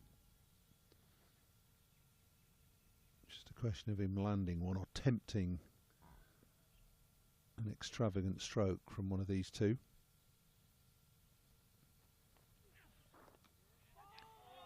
Oh, it's bounced over the top of the stumps. I see him as an absolutely vital part of success for Lancashire this year. If they're going to have a good season, Wells, I would think, will be right at the heart of it, not just because of his top order runs, but I'm sure he will be needed to pick up the odd wicket here and there.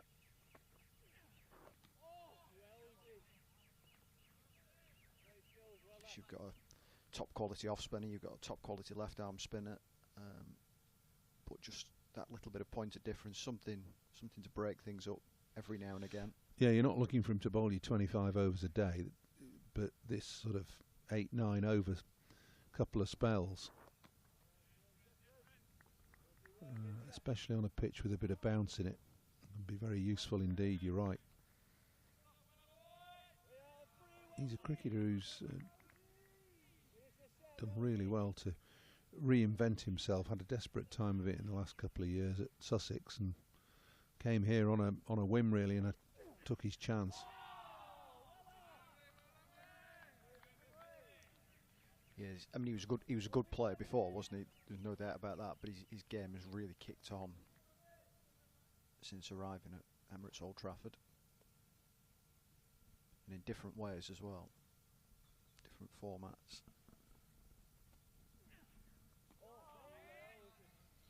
Well, I mean, he's made himself a quality T20 player as well. I mean, he's big and strong, hits the ball hard.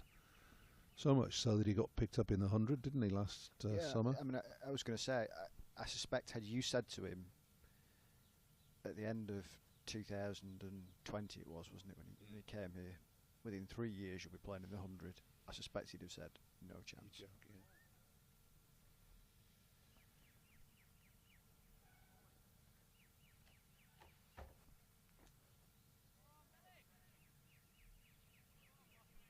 Right then, last knockings, and Scott's in to wrap up the day, I think.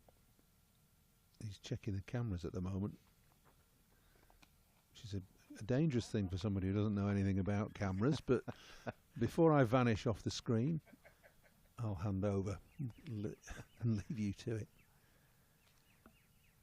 So Bell into his third over.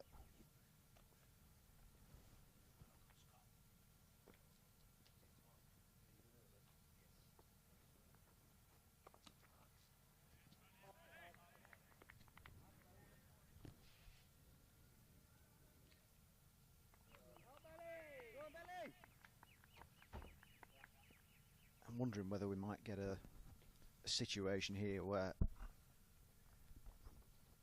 we've got 10-15 minutes left of play. If the last wicket falls now, I suspect they'll probably just walk off and say we'll come back tomorrow, rather than Lancashire's openers padding up for an over or two. It's probably the last thing they wanted. Got to play till 11 o'clock. They're the rules. Come on, boys, get out there. Yes, where you don't want an officious umpire who's saying exactly that. Yeah.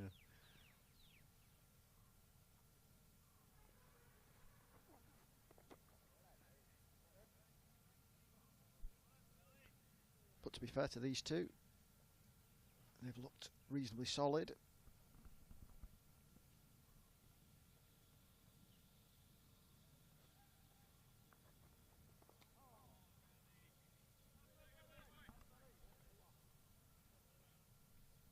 Lack of aggressive shots from these two is it's disappointing. Poor, isn't it?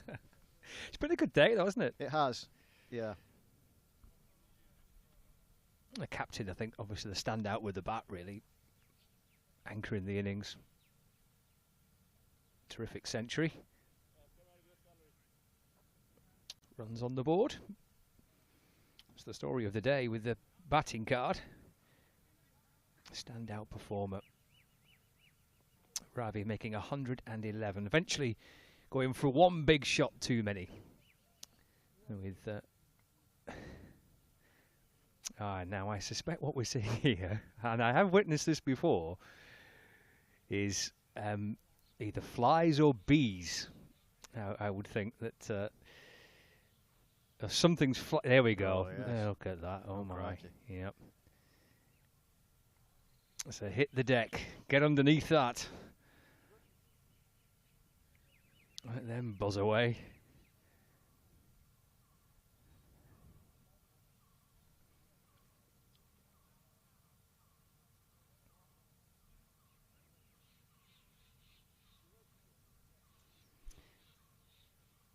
I remember seeing that in a game actually at Chesley Street in Durham. Oh, I'm not joking. I think it was Sri Lanka against South Africa. And it was, I think it may be a Champions Trophy game, and I was commentating. You're looking at me like I'm making this up, or I imagined it. It happened. There's a swarm of bees over the ground at Chesley Street. Well, there's a big shot down the ground, and all the way for 6. And that's going to bring up the 350 as well. 354 for 9. As those pictures were coming across the screen, I never thought in my wildest dreams that Durham, Chesley Street would be part of that sentence. But there you go. There you go. I had a little bit of the end of day feel to it. He catches up with the ball, Williams. And scamper back for a couple more. Didn't something similar happen? Well, not similar, but there was like an issue with bees or wasps or something like that at the Indian Wells tennis in the week where he's out. Well, that's sneaked through, and Wells wraps up the innings. 356 all out. Wells with 3 for 48. I think basically, just to finish that story quickly, Carlos Alcaraz ended up running off court. You know, I'm not hanging around for this.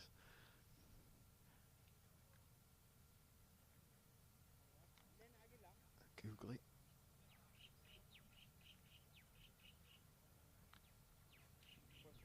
Well, I suppose it's pretty much a ideal day, that. Lancashire hoping to have a ball and field on this first day. The intention to come back and have a bat tomorrow, and then we'll see what happens on the third day. So it's kind of pretty much gone to plan in its natural course.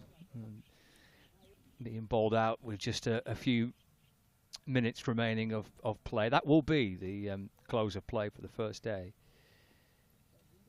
3:56 all out. Good workout that for the Lancashire players. Back with the whites. And a hot, sticky afternoon as they get back into the groove of playing red ball cricket. And Keaton Jennings leading off the team. Luke Wells alongside him, who wrapped up the innings with his 3rd wicket of the day. And yeah, pretty decent work all round, I think. Yeah, it's far better than, as I said earlier, bowling them out for 90 to 100. You know, you want a good number of overs in your legs, because at the end of the day, come Surrey on the 5th of April or deeper into that game, the likelihood is you're going to be having bowlers bowling 25, 30 overs in innings, and you need to have that kind of mileage in your legs to enable you to do that. Because the last thing you want to do is get into a situation where you're overstretching yourself in that first game and you come up with an injury. So to have probably what is likely to be a day and a half in the field against good opposition, and they've proved exactly that today, haven't they? A century for their captain, clearly the obvious point there. That's exactly what Lancs have got. They've got a real good workout, so they'll be delighted, I think. Yeah, Shamram Ravi making 111, standout performer with the bat, but some excellent contributions in and around all that, especially from Hardik Raj, who made 67. With 2 wickets for George Balderson, a couple for Tom Aspinwall, 3 for Luke Wells and 3 for Jack Morley. I suppose the only air of concern maybe is Tom Bailey, who bowled 5 overs for 14 at the start of play this morning, but we've not seen him since about the first 40 minutes of play. Just those 5 overs, hopefully just a precaution for Tom. Let's head back out to India. Who have we got there? Oh, it's Jack Morley who's joining us. Hey, Jack. Hi, Scott. Hi, how are you? I'm very good, thank you. How are you? How was today?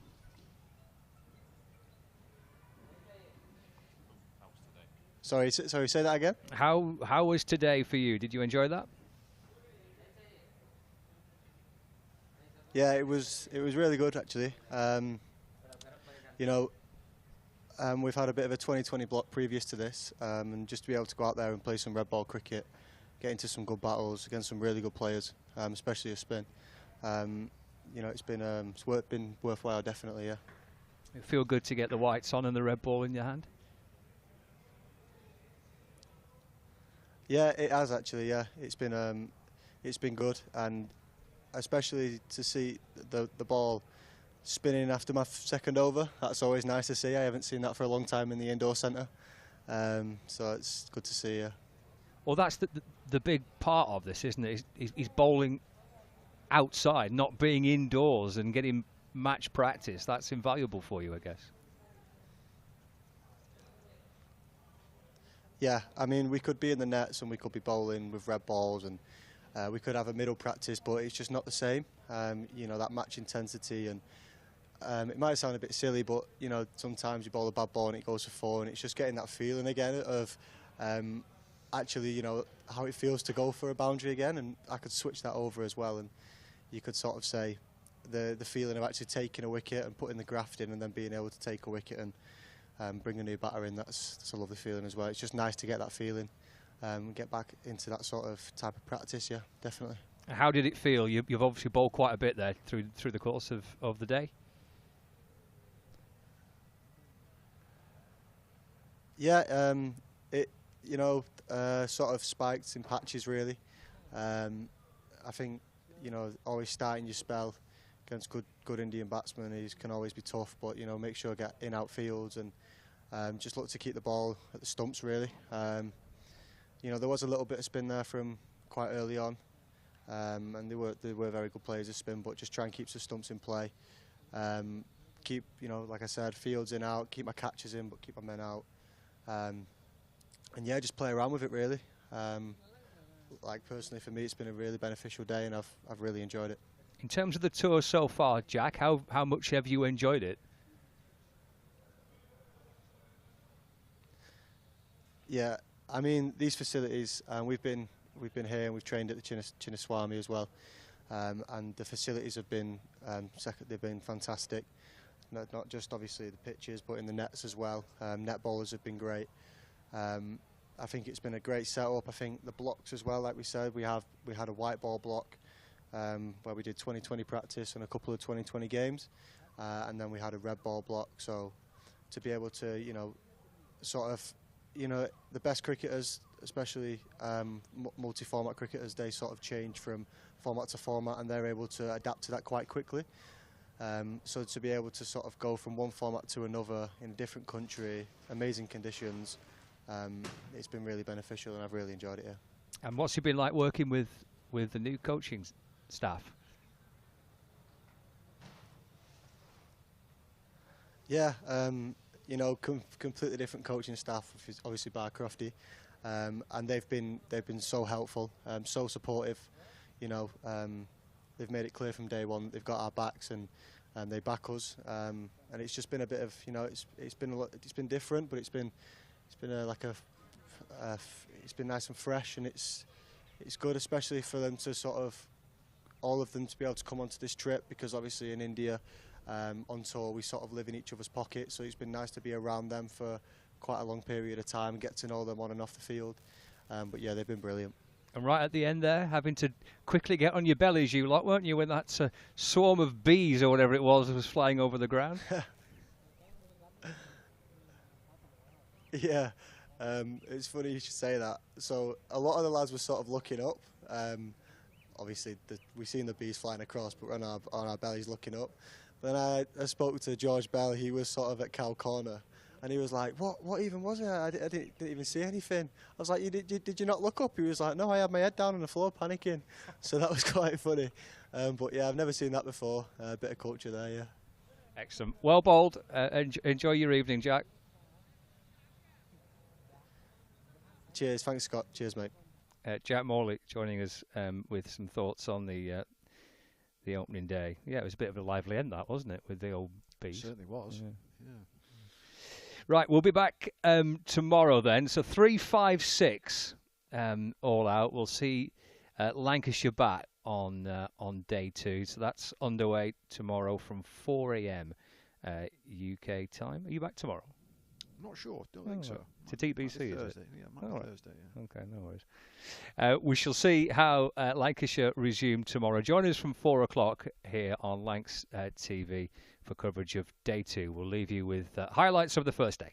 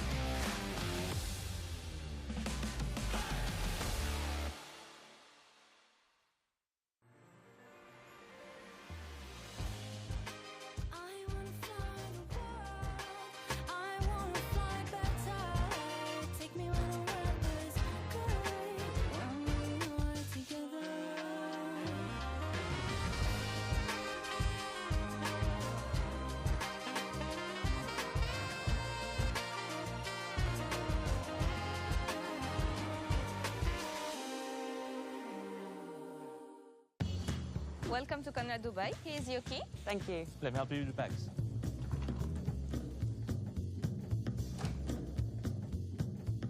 Nice room. How's that?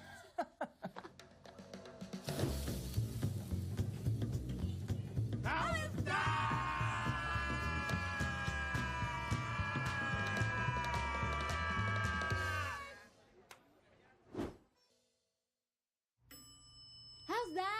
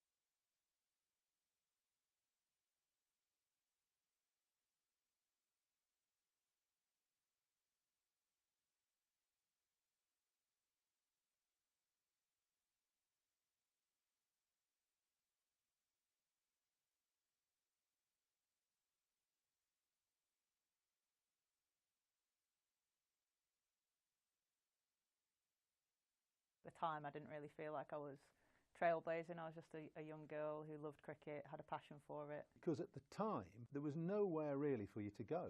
I never believed I was good enough to play for England. I say it's his fault. I'm a number 11 now. The girl coming on now. This is where we cash in. This is where we get stuck in. And I got 4 for and like not many overs. And my mum just turned around to me and went, "That's my daughter, by the way." You know, he always maintained that I was good enough to be there. It was nothing to do with being a girl. That was probably my goal, was just to do as much as I could for as long as I could. I remember that summer it just lit cricket up, didn't it? I must have had 6 hours sleep throughout the entire test match. You know, they've got a girl playing for them. Is she any good? I remember being more nervous making my first team debut for Hayward than I was for my England debut. You're like a young Kate Cross, to not have to do what I did, not have to be the first girl to do things. Welcome along to Emirates Old Trafford for another edition of Beyond the Boundary. And I'm delighted to say that today I've got a trailblazer alongside me, none other than Kate Cross, the first girl to be admitted to the Lancashire Academy, the first lady to play in the Central Lancashire League and one of the original centrally contracted players for England. Kate, I think it's pretty fair to say you are a trailblazer for women's cricket, isn't it? I think when you say all those things, I guess hindsight gives you a bigger picture. Obviously, at the time, I didn't really feel like I was trailblazing. I was just a young girl who loved cricket, had a passion for it, wanted to play as much as possible, and was lucky enough to get those opportunities. So I think that the trailblazing kind of comes with the territory, but not what I intended. No, you wouldn't think that at the time, I don't think. But thinking about it, the first girl to be in the Lancashire Academy, going back to 2006, that must have been a very interesting experience and possibly quite a scary one for you.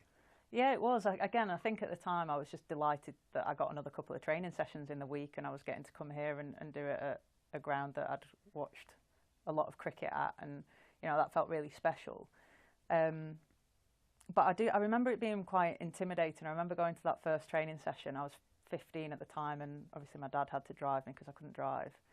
And I remember being really nervous on the drive in that, you know, I was going to be training with, at the time, what I thought were really elite athletes and, you know, young lads who could go on to play for Lancashire and England. But I think that the thing that probably made it pretty big for me was the media attention around being that first girl. And I'll always remember how John Stanworth remained so calm about his decision to select me, and you know, he always maintained that I was good enough to be there, and if he'd seen a lad with the skill set that I had, he would have selected them to be in the academy. It was nothing to do with being a girl. And I actually think that really helped me with my journey in cricket. not that he took a chance, but you know, he did something that was out of the norm. Well, that's probably how it should be, but it was in advance of its time then, wasn't it? I mean, it's how it would be perceived now.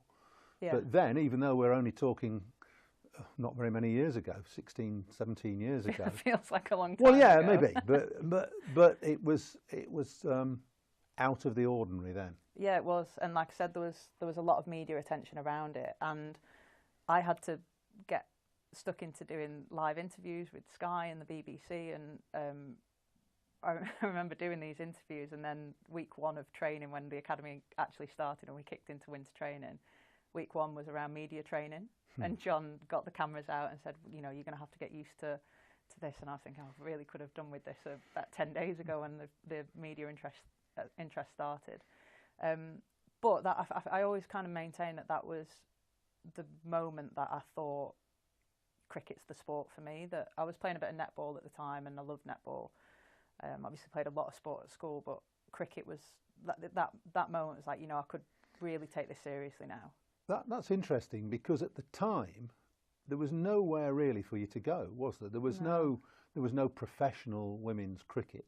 I mean, England played, and there was sort of amateur county cricket, but you couldn't have dreamt of forging a career in the game at that time. No, absolutely not. Obviously, like you said, there was no professionalism in the game. If it was kind of semi-professional, and the girls that were playing for England were paid peanuts, a basic wage to, you know, there was a lot of subsidising, a lot of coaching, a lot of work with chance to shine. But it's hard to think what my aspirations would have been at that time, because I never believed I was good enough to play for England, but I always just like I said, I just wanted to play more cricket, and I felt like that was probably my goal, was just to do as much as I could for as long as I could. I'd been playing for Lancashire first team for 2 years at that point, which is quite a scary thought as a 15-year-old. But I think I don't know if I actually did have an aspiration to play for England. I think it was just more that I wanted to probably see what I could get out of myself and what the opportunities would bring. There is no doubt that it helped you coming from a sporting family. Your father obviously was a very good professional footballer. Your elder brother played decent cricket and played good club cricket. So sport within your family was extremely natural, wasn't it? Yeah. There was no doubt in the summer that I was having to play cricket with my brother in the back garden. I'm the youngest of 3, so almost the product of being told what to do and bossed around by Bobby, my elder brother. I always joke as well that as we went through our cricket careers, me, my sister and my brother, Bobby's an opening batter, I'm an opening bowler, and Jem was the wicket keeper, so you could see how it worked in the back garden. And I never got to bat. If we ever got Bobby out, that was it. We'd go inside and play a different game. We weren't allowed to bat. So. Did he not bowl, Bobby? Not very well. So yeah, that's why I say it's his fault. I'm a number 11 now. So, but yeah, sport was just always part of my life growing up. It was never forced on us though. I think Dad was always quite aware that he didn't want to force us into having to play sport. And I'm terrible at football. I'm definitely not my father's daughter there. But yeah, I think it was just, you know, I remember my summers just being really bright sunshine. You're always in the garden. I'm sure it was rose-tinted glasses now looking back, but I think the community that cricket creates is one that you're just always down at the cricket club.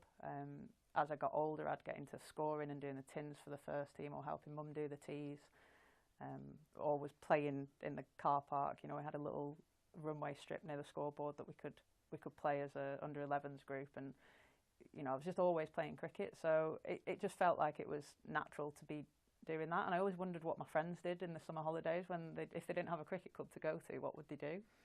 Did you go to the cricket club because Bobby, your brother, played, or did your dad play? Or was it just because you wanted to go anyway? It stems back to my Uncle Bob. So Uncle Bob... But not Brother Bob? Not Brother Bob, Uncle Bob. Does get a bit confusing. He was the under-11s coach down at Haywood, and he'd played cricket for Haywood all his life, basically. My dad would play down there when he was out of football season. So the family tree always goes back to Haywood. I was actually grew up in Bury. when I went down to play my first bit of proper cricket and went down to training, it was Uncle Bob that was the coach. So I think that also helped me back then, because I was the only girl, stood out like a sore thumb. I was the only one with a ponytail in the back of my hat. So I think it was quite nice having the family there to kind of ease me into it. And it was back in the day when Uncle Bob had to be called Sir by everyone. It was very strict under 11s coaching, but I was allowed to call him Uncle Bob as long as no one else was around. So how did you progress then to play in the men's first team? You were the first woman to play in the Central Lancashire League, which is another trailblazing step.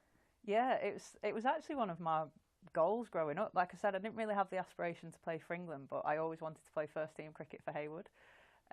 Probably because I saw that every week, and it was visible to me. And I guess the women's stuff was less visible. It wasn't on TV as much as men's cricket was. But I progressed like any of the lads down at Haywood. Started in the under 11s, played all the age group stuff, and then it got to senior cricket. And my brother was first team captain when I was, kind of getting good enough to play senior cricket. And he would never pick me.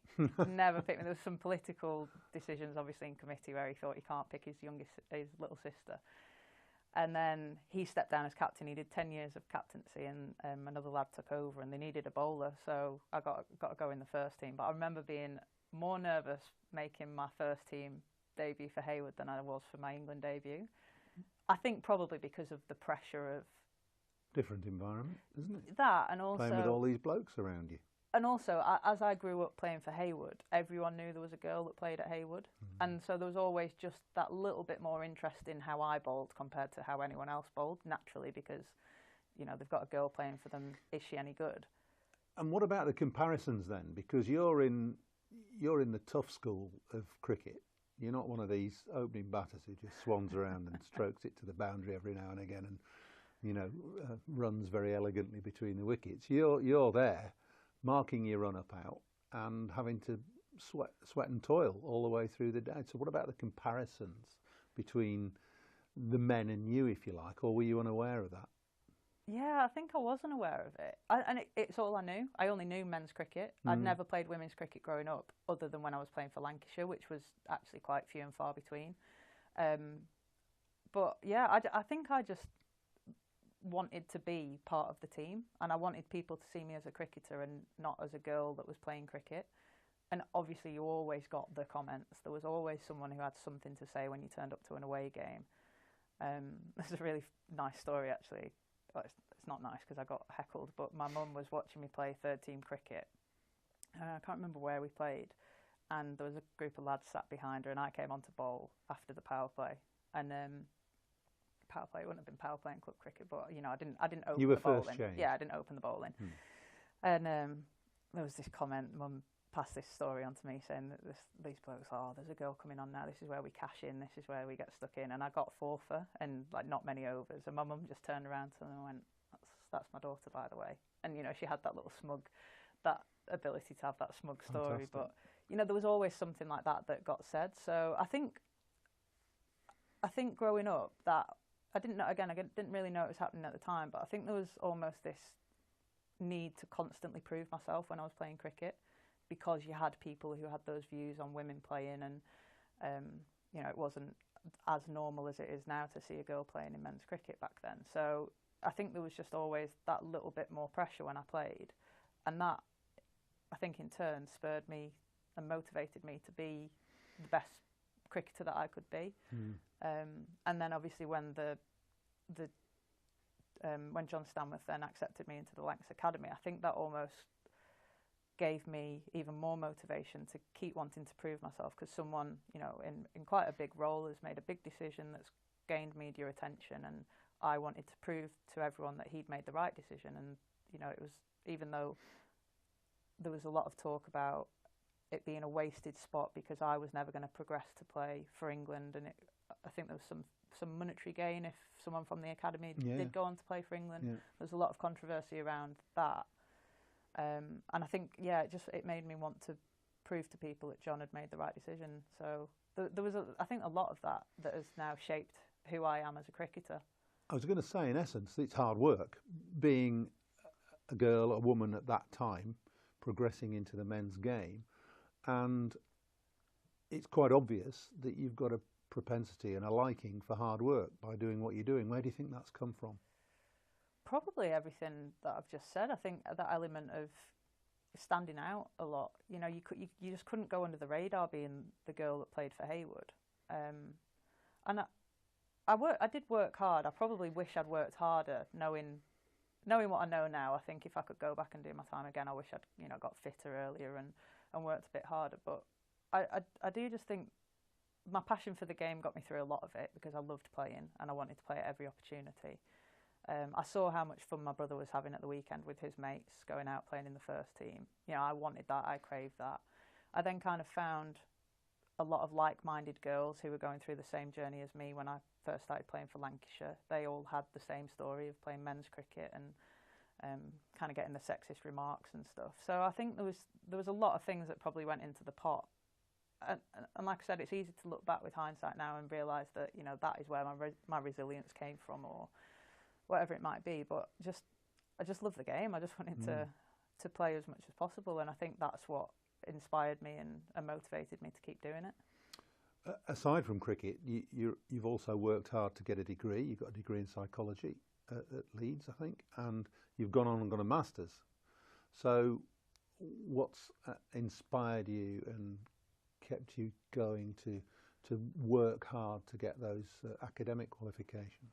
Well, the first one, when I first went to uni, that was because I needed to get a job. There was no career in cricket. Right. So I went to uni in 2010, and the professional contracts didn't come in until 2014. So I went to university with the view that I'd need a degree, find a job that would help me, you know, play cricket as well, in a semi-professional state that it was still in at the time. Recently, the Masters was more, I'm getting towards that stage of my career where everyone's talking to me about retiring because I'm in my 30s now, so I thought I'd better do something just in case and the worst happens. But I've always had, I think my journey in cricket has always made me want to help a young Kate Cross to not have to do what I did, not have to be the first girl to do things, but actually have a really clear path that would, you know, help them play for England or for Lancashire or for Thunder, whoever it might be. So I did a master's in a sports director's master. I'm not very patient with coaching, so I think I'm more behind the scenes kind of decision making. But I think that's why I did it. It was just so that, you know, young girls wouldn't necessarily have to have the journey that I had in it.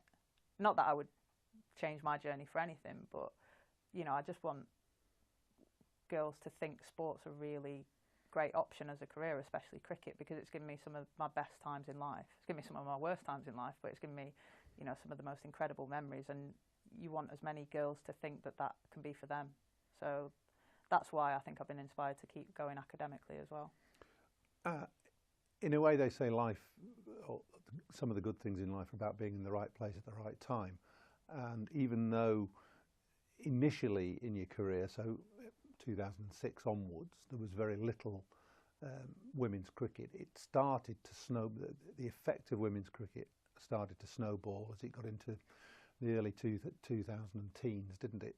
2013, 14 were the first central contracts, and you first played for England in 2013. I think you were involved in 2011.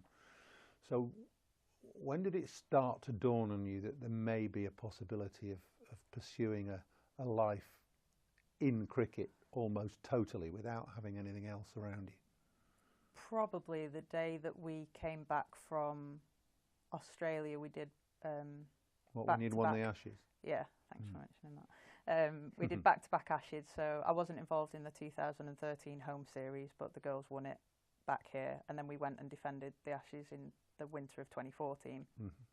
And we got back from that tour, and we got an email from the ECB about a bonus, and at the time it felt like this really significant bonus. I think it was like 10 grand or something like that to be, you know, to win the Ashes. And then we went over to the World Cup, the T20 World Cup in Bangladesh in that March. We returned from that trip and we got this email saying that professional contracts were coming in. And it wasn't until I read that email that I thought, right, you know, I might have a job here. If I'm offered a contract, then I could consider myself a professional sports person. So that was it was quite unexpected because there'd been no talk about professionalism of the game. Like the girls were in that semi-professional era of working with Chance to Shine to subsidise and do coaching whilst they were still training as England players. And I'd just come out of university, so I graduated, I think, in the summer of 2013. So I again, it was right place, right time for me. That I'd just finished uni, was looking for jobs, thinking what could I do. I'd done a degree in psychology, so I was kind of looking down that route. And then this email landed in my inbox, and next thing you know, you're offered a central contract by England. So it was dream come true kind of stuff. But really, until that email landed, there was never an expectation that I was going to have a career in cricket. You had a dream debut in Perth, though, didn't you, in the Test match? Yeah, that was pretty special. Winning the game, wickets in both innings. What do you get, 3 for 35 in each innings? Or yeah, it was strange. Something like that. Yeah, and then the next Test match I played, I had the same figures in the game as well. It was 6 for 70 in my first 2 Test matches, which was strange. But yeah, that was a real magic 4 days. It was hard work. It was hot. I remember it being really hot. Like you were getting in the ice bath after every session. I'd never played anything longer than a 50-over game of cricket, and then was suddenly exposed to these conditions in Perth at the WACA. You know, that's real dream stuff. Being able to make your debut in a Test match against Australia at the WACA as a fast bowler, you know, it was really special. And to win that game as well, it was back when we just started the multi-point series of the Ashes, and it was worth 6 points for the Test if you won. So it was a big win. But I was exhausted at the end of it. I remember David Collier was would he have been the CEO or the chairman of the ECB at the time? Yeah, probably. Yeah. And he rocked up to the pub that we were in Perth. They always like to trip away to Perth, the ECB hierarchy, didn't yeah, it's the one that everyone seems to go on, isn't it? Yeah. But he rocked up with the ECB credit card, so we were all thinking, oh, it's amazing, we've got a free night ahead of us. And we finished at lunchtime, so it would have been about 2 o'clock we're in this pub, and by 2:30 I was getting woken up because I'd just fallen asleep, completely got the adrenaline had gone. I must have had 6 hours sleep throughout the entire Test match. I was just on a high after every single Well, those Swan Lagers do it to you as well. Yeah, I think I'd only had about 2. I was gutted, I missed the big party, but yeah, it was again probably a bit of an eye-opener of what was to come, because there was just the doing it because it was there, the opportunity had come. Of course I wanted to play in a Test match. There was no talk about bowling workloads back then, or you know, nothing like that. But yeah, it was a really special 4 days for us. Interesting point, that, because the format that the women play now, with the point system in one-day internationals and Test, you don't play very many Test matches. But I get from just chatting to you here now and knowing you anyway, that you really enjoy the challenge of the Test match. Do the girls in general look forward to playing Test matches? Yeah, always. Wish they'd play more? Yeah. It's always just you always get your coloured kit for T20 cricket and one-day cricket, but the special package is when you know you've got an Ashes around the corner, or potentially when we're playing India or someone like that, because you get your whites as well, and it's what every kid in the back garden plays growing up, isn't it? Or my generation especially, it was always Test match cricket, and that was what was on my telly, what I was watching. The 2005 Ashes was just, you know, I remember queuing up outside here in 2005 to get in on that final day. Yeah, I actually snuck in. I managed to find a little two lanes were merging with the queues, and I just snuck right through the middle and got in. But it was just, I remember that summer it just lit cricket up, didn't it? It was just incredible. Yeah. Andrew Flintoff running in and making things happen and changing games, and he had a personality. I remember he was the first player that I saw that had this big personality on a cricket pitch, and I thought that was really special, and I wanted to be part of that. So it was kind of what I was brought up on.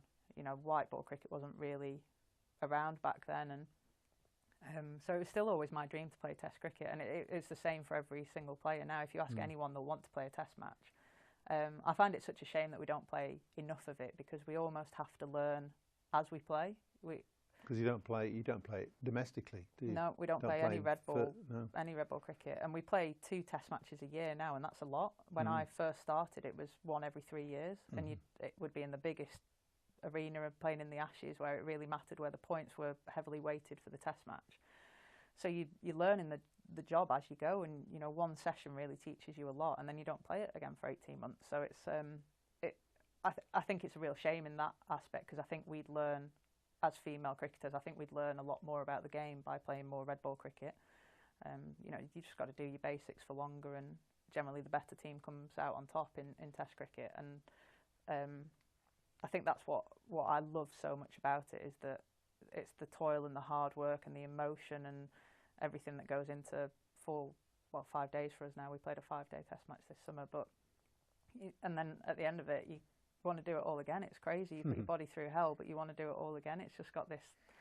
There's a great degree of satisfaction about it, isn't there? Yeah. I think that's something you get from bowling fast. It doesn't matter particularly whether you've taken wickets or had a good day. There is a great degree of self-satisfaction to be had, just the physical effort that you put in and getting some form of reward at the end of the day. Yeah, do you think that? Yeah, I agree with that, and I think there's the kind of chess play of it as well, and how like the tactics of Test cricket. Obviously, if you understand the game and the nuances of it, then you see a lot of the ebbs and flows in Test cricket. But for me, it's the being under pressure of trying to work batters out whilst you're out there. I feel like T20 cricket, you probably do your homework and you know how players play and how you might get them out, but there's very little time to set players up. Whereas in Test cricket, it's all kind of about that, trying to stay one step ahead of the game, but you know, work players out as you go, and I just think that's quite special. So you've had a great time winning the Ashes 2014, 2015, but it's not always been plain sailing for you, because a year or so later you hit a bit of a wall and you have an issue with anxiety and stress. How did that manifest itself? And I know you don't mind talking about it because you have talked about it before. And why do you think that occurred for somebody who was quite obviously having a good time within the game? Yeah, I think it was actually a bit of a shock to me that I was feeling the way that I was feeling. Like I said, I studied psychology at uni. I remember being in a lecture and we were going through depression and anxiety and symptoms of those illnesses. And I remember being in this lecture theatre and like ticked off 5 of 6 of the symptoms, and I thought, wow, that's exactly how I feel. And I remember speaking to my mum, and it was a really difficult conversation because I actually find saying the word depression really difficult. And I remember saying to her, I think this is what I'm suffering with. And she said to me, I've been wanting to talk to you about this for a while. You've not felt yourself. She recognised it, did she? Yeah, I think she just recognised that I'm quite a bubbly character. I'm quite extroverted, and I think I was quite insular when I was at uni and didn't seem to be enjoying myself as much as 18-year-olds at university should do. And it actually, that whole time of my life is actually a big blur. The years kind of merge into each other. And so you're talking about when you were at university, and even when you were playing in your early days for England, it didn't. It manifested itself then, but didn't actually come out. Yeah. Until what was it, 2016? 2016. Maybe? So that's 3 or 4 years later. So I think a lot. Like I said, it does kind of all merge into one. But 2016 was when it all came to a head, basically. And for anyone who has ever suffered with anxiety or depression, it's really, I say easy, it's easy to go into your cricket environment and be the character that everyone knows you to be. But it was when I was getting home that I noticed that I was finding all of the cricket things really exhausting because I was putting this mask on. I was, pretending I was having the best time of my life, because why wouldn't I? I'm travelling the world with England and getting to play cricket for a living. And actually I was despising every second of it. I was dreading going to training. I was putting so much pressure on myself to perform every single day because I was being paid to do that now. So my hobby, my passion that I'd grown up with became my job overnight, and I really struggled with that transition. And it wasn't until I started seeing psychologists a bloke called Mike Rotherham, who was working with the England team at the time. I started having sessions with him consistently. There were weekly sessions, and this all happened because I basically had a really big breakdown when I got to Loughborough one day. I ended up getting pulled out of a tour to the West Indies. this was the year before the home World Cup as well in 2017. So I remember I was having a real big argument with myself about if I tell anyone how I'm feeling, then I might risk a place in the 2017 World Cup squad. If I don't tell anyone how I'm feeling, then who knows what might happen. I'm really struggling.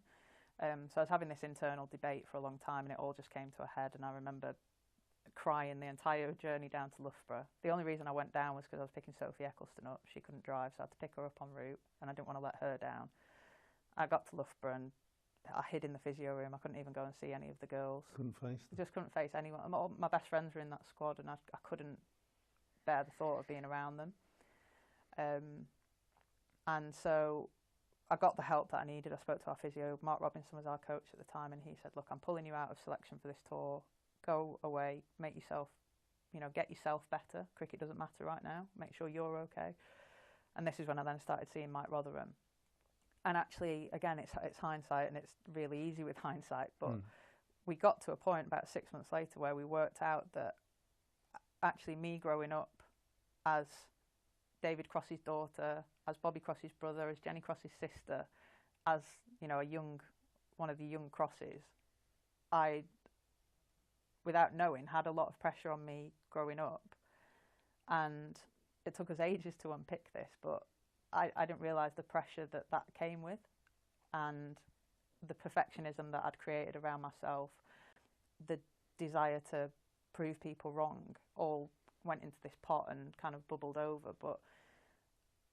And also you add the professional contracts into that of, needing to feel like you were doing everything perfectly, and, you weren't drinking, you weren't seeing your friends, you were training, you were making sure you got your 10 hours sleep, you're doing everything as well as you possibly could. And I just built this life that wasn't